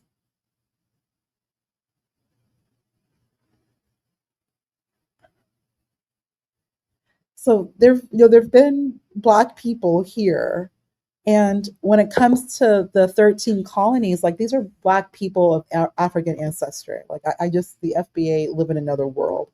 But if you're not from the 13 colonies, then they say there are other melanated Black people here in the Americas, here in North America. But then, like, Tariq Nasheed goes back and forth with the Moors. Like, the Moors, of course, are not indigenous to the Americas. Like, duh, you should know that. But he's always like speaking in these circles. And also with Haiti, okay, so I think most of you know the Haitian story. Haiti is the only successful slave rebellion in all of the Americas. And when I mean the Americas, that's North America, Central America, and South America. And there were approximately 40 million slaves brought to the Americas through the transatlantic slave trade, which was majority by the Portuguese and the Spanish. Like the English and the Dutch, what came to what is the United States was about 400,000. And then, of course, the English, they were doing more in the Caribbean area, the Caribbean islands. And then, of course, the Dutch as well in the Caribbean islands and on the coast, on the northernmost coast of South America, like Suriname, Guyana. However, Haiti is the only little area, this island or half the island, that successfully gained their independence. Like they successfully rebelled and won their independence through rebellion, like through actual rebellion. So I looked up, I think if I read correctly, I'll look this up again. There were 400 documented slave rebellions in like North America, in like the United States, and like in the United States. And that also, from what I read, also includes the colonial times as well. All were failures. Everyone got caught. Clearly, none were successful. I mean, because we all know, per this conversation, the Supreme Court, SCOTUS, the 14th Amendment was 1865. But Haiti did it on their own. I bring up Haiti because the Haitians scared the living hell out of the French so badly that the French wanted to divest out of North America. That even includes Canada, because many of you know that eventually quit. Like Canada is the English. That's an English Commonwealth. They just let the French Canadian, the Quebecois, Quebec, the Quebecois, keep their culture, the French culture. But eventually that went back. That went to England. I remember that's Quebec. But they wanted out because the Haitians they were just on one. They fought and they fought hard. And from what I read, they did use voodoo. That's a whole different story, but they won. I bring this up because when you look at the Louisiana Purchase, this goes back to why it's important for immigrants to go to college.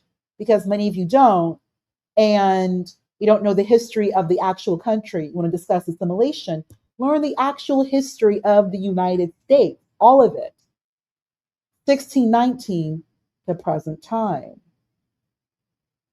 Jefferson got the drop regarding Haiti. Jefferson was always in New Orleans. We all know that Jefferson is from Monticello.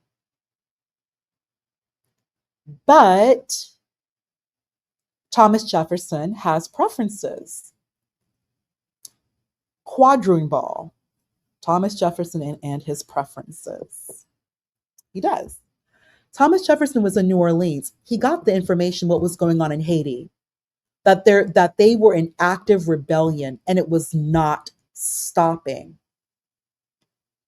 Thomas Jefferson basically got the deal of all of capitalism. The Louisiana Purchase is single-handedly the greatest transaction in all of the 200, but forget capitalism. We're going to include mercantilism. Look at the past 500 years. And when I say 500 years, let's start with 1492, when the Inquisition and they expelled the Moors out of Spain and Portugal. 1492, the beginning of the Age of Exploration. So once Queen Isabel and Queen Ferdinand were able to expel the Muslims, the Moors, the Arabs out of Spain and Portugal, and then unite the two kingdoms under Catholicism, finally ending like almost 1,000 years of those Arabs in Europe.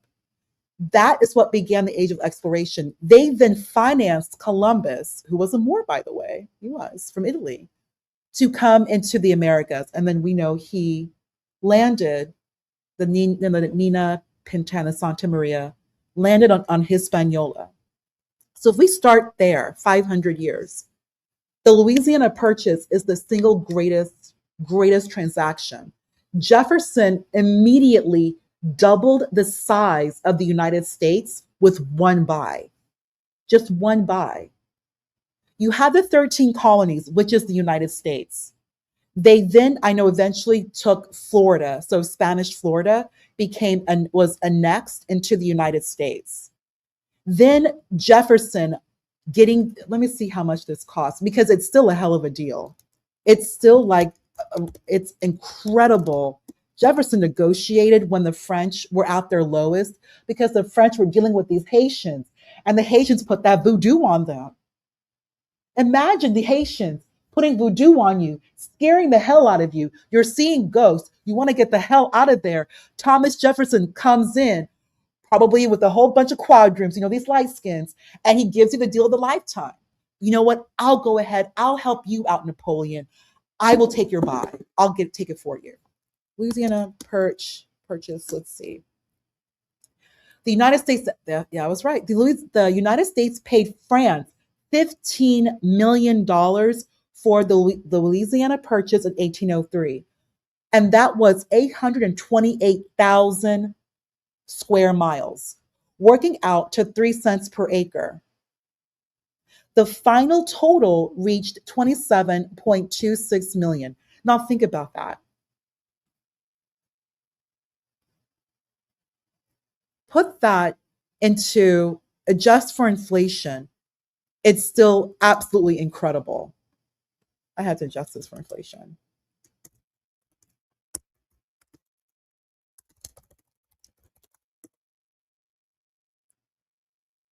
Oh my God. Wow. So if we adjust for inflation, Thomas Jefferson doubled the size of the United States, which also includes the Mississippi River, which is incredible. Like, people don't even know the awesomeness of the Mississippi River. It is like a gift from God. That river is at the perfect geography or topography where you literally can go down and upstream with little to no effort. Very stable. And I bring that up because of commerce. And the Mississippi River really does bifurcate the United States. Like, there's everything west of the Mississippi and then everything east of the Mississippi. And we all know the vast majority of all of us, we live east of the Mississippi. But what makes the Louisiana Purchase so valuable, not just doubling the size of the United States, you basically have allowed commerce from the end, which Louisiana, so the delta, which goes into the Gulf of Mexico, all the way up north into Canada, and then leaving the Great Lakes accessible to you. Think of the commerce and the money. If you adjust for inflation, what Jefferson was able to do, Jefferson paid, according to US dollars today in 2026, $782.7 million. Not even $1 billion, not even $1 billion, to double the United States and bring immediate commerce to the United States interior, immediate commerce. None of that horseback riding carriage shit. We're talking about using geography, using water to move and haul commerce throughout the country. And on top of that, the land, which was fantastic arable land. This is why they didn't end slavery, because they got this purchase. So when people talk about Haiti benefiting the country, it's not even a question. And you really need to shut your fucking mouth and learn this country's history. Those crazy ass, those Haitians, what they did benefited this country, everyone, for decades to come. This country is still reaping the reward, the dividends. You don't even need to end slavery. You created the South, the Deep South, because that water, the soil in the South, that real rich, dark, like coffee ground, ripe for just arable land, great for farming, for agriculture. And what did the United States do? That's cotton. There was no cotton during colonial times. That was what? That was coffee? No, coffee. No, it was tobacco, tobacco, sugar, and rice. Those were like the major commodities that were being built by slaves during the colonial times. Florida really wasn't doing much of anything like that. But Florida has people, and of course, it's like all water. But the deep, deep South, you all know that's the money. That's the money. And 1790, the Louisiana Purchase, then you fast forward 1845, you now have Texas. And in between 1790 and 1845, you had white people, white Americans, just moving deep, deep, deep South. Not only that, because of the Louisiana Purchase, that's what triggered, if you read Mark Twain, like the chain gangs. And Mark Twain wrote about this. If you read Huckleberry Finn, he wrote about this. Like you can hear the sounds of like Black people, just like the chain, that slow sound of moving everybody from the Carolinas, from Georgia, even upwards, even to New York as well. You were having Black slaves, a lot of them were from the Carolinas, into the Deep South because of that purchase, because the purchase was the greatest win. What is $782 million? That's the money that they paid today. That's when you adjust for inflation. That's what Jefferson paid the French for that entire swath of land and the river, which would have never happened if the Asians did not get together and fight. And what did they get? What did they get in return? What did the Haitians get in return? They have Haiti. But Haiti, the soil is completely depleted. And because the Haitians that use voodoo, they did, or hoodoo, depending on how you see it, they are under like a curse. But I won't get into that. But it completely benefited the country. Like you've established North and South. And then with the Louisiana Purchase, then you have these additional slave states. The Louisiana Purchase is what kept slavery going. Because it's right there, immediately valuable. You have the river, you have the land, you have the soil. Why would they stop slavery? Of course they didn't stop slavery. So yeah, the Haitians, yeah. So hush your mouth, you know nothing.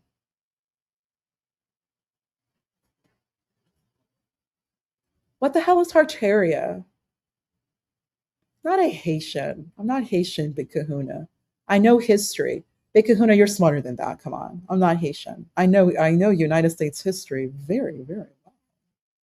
But Lim, thank you. It is the most influential move. Like like that 1790, the Louisiana Purchase is the single greatest purchase in all of capitalism. Imagine paying $15 million, like which is nothing. Because even now, it's $782 million. What the hell is $782 million? That's not even a billion. So you're not even paying you're paying what like a little more than 3/4 of a billion to get like the best property ever, and the damn river, and the river, and on top of that, remember now that the United States has now with that purchase. If you look into the War of 1812, because the British were still on that side, but then the United States said you had to go. So then the United States had to push all the British out, the War of 1812, because they had this wonderful land that they bought from Napoleon. And not only that, even Cinco de Mayo, that's Mexico's independence from the French. So then the French had a lot, like they had a lot of land, like they had colonies in the United States. I mean, we all know that though. Because remember, there's also the French Indian War, which was the French and the Indians against the United States. But yeah, but if you're looking at what really got the country going, especially from a commercial standpoint, because I always look at everything from the perspective of money. If you look at money, and why would the United States continue slavery? The United States, they actually had an agreement that slavery was going to end. Like they were telling, like the Continental Army, they were telling these men, if you fight for Washington's army, the Continental Army, then we'll give you your papers. There'll be manumission, and many Black people fought for Washington, the Continental Army, over the British. The British were ending the slave, like they were moving to end slave trade, but only the transatlantic slave trade. They were looking to end that because they were already making a ton of money. The colonies were making everyone a ton of money. The British Crown became like the Elizabeth I, the British Crown just solidified everything. Like when we look at why everyone speaks English, when you look at the primacy or the supremacy of like British culture, English, white people, whatever you want to call it, WASP, white Anglo-Saxon Protestant, it's because of the colonies, which of course is the United States, but the 13 colonies. Like the United States, well, really North America is like a continent that it's a continent that functions as a federalized government. Like the United States really is a continent. You have both oceans. You have every single weather, every single season. You have that one river, the Mississippi River, which is incredible. It's vast, it's commercial. It bifurcates the continent. So we have commerce, and you also have the Great Lakes, the Great Lakes, Lake Huron, Lake Ontario, Lake Michigan, Lake Erie, and Lake Superior. So the 5 Great Lakes, which borders Ohio, Illinois, Michigan, Wisconsin, and probably some other states too. But what's great is that the Great Lakes provides like a vast, like, quote unquote, but a body of fresh water. So we have fresh water, and we have this awesome river. And the river is the river ends at a delta which washes out into the Gulf of Mexico. So I bring that up because it's like the United States can release waste. You know what I mean? Like you wouldn't want the United States without like a river. So the lakes, the Great Lakes and the Mississippi River and the Louisiana Delta is like the kidneys and the liver of the United States. Like it's waste management. You want to filter out all like the sediments and bad stuff and clean everything out, keep the weather temperate so you don't have like backed up geography. You don't want like accumulated waste in an area that's so large like the United States. So like the country is everything. It really is a gift from God. It truly is. So the English really didn't need to continue the transatlantic slave trade. They really moved on to India because their goal really was always India and they wanted the spice. And we all know that white folk, they love spices, salt, pepper, tea. I mean, look what happened with the World Cup. You have these Europeans drinking ranch dressing. They love this stuff and sugar. You know, white folks love spice. You know how they are. Oh, thanks, Artifacts. Thank you, thank you. Hey, Lim, say you what you want about them, but some of these Southern military strategists are still studied today. Oh, Lim, absolutely. Oh, Lim, absolutely. Yeah, I know Dick Cheney does. He's actually, it's funny you mentioned that, Lim, because Dick Cheney actually said that. Yeah, so Kahuna, that's true. So many slaves did go to Canada. Like in the book, Uncle Tom's Cabin, Liza and her husband were actually trying to escape into Canada. And then a few went into England, but then of course we had Liberia. And there was actually someone mentioned a very interesting point, saying that Liberia actually was supposed to be reparations,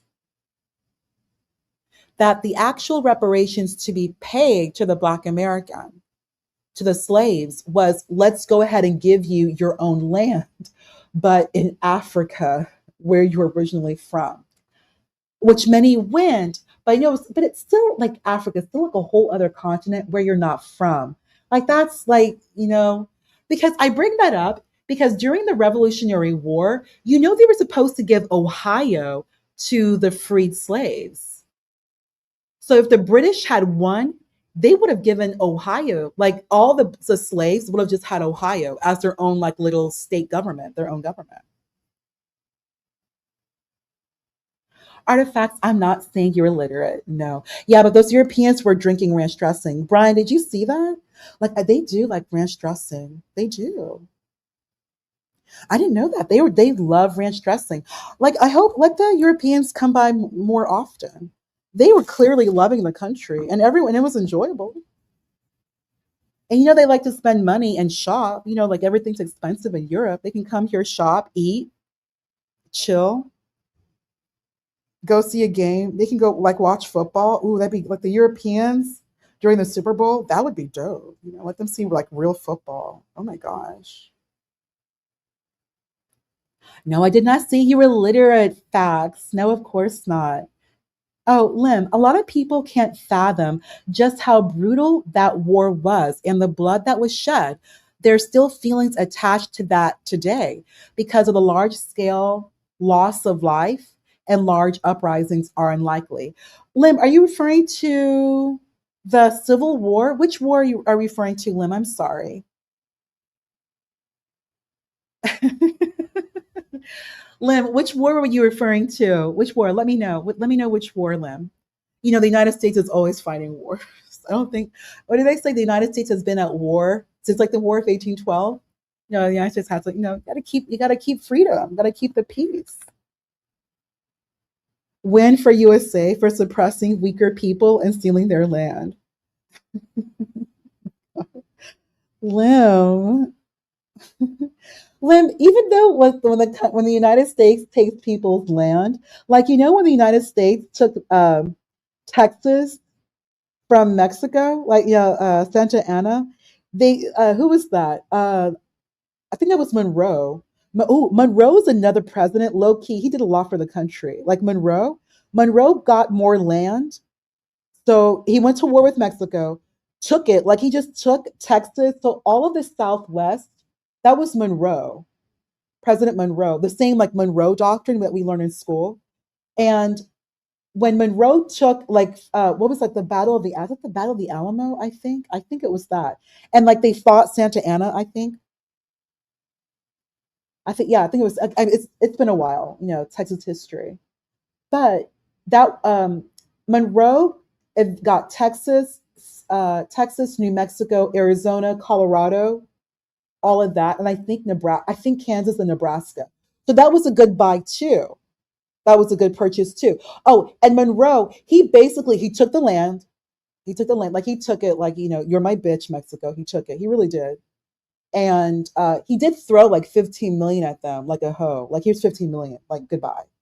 And here's the thing, though: the Mexicans were protesting the border of Texas. So the Mexicans were saying that the border was actually the Brazos River, which is further north in Texas. But of course, the United States to the Rio Grande, like the Rio Grande would be the border between Texas and Mexico. The United States, of course, always gets its way, always. But Mexico was pissed off. What can Mexico do? Here's the money. You took the money. You took the money, which means that you're fine with it. You can't take the money, spend the money, and then complain that we're in a state of rebellion. Oh, the United States fought war and we're still at war. No, there's no war. Here's the money. It's over. We're done. Like, go home. Like, what is it that you guys said? One of you said something like, you pay a whore. Why do you pay a whore? So she will go home, which is horrible. But the point is still well made. You pay, so you leave. You leave. However, Mexico, I do kind of think, just my opinion, and I think that the reason why they push people here illegally crossing the border, which Mexico actually tell them to do that, they do, is it's like a way of like payback for what the United States did. So I can't beat you, but I'll just send my people there and take over, almost like a Trojan horse. Like a Trojan horse, because they're all entitlement. They're all on entitlement. They have like the lowest graduation rates, and they just keep happening. Keep having children here. They don't go. They don't compete. They don't compete. They, like, the Hispanics don't compete at all. But they send money back, so it's like a win-win for the. It's a win-win for Mexico. Like, you don't even have to fight. You don't have to lose people. You actually gain people, and you're able to take back your nemesis by pouring your own people into their country who will never leave and will send money. And you don't even have to care for your own citizens because they're working under the table using fake social security numbers in the United States and also getting free education and also shutting down hospitals because none of them pay. But I digress. The broke genius. Hey, broke genius. They lost the war, but won the rematch in the bedroom and outbred. Oh my gosh. Oh, that's true. That's true. They did win the rematch, and they keep winning. I mean, there's like 40 million of them here, and I think that number is a low ball too. It's like 40 million.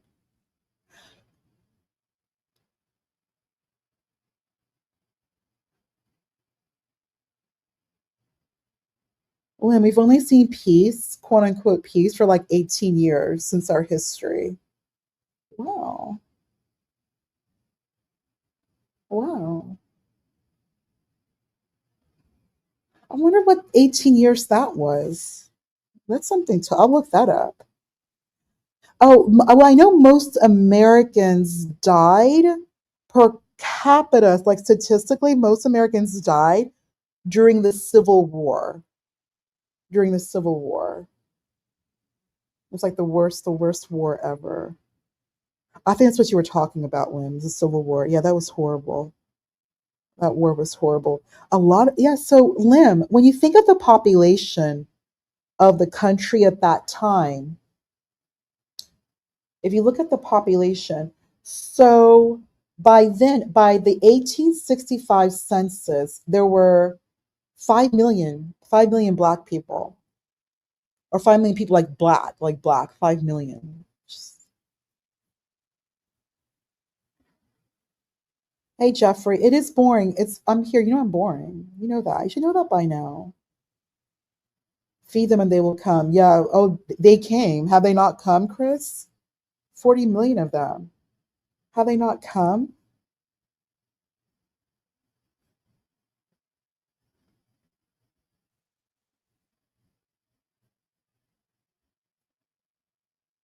Oh, everyone's gone. Oh, thank you, Broke Genius. Oh, thank you so much. I appreciate it. But I think I said everything. There's, oh, the Civil War. You know, the Civil War was like a huge reset Like, like, and we all know that, like the antebellum. So there's the antebellum time, and then of course Reconstruction, and then after Reconstruction, that's everything that we've been living right now in the country. Like there's antebellum, before the war, then there's the war, and then there's Reconstruction, and then like post Reconstruction, and all that fun.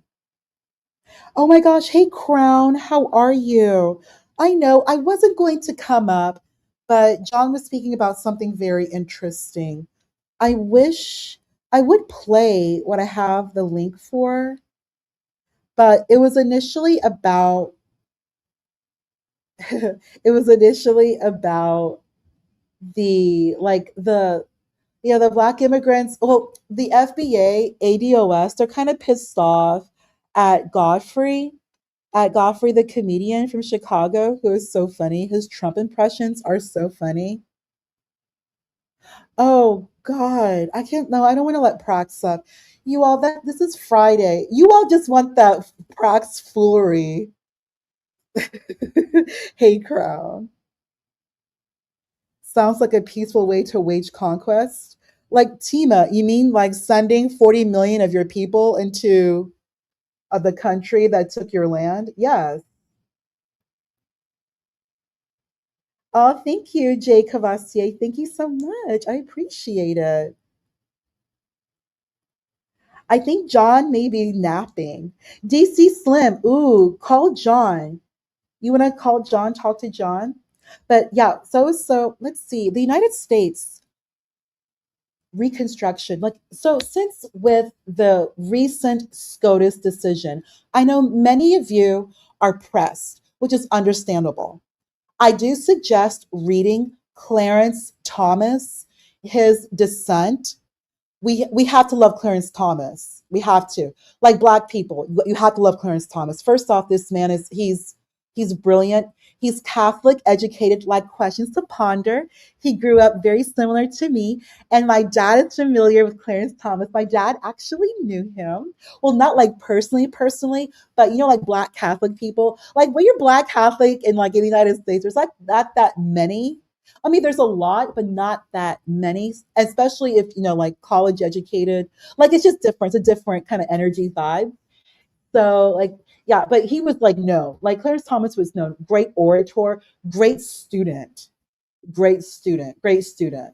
And he's just like, and he also has like nice handwriting. My dad said like some very interesting, like little tidbits about Clarence Thomas that he remembered from like his younger years. He was always very respected. Clarence Thomas was very, very respected. And Clarence Thomas, he's what is it, Big Kahuna? Why are you acting like that? What are you talking about?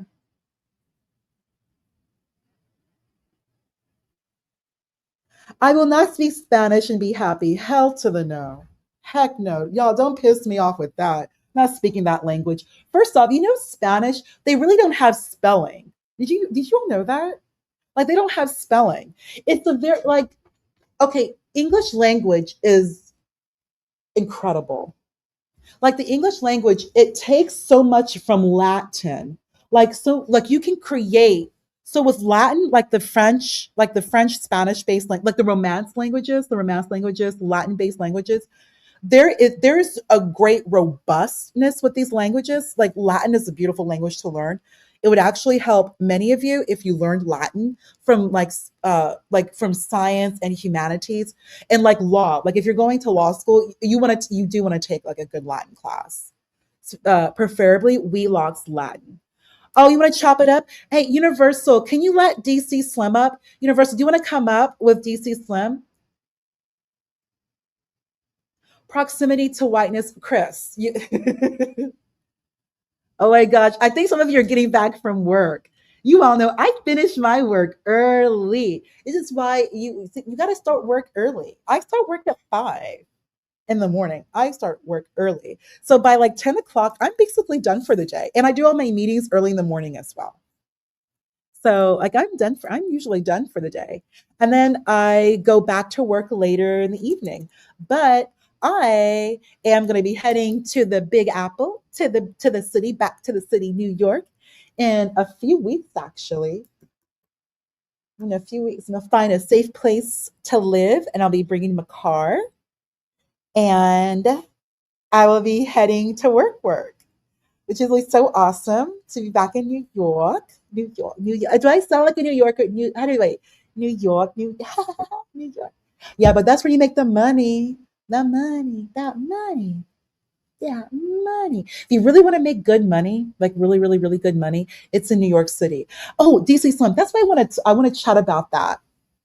Yeah, my ADD kicked in. Ponder has ADD probably. I probably do. But it's too late. I make too much money off my brain. I'm not taking this medication shit. It's too late. No, I'm not moving there. So tell me, what would I be if you just work in New York City? What are you called? Like I asked BD that. BD said outsider. Like BD, damn. Like you got to be all like that outsider. I'm paying taxes. Isn't there like a special word? I call it like transient worker, because so that's why I don't think this whole housing issue with New York is really a big deal, because a lot of people are like me. We just work in New York. No, I'm not autistic. Do I? No, I'm not autistic. No. And I don't really think autism is real like that. I really don't. Like people who are quirky or eccentric, I just don't think that's real.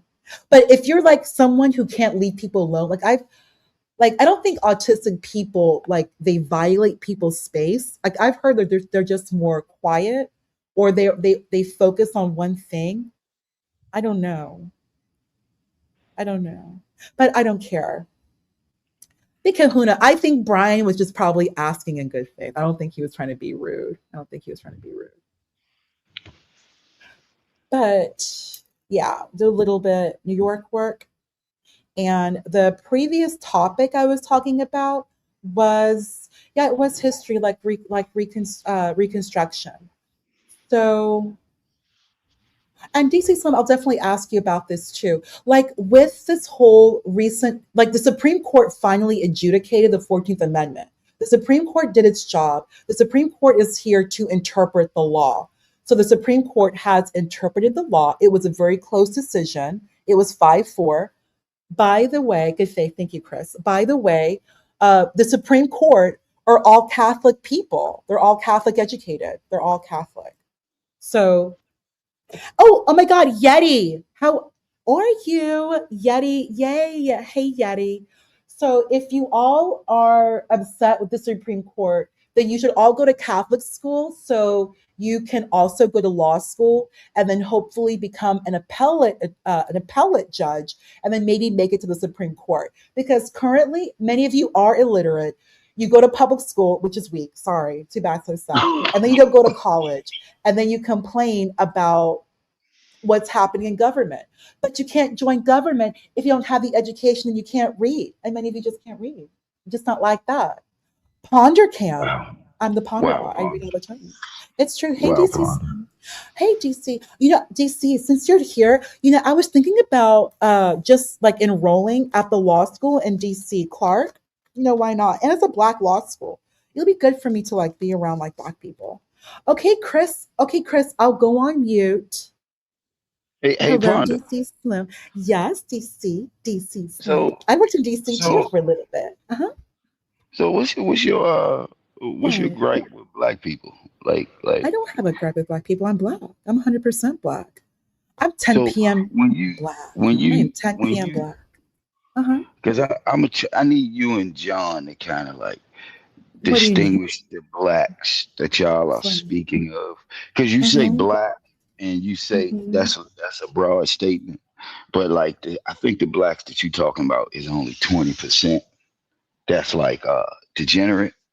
So, when you use the word Black, it just sounds like you're just talking about the whole group, but y'all don't never really just distinguish the people that y'all specifically talking about. Am I really distinguishing? Because DC Slim, you've heard of you can't keep a rotten apple in a bushel of fresh apples, because the rotten apple will affect negatively the other apples. If you keep something rotten around something good, the rotten is going to cause the other stuff to be rotten too. Yeah. Well, hold on. DC Stay right there. Slim. Hold on. Yeah. Let's walk this down. I am pure Now, black. Thank you, Chris. You know, I am. And for all of you colorists who are listening, I am Black Ponder with the good hair. I am. I have the Dyson Airwrap. My hair is just so long and healthy. I did have it in French braids because, I do work from home. So I've been taking good health, like good hair care, good scalp care. The hair looks pretty, nice and long, you colorist. My dad's a colorist too. I just want to throw that out there. Look at you, not you, Chris, not the thumbs up. Oh my God. I'm sorry. The ADD, I'll be good. It's Friday. I'll be good. Okay, I'm in good behavior. I'm on mute. I forgot. I had forgot what I asked you. You threw me off right there. I mean, you threw me Okay, so off. I'll remind you, I have a great memory. So you actually brought up about John and I distinguishing between like the good quote unquote blacks and the other blacks. And then you actually quantified it with 20%, which I believe you're referencing the degenerates. Yes, ma'am. So when you do speak of these people, and my main question is, why don't you speak of the blacks that are actually doing something great? Like, why does it have to be? Because it seemed like all y'all content is based on negativity, right? Now, my question to you, just give me a yes or no answer. Do you care about the plight of black people? I care about the plight of black women and children. So, black women, not men. So you are you saying not men on purpose, or is that just want to clear that up? You have a dick. You've won the genetic lottery. Wow. If So I that's had not a dick, I would be dictator of the world and the best wide receiver in NFL history. wow. Now you don't think that's sexist, huh? You know what sex is? Me not being born with a dick. Wow, this is beautiful. Because I would slap that dick like a hockey puck. I would rule the world. You think I'm exaggerating? No, But I I know love you being a woman. exaggerate. I love being a woman. But am I going to talk about the awesomeness if I was a man? And I would be taller and stronger and faster. I'd rule the whole effing world. And I'm not exaggerating. So why can't you? So you're not. Are you gay? I mean, I'm just asking. No comment. Slim, let me tell you something. There's no such thing as a woman being gay. We're not. None of us are. If a woman doesn't like dick, that's because of trauma. Even lesbianas, they love dick. All women love dick. Dick brings balance to a woman and it makes the world go round. Like, so Okay, so what you're is? getting you're sexualizing my comment. You're No, you sexualizing my you comment. actually you No, when sexualized it I because you no, said you don't when like I dick. say dick, I'm talking power, Oh, okay. unmitigated, Okay. unadulterated power. Okay. Now I You, get it. like a typical degenerate, you're thinking sex. See, we're not on the same page, DC Slim. We But got to get on the why same would you page. think why would you think I'm a degenerate? What makes you think I'm a Because you're degenerate? going straight to sex. I'm here talking about dick. When I say dick, I mean power. Okay, I get that Power. part. But in Right. Why did you when not you think that though? Why did you not think that? because the we wasn't even you used the context of power later. You just basically said fuck I said men. harder, You better, wouldn't faster, mind me. stronger. Harder, better, Yeah. faster, stronger. Taller. Unmitigated. Unadulterated power. Power. Okay. So you Mm. saying it like men don't have that right now? I would be a wide receiver and I would be a dictator. I would have to be a dictator. Fuck this democracy shit. I would be a Wow. dictator. I mean, oh, Galt's back. Yay. Hey, Galt. Hey, partner, if you need me to let someone up, I dropped the link in the back, and I'll let someone up on the panel No, if you want. Oh, Universal. Universal Okay, brought okay, DC perfect. Slim. And who All else? right. Yeah, John, what's up, John? Praxology. Praxology, you're kind of dumb and slow. But DC Slim, you're cool. And John's here, so you all can like do some DC chat. There's a lot to chat about in DC. Yeah, I'm a little Hey, Vic busy. Kahuna. I'm a little busy. I'll be right back. But I just want to make sure you're able to let someone up on the panel. Actually, this is all the person I need. DC Slim, as you were saying, continue. All right, I'll be right back. I mean, I'm a loss for words right now, Miss Ponder. You know, I don't even know DC what to Slim, say. why would you be at a loss for words? Think about it. Why would you be at a loss for words? Think about Right now, what you're capable of doing as a man. Oh no, I Not understand what I'm only the capable of. obvious things, but it's like being a human tripod with like horsepower. Wow. But I love being a So woman. you don't think But I do understand, like, I have to think about my safety. See, when I think about my safety, because remember, I'm a woman. And for me to be safe, because John and I kind of discussed this a few days ago. I live in a sundown town. I live in an area that's 95% non-Hispanic whites. It's literally just Black people, white people. That's right there. I bought a home by the lake. I have no issues. I really have no issues with safety or getting robbed, none of that. I can be a happy, pretty girl. I can be happy ponder, like sunshine, wear my hair down or look cute. I can look cute, like do my hair, go out, show my hair off, wear a pretty dress. I can't do that if there's no safety. I can't do Are that with you no a safety. real person, Ponder, or am I talking to a computer? Live chat, it's happening again. I'm AI. You didn't know that? You didn't know that? No, I didn't know that. Oh no, Kahuna. Actually, Kahuna, I can go out any hour, but like I like to be home, around sunset. But I still like to run early in the This is morning. great. Like I like to be up like at 3:30. I gotta run. I gotta work out. Like I run early in the morning.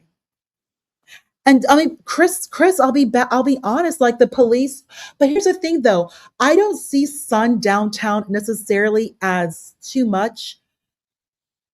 Chris, she is AI, you don't.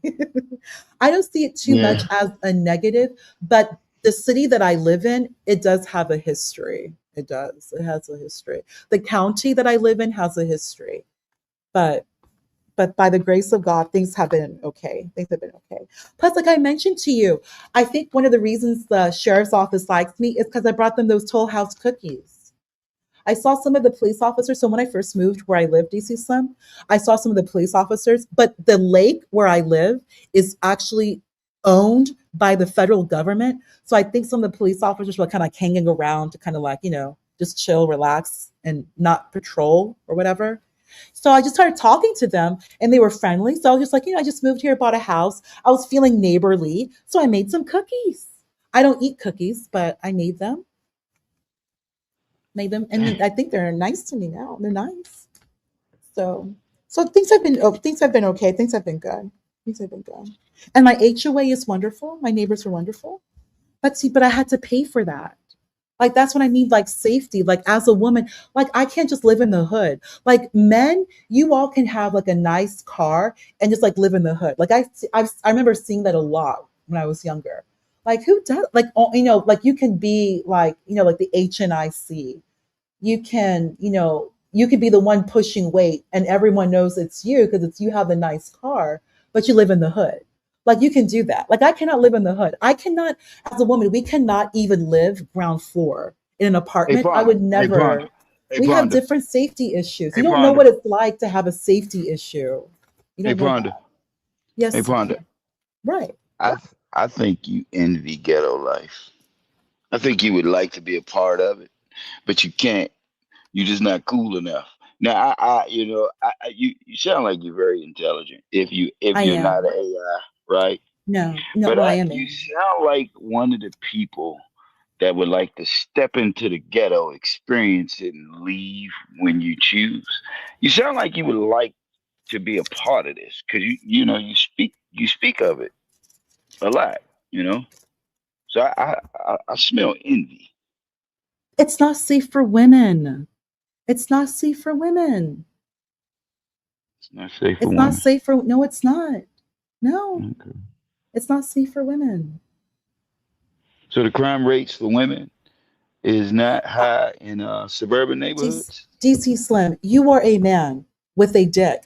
You don't understand what it's like being a preyed animal. You don't know, like you approach like a Komodo dragon or like a lion or like, dude, what's his name? Tyreek. They call him the cheetah.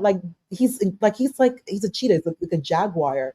Women are like bunny rabbits or deer, like Bambi. Like it's very different experience. And I'm 5'10", and I'm a Black woman 5'10". I'm always the aggressor, but I know for a fact there's things I cannot do. And I'm not going to fight people. Like I'm not going to fight anyone. I don't want to fight women. I don't want to fight anyone. I want to be, I don't even want to be in an environment that's depressing. Like the ghetto is depressing. This is hilarious. This is fucking hilarious. How's it hilarious? This is hilarious. Like I grew up at where I grew up was an area where we had the most beautiful homes. Like a lot of the retired like NFL, they would buy homes where I grew up. And so we had the most, like I'm talking about the most beautiful homes, the most beautiful HOAs. I remember like some of them would ride their horses, like even on the side of the highway. Like I grew up seeing horses like before I went to school. I remember feeding one horse carrots. I remember seeing stars at night. Like I had a beautiful, quaint childhood. We didn't even have a Walmart until like 2009. I think that you no, I can't. Lim, I'm too much of a good girl. Lim, I'm a good girl. I like lake life. No, you're not a good I like lake. No, Slim, I like I know lake girls life. like you. You're an animal for real. You want us to think that you are this way, like the tone, your Mhm. the way you're talking and all that. But you a cold freak though. You making it sound like you. Lim, I cannot live life primal. I can't live life primal. I Oh no, have to be an you living primal. adult. No, No, that's I'm not you. living You on these primal. No, airwaves if I'm playing living an adult. primal, I wouldn't.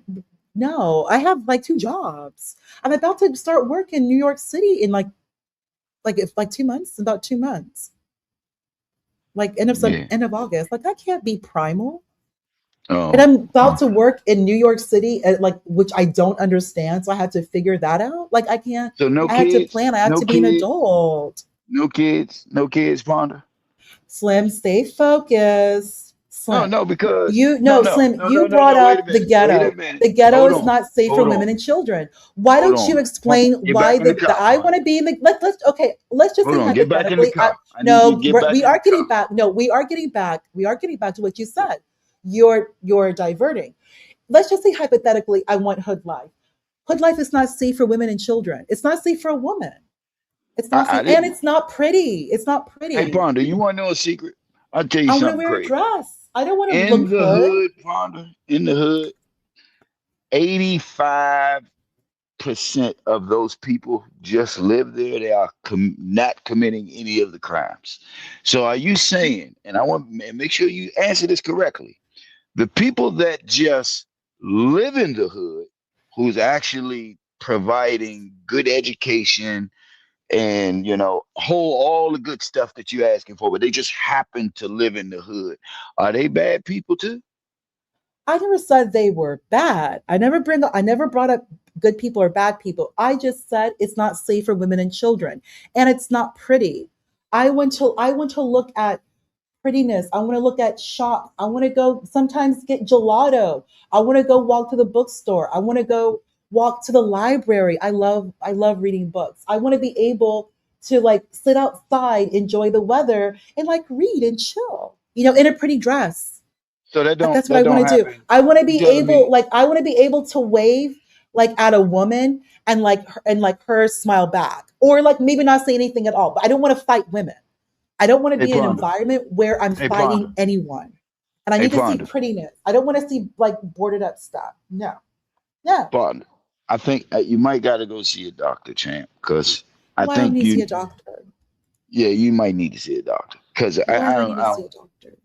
I mean, you rambling, and I'm rambling because I'm I like still pretty things. no, Because I because don't want because I'm explaining to you hood life from the perspective of a woman. It's no, not you safe. saying It's not pretty. There are no shops. I cannot buy gelato. I cannot sit down outside in the hood and read a book. Okay, Ponder. I cannot wear a pretty dress safely without Let's leave the being hood. concerned. Now let's leave the hood. I like Now gelato. okay, so you don't Or want to go to the sherbet. hood. Let me tell you why I don't want to come to your neighborhood, okay, with my child. Yeah, okay? I don't think you should ready come for to this? my neighborhood. Yeah, Well, you let might me- want to come to my neighborhood. I just heard you say everything Not about my the hood. neighborhood. The Let me talk about sheriff's the hood. office. The sheriff's office is something. Oh yeah, that's right. You ain't gonna let me. You ain't gonna let me get No, that go ahead, off. 'Cause- Slim. Okay, no, yeah. Slim, go ahead, Slim. Okay, Slim, I'll be on mute. Go ahead. So basically, you got a lot of rapists and perverts over there. You got a lot of child molesters. See, the difference is the house just looks better, but the guy with the 2 acres is still a goddamn freak. Okay, he's probably a murderer too. He might be where I get my drugs from. So I understand that the visuals might look better, but I've been in pretty neighborhoods where it's some fucked up people. So don't. I mean, are you saying that you're better than somebody or something? Go ahead. I need you to be specific.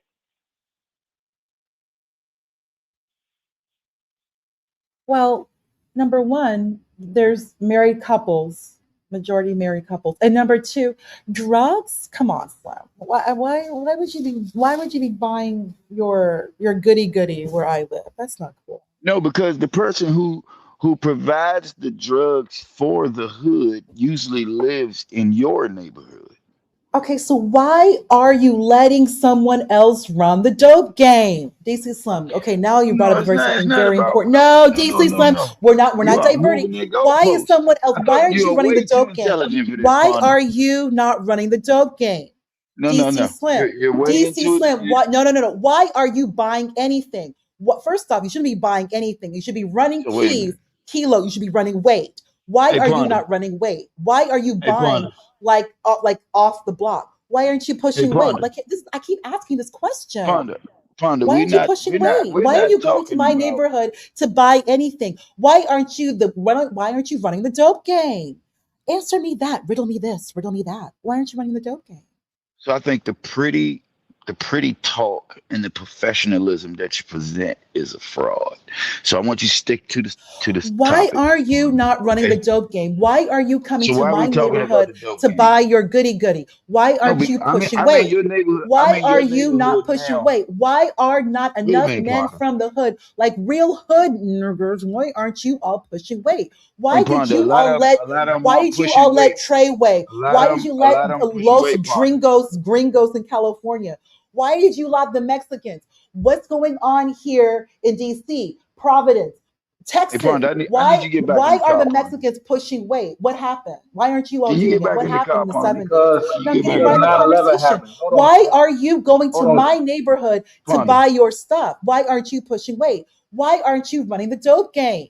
Dope game requires Ponder. supply Did that chain. Why aren't question? you handling Did me supply talking chain? about your suburban neighborhood make Why you are go you off buying track? anything in my suburban neighborhood? Why are you coming to my No, suburban I'm not neighborhood? Why buying aren't anything. you I'm handling not things? You buying just anything. said you are. You just No. said it. Listen, Ponder. You Ponder. just said that you go Ponder. to where Are I you getting live to frustrated, buy Ponder? your drugs. Why would you Ponder. go to where I live Just to take a buy deep breath. your drugs? Why aren't you handling weight? Why are you not Handling weight. pushing weight? Yes, you heard what I said. Tennessee. Why aren't you handling it? Why aren't you living in the hood? Why aren't you running the dope Hey, game? Ponder. What I happened tell to you Basically this. calling you a California? Why middleman, do you all let this Slim. happen? That pretty The talk, one thing Ponder. that Calling you a you all middleman, were Slim. Uses all doing, the the facade. one thing that you're supposed to do, you're supposed to be running this shit. Ponder. What you got Hell's Angels, you have Ponder, these you are pissed. Mexicans. There's Treyway in New York, I'm gonna and let you then go ahead and Los do you. Gringos, all types of these Mexican gangs, Oh, but Slim. not you Yes, all. sir. Why aren't you in the hood, but you're not handling your business? Wow. You finished, Ponder? I'm just asking a Okay. question. Why aren't you handling? Why are you not? Why are you going to where I live to buy any type of drug?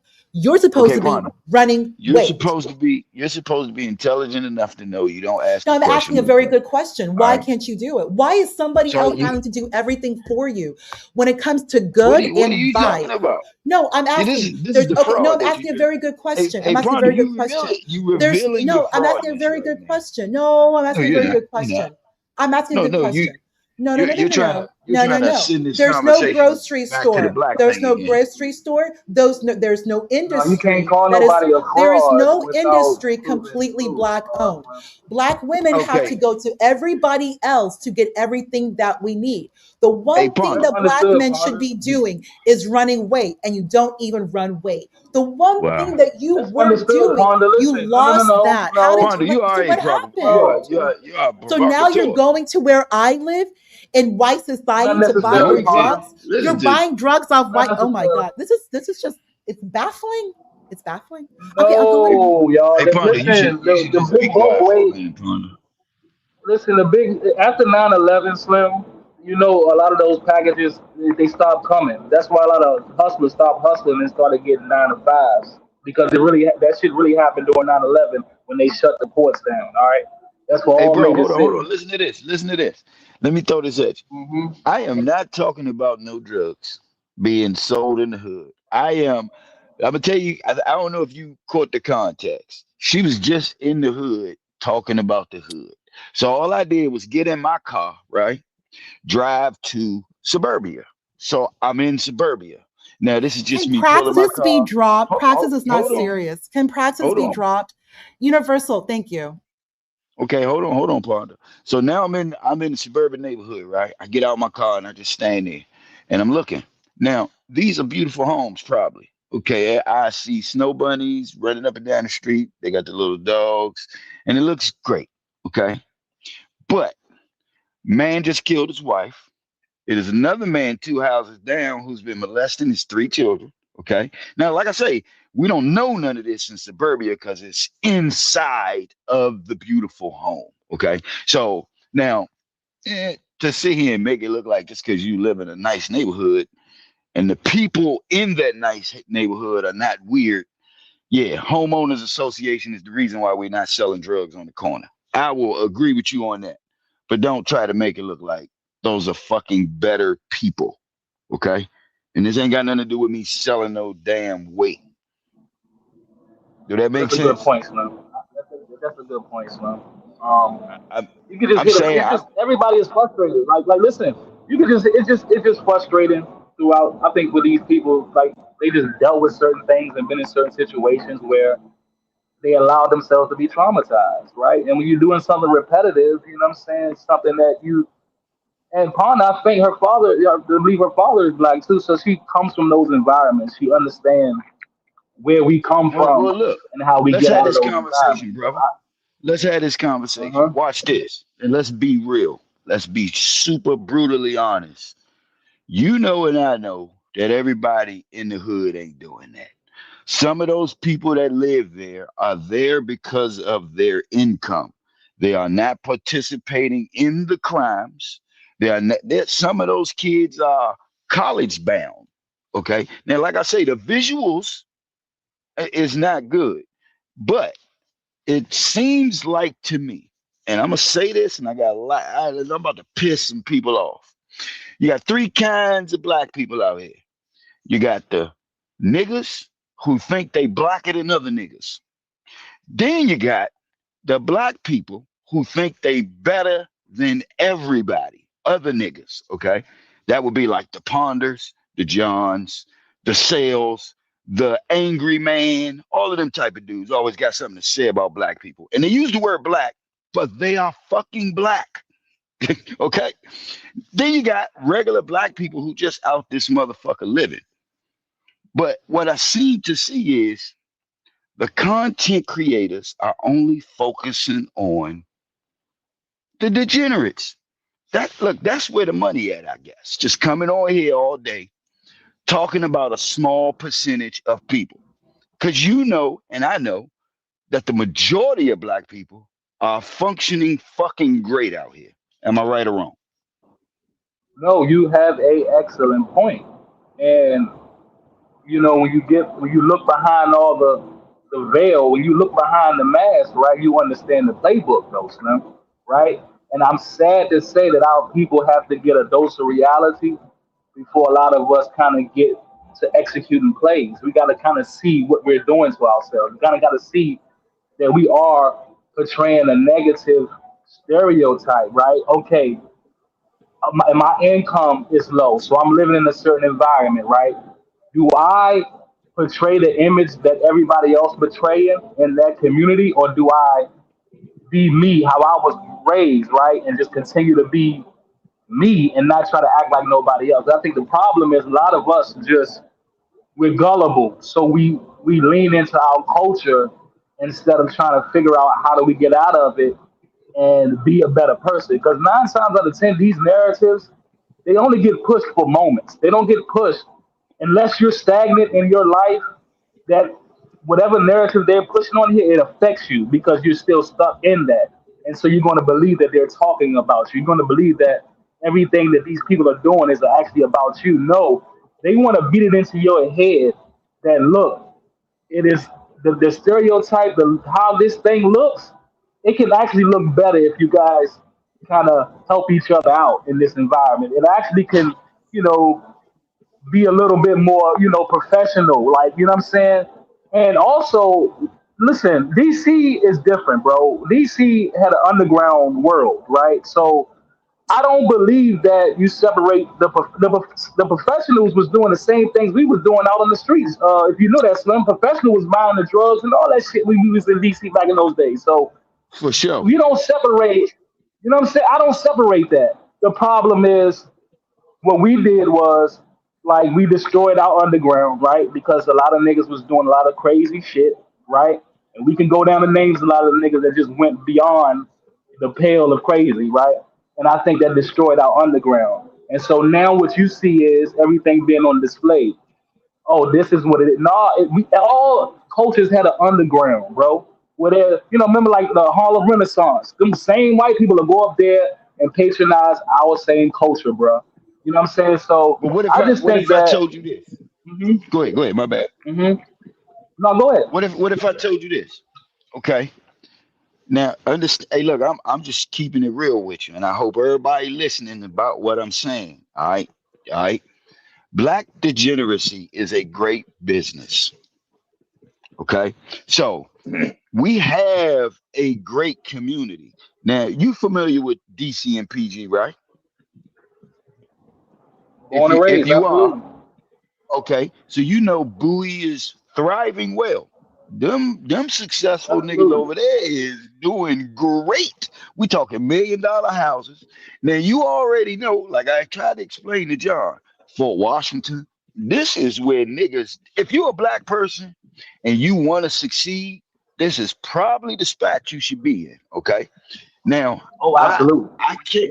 I can't sit here and say that use it as a whole and say we being held back.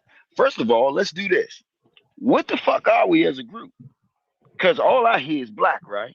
So when people say black, who the hell are you including in that? Like how is that broken down? Because that's not a place. That's a fucking color. Okay. So if and this now you talking about the play they playing on us is we keep saying black. But inside of black, there are groups. Okay, you got Freemasons, you got sororities, you got other things inside of blackness that makes blackness succeed. Those things, I think, is being fucked up and corrupted. Not only that, look at our Absolutely. representatives. We got Absolutely. And if you old notice though, ass Slim, politicians. Go ahead. see, and I don't know if you noticed though, a lot of what John and Ponder, like they come from an international background. I don't know if you noticed, like, if you know John Mother, like they come from a background where they had to get along with other ethnicities. If you grew up in DC and PG, all we had to do was get along with ourselves because it was we was what 89%, 90% us, right? So when you start listening to other people's, Well, opinions, where you know what I'm where saying? It's I like it grew up, kind all of I feels had like to they do talking was about get along with other blacks. That's it. Remember this too, dog. In Now, my the reason neighborhood, why the reason why we became what we was partly because of Marion Barry. All right. R.I.P. to one of the goats right there. All right.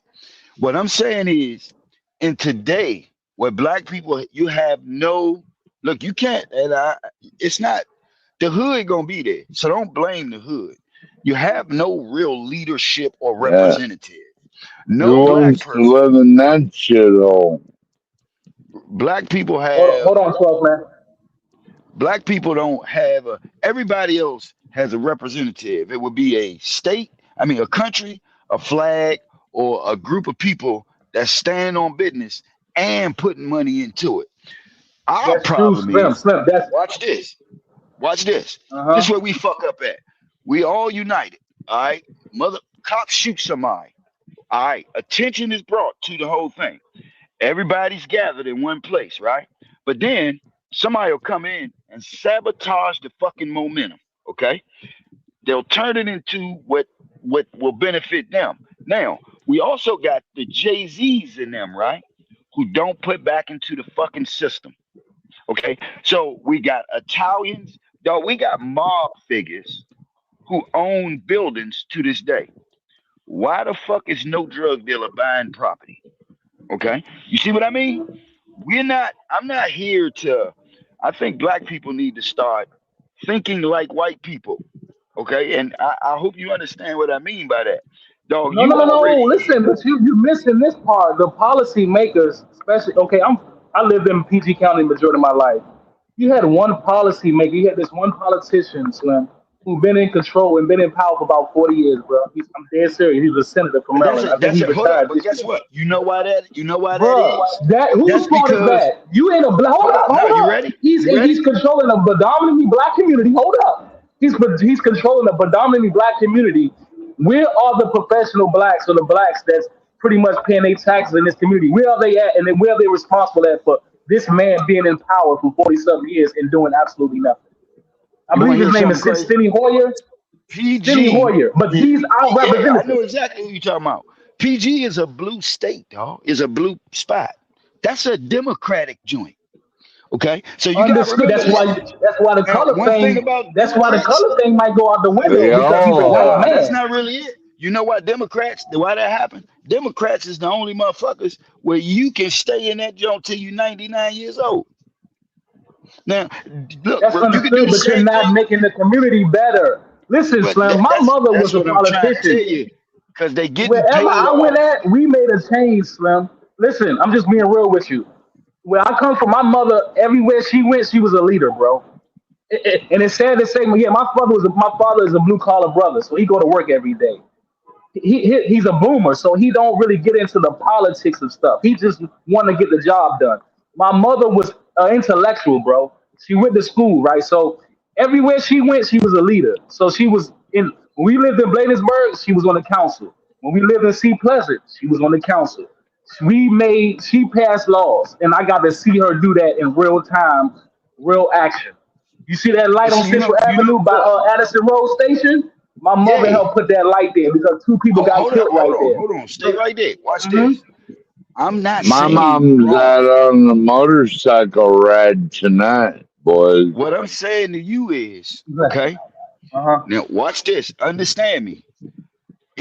Your mother shouldn't be doing that.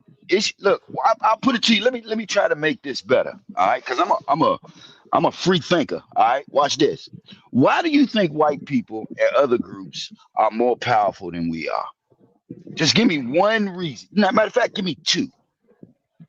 Well, they came in the world with legacy. They already came in the world with a certain amount of power because they family structure. They kept that in home. Okay, You know no, what I'm saying? no. What I mean is, okay, like Spanish people right now, and you in PG, you see how it's a million of them Jones here now. Why do you think they winning over here? Right. Because They winning. they got in a position of power. They got into office. My mother actually helped a Latino, bro. Before you go, and it's sad because they will step over you to get in position. We seen it. My But mother guess helped what the though? Latino guy get in office, stepped over Guess her, what though? and now he's controlling the whole thing. So go ahead. But what they don't do when they get in office, okay? Some of them people can't be bought. All of the niggas can be bought. See, look, this the trick. This the sad Oh, part about absolutely. all of this. All of the black major cities have black mayors. Okay, most of the places where the black people are ran by black people. The problem is, if you take a look at the mayor of Chicago, the mayor of Baltimore, all of these dudes, man, it's white people in their pockets. So if you telling me that I can't, if once I lose that part, I get no policies. This whole shit would be a failure. Now, guess what I do understand though? That ain't got nothing to do with race. That's more about economics. You know what I'm saying? Because in True, but see, 2026, bro, they playing green games. Ain't no more of that well, black and white to shit. me, it ain't that. To me, Okay, it's hey, just like DC this. Slim, DC Slim Art at KMAC, you are hilarious, and I appreciate your comments because you clearly understand what I am referring to. What I brought up is that even when it comes to something as vice, as crime, pushing weight, Black men do not even do that correctly. So how can Hey, Ponder, DC Slim, is 1 it? second, Did you DC Slim, just have to just DC cut Slim, in and just be, you what know, I'm you trying couldn't to say bring is nothing that, better to the okay, conversation as okay, a black woman? DC Slim, 1 second, please. What I'm trying to Wow. say is, if Black men cannot even be committed to do crime, So are you making what that are comment they to going get more to people do? to? Because Are you? DC Slim, everything you're saying right now that you are discussing with Art, you have to take out the word Black and Black people and replace it with Black men. Black What? men, you are the patriarchy. Patriarchy is society. Listen, I'm a man. Black Slim, we're the woman. I leader, am Slim. going to, It ain't, yes. So either it be ain't the gonna. leader, Nothing is going to be the start without the leader, black man because leadership, Slim. if Black men are not going to lead, it's not going to be Hey, Black what is? women. Hey, It's Ponder. Guess going what? to be You're making government. broad statements. Ponder. DC, Can you no, I'm put not making broad lead? statements. Can you put DC lead in Slim, context? everything Can you I are get the saying right now, nuances of lead? DC You Slim, can't see. You can't just DC keep Slim. I'm saying speaking lead, very bruh. DC Slim. I'm being very clear and specific. What are black men Either supposed to lead if in, you're Ponder? confused about anything I'm saying, do not Can worry I get a about it. few There's examples, government. please? DC I Slim, just you know want some what? Don't worry examples. about it. There is government. There's government. If you cannot do it, because clearly you can't even do the push, that's okay. That's good. Drugs are bad. But if I And you cannot said my find, mother shouldn't be able to if there be is in not a politics. Come on. safe place for women and children, if you cannot make society safe and beautiful for women Hey, and Ponder. children Hey, Ponder. to Hey, prosper Ponder. and This be in sounds our femininity, extremely. because Now that's watch. all, Hey, that's what Ponder. you all Ponder. want. You all Ponder. complain Black men are not feminine. Ponder. But really, Ponder. Galt It's mentioned that. almost like you get off. Slim, you've been It's like you speaking. about I've to been bust a quiet. You nut didn't just comment. talking about Slim, black people. Like Slim, because I'm a this is Black weird, woman. man. Okay, no Black. You want me to talk about Black people? I'm a Black woman. So where am I supposed to No, go? but you It's didn't either bring you, Black man, anything. We or was having a government. good Okay, that's okay. That's conversation, government. and you That's start all talking that's been about happening drugs. since 1965.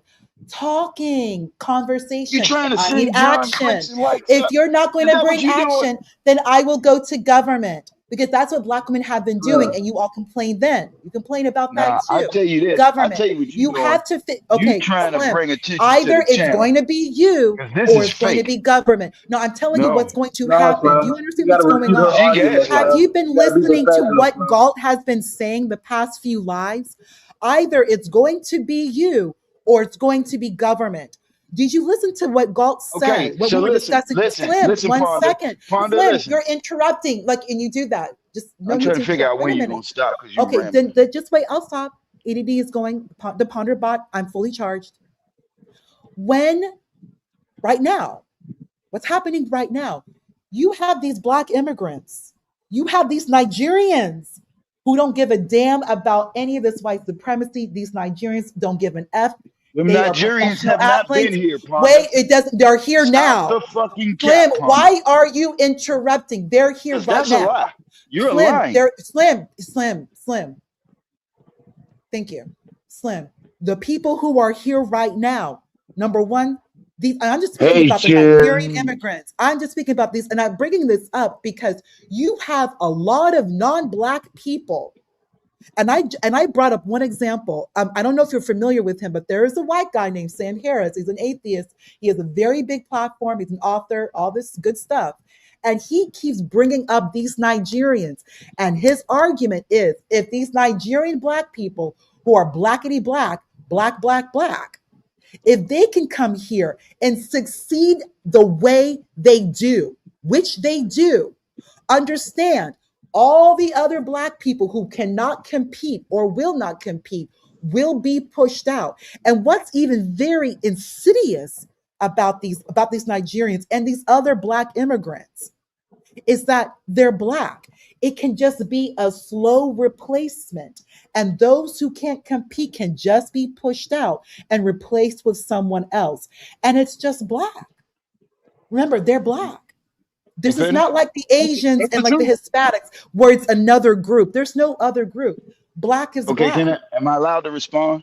And on top of that, they can come here, get with these black women or be with these black men who want to compete or get these green cards.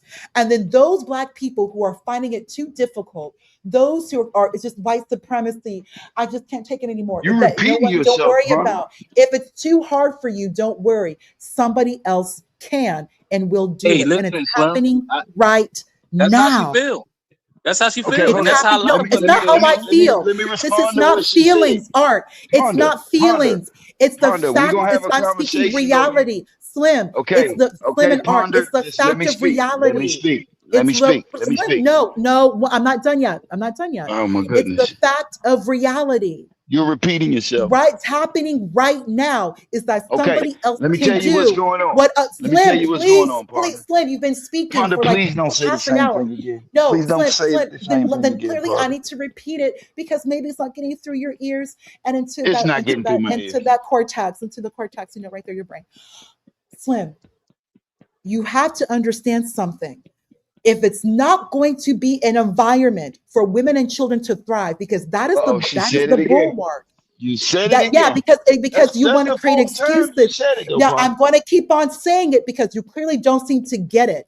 You've been talking about everything except I don't need to listen to what you're saying because we've all been listening since 1865. Ponder, you want to Black be men ghetto. entered Go ahead and Congress admit it. right after the 13th, 14th, and 15th Amendment. Black men immediately went into Congress as representatives, as House members. Shit. Hey, Ponder, Black men were already still going, representing Ponder? government. Yes, I am still going, and you need to listen. You mad? You mad? Did I make you mad? Are you going to be quiet? Now I'm mad. Now I'm mad. You are too sophisticated to be getting mad. I'm too sophisticated. Now I'm getting mad. Now I'm There's upset. a proper way Ponder of is how you crazy. debate. Oh my God. Man, I'm trying to debate with her and be respectful. There's no but listen, debate. look at her, what she's Slim, doing. See what she's can you doing? please you see that right just there? be But the more quiet, You're Slim? repeating yourself. Please just The more let you me do that, repeat the more she's gonna myself. I've continue been to looking talk. at my Can you watch. please She's been just be going for quiet? 5 minutes. Slim, can Been you 5 just minutes and since you've been go. going on for half an hour and I've been quiet. Slim, understand something because I'm responding to what you're stating because I've been listening to what you've been saying. Slim, if you don't want to do it, it's now been like 150 years now. And I know it's very difficult for you to understand because you're so used to making excuses because you can be in the hood, in the ghetto and make excuses and no one's going to hold you accountable.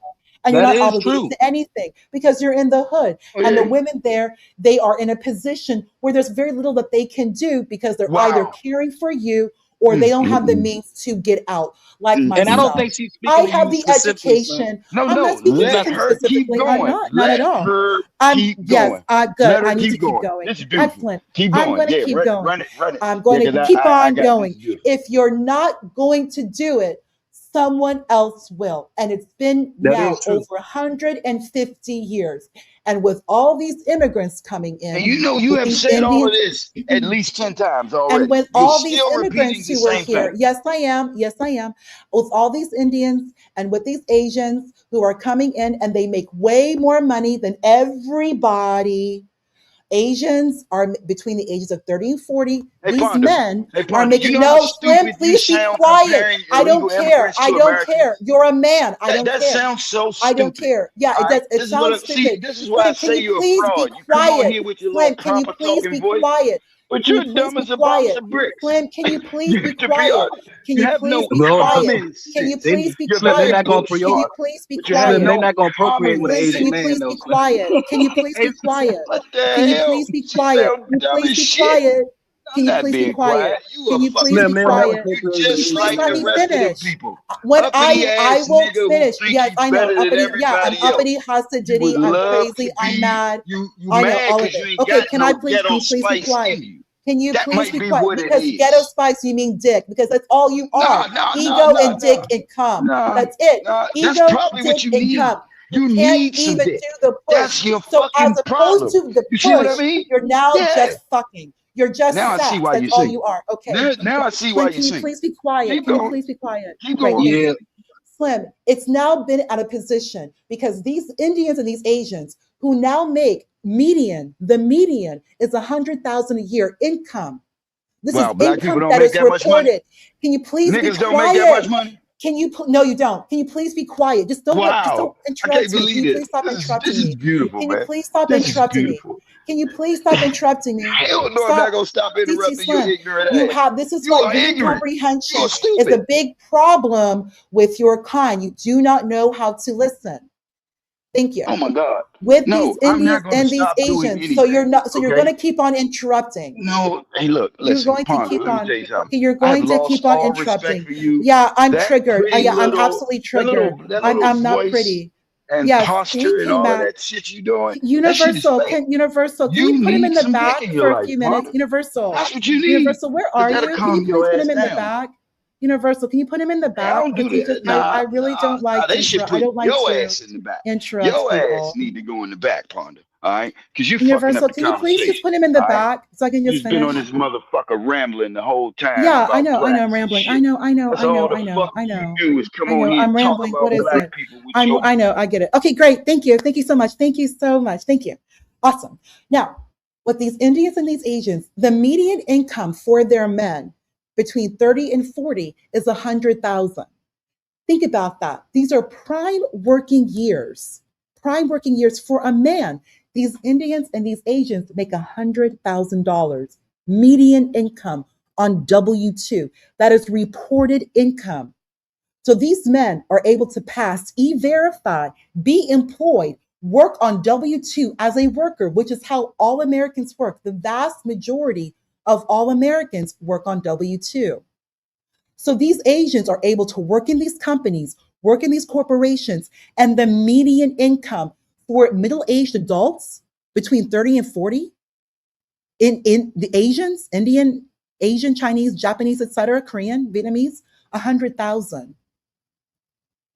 I don't think many of you understand this, is that these immigrants have come in and they are moving at a rate full force that none of you, at this point, is can you compete? It's not even a matter of will. It's not even a matter of the will.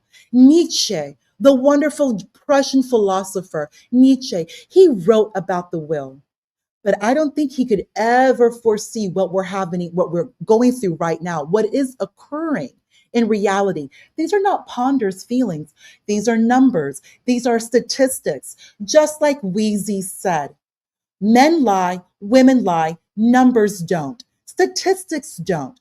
And statistically, you are failing, DC Slim. Not only are you failing when it comes to earning income, you cannot even create an environment that is safe for Black women to thrive and her children, which would be your children. You prefer to go to outside men's society. When you have a child with a non-Black woman, you are literally tethering. Yes, you are becoming an anchor baby to another man's society. You're having a woman who will always belong to that other man's society. You are having children that is coming out of her womb that the other men are caring for, but they're Black, quote unquote, but they're Black, even though they're coming out of a non-Black woman's womb. You're an anchor baby. You're tethering. You don't seem to understand this. And Black women notice. But these Black women are so race loyal, they are hoping and waiting for you to get it together and come back. Come back to the hood. Make the hood better. That's what they want, but you don't want to do it. You do not want to do it. First, it was an issue, a matter of the will. But right now, what is occurring is that you cannot do it. You cannot compete. You have these immigrants running around like Usain Bolt while you are here like the fat black guy sitting outside that Arby's with that roast beef sandwich. You're just too slow. You cannot catch up. So then it lies, what is the Black woman to do? Because this is a problem. John Galt mentioned a few lives ago the situation where a Black woman shot a white guy outside of Walmart. John Galt said something very interesting. John Galt, AKA Fiat Galt, the landlord of last resort. That's John Galt. He's the landlord of last resort. He's Fiat Galt. Because you, DC Slim, you cannot afford to build anything. Can you please get him off? Okay, I will go ahead and drop. I'm done. Good. Thank God.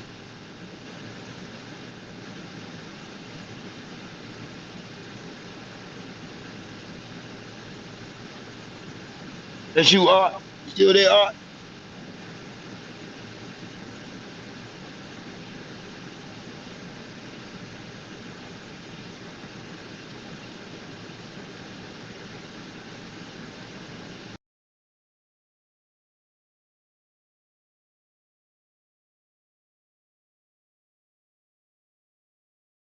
This nigga has a motherfucker, by the way. Let me go fast forward. I am the nigga, John Galt. This high ass nigga. They don't dance no more. It's all about the lean. Back in the day, crack was jumping on the scene. Now they slumped on the sidewalk. Can't talk. Golden era faded, but we still feel the rock. They used to be kings, now they lost in the scheme. Popping them bottles, throwing money, living dreams. Now they zoned out and mumbling, fumbling. No rhythm in the city, the whole shit crumbling. They used to rock the house, they was riding through the streets. Remember there was dancing, sliding to the beat. Now it's poison in their veins, ain't no pulse on the street. Guess it's over now, they accepted the back in the day. The rock had them wild and free. Different story now, they got no energy. New drums got them slow with the hit unload. Out close and they don't dance no more. Block used to be jumping, top shit they was on. Now it's lights out, guess the thrill is gone. I am the nigga, John Galt. I bring it to you rough, rockin' and raw, nigga. They don't dance no more, it's all about the codeine. Back in the day, they was rocking on the scene. Even dancing in the rain, now they nodding off. Shit just don't hit the same. I am that nigga, John Galt.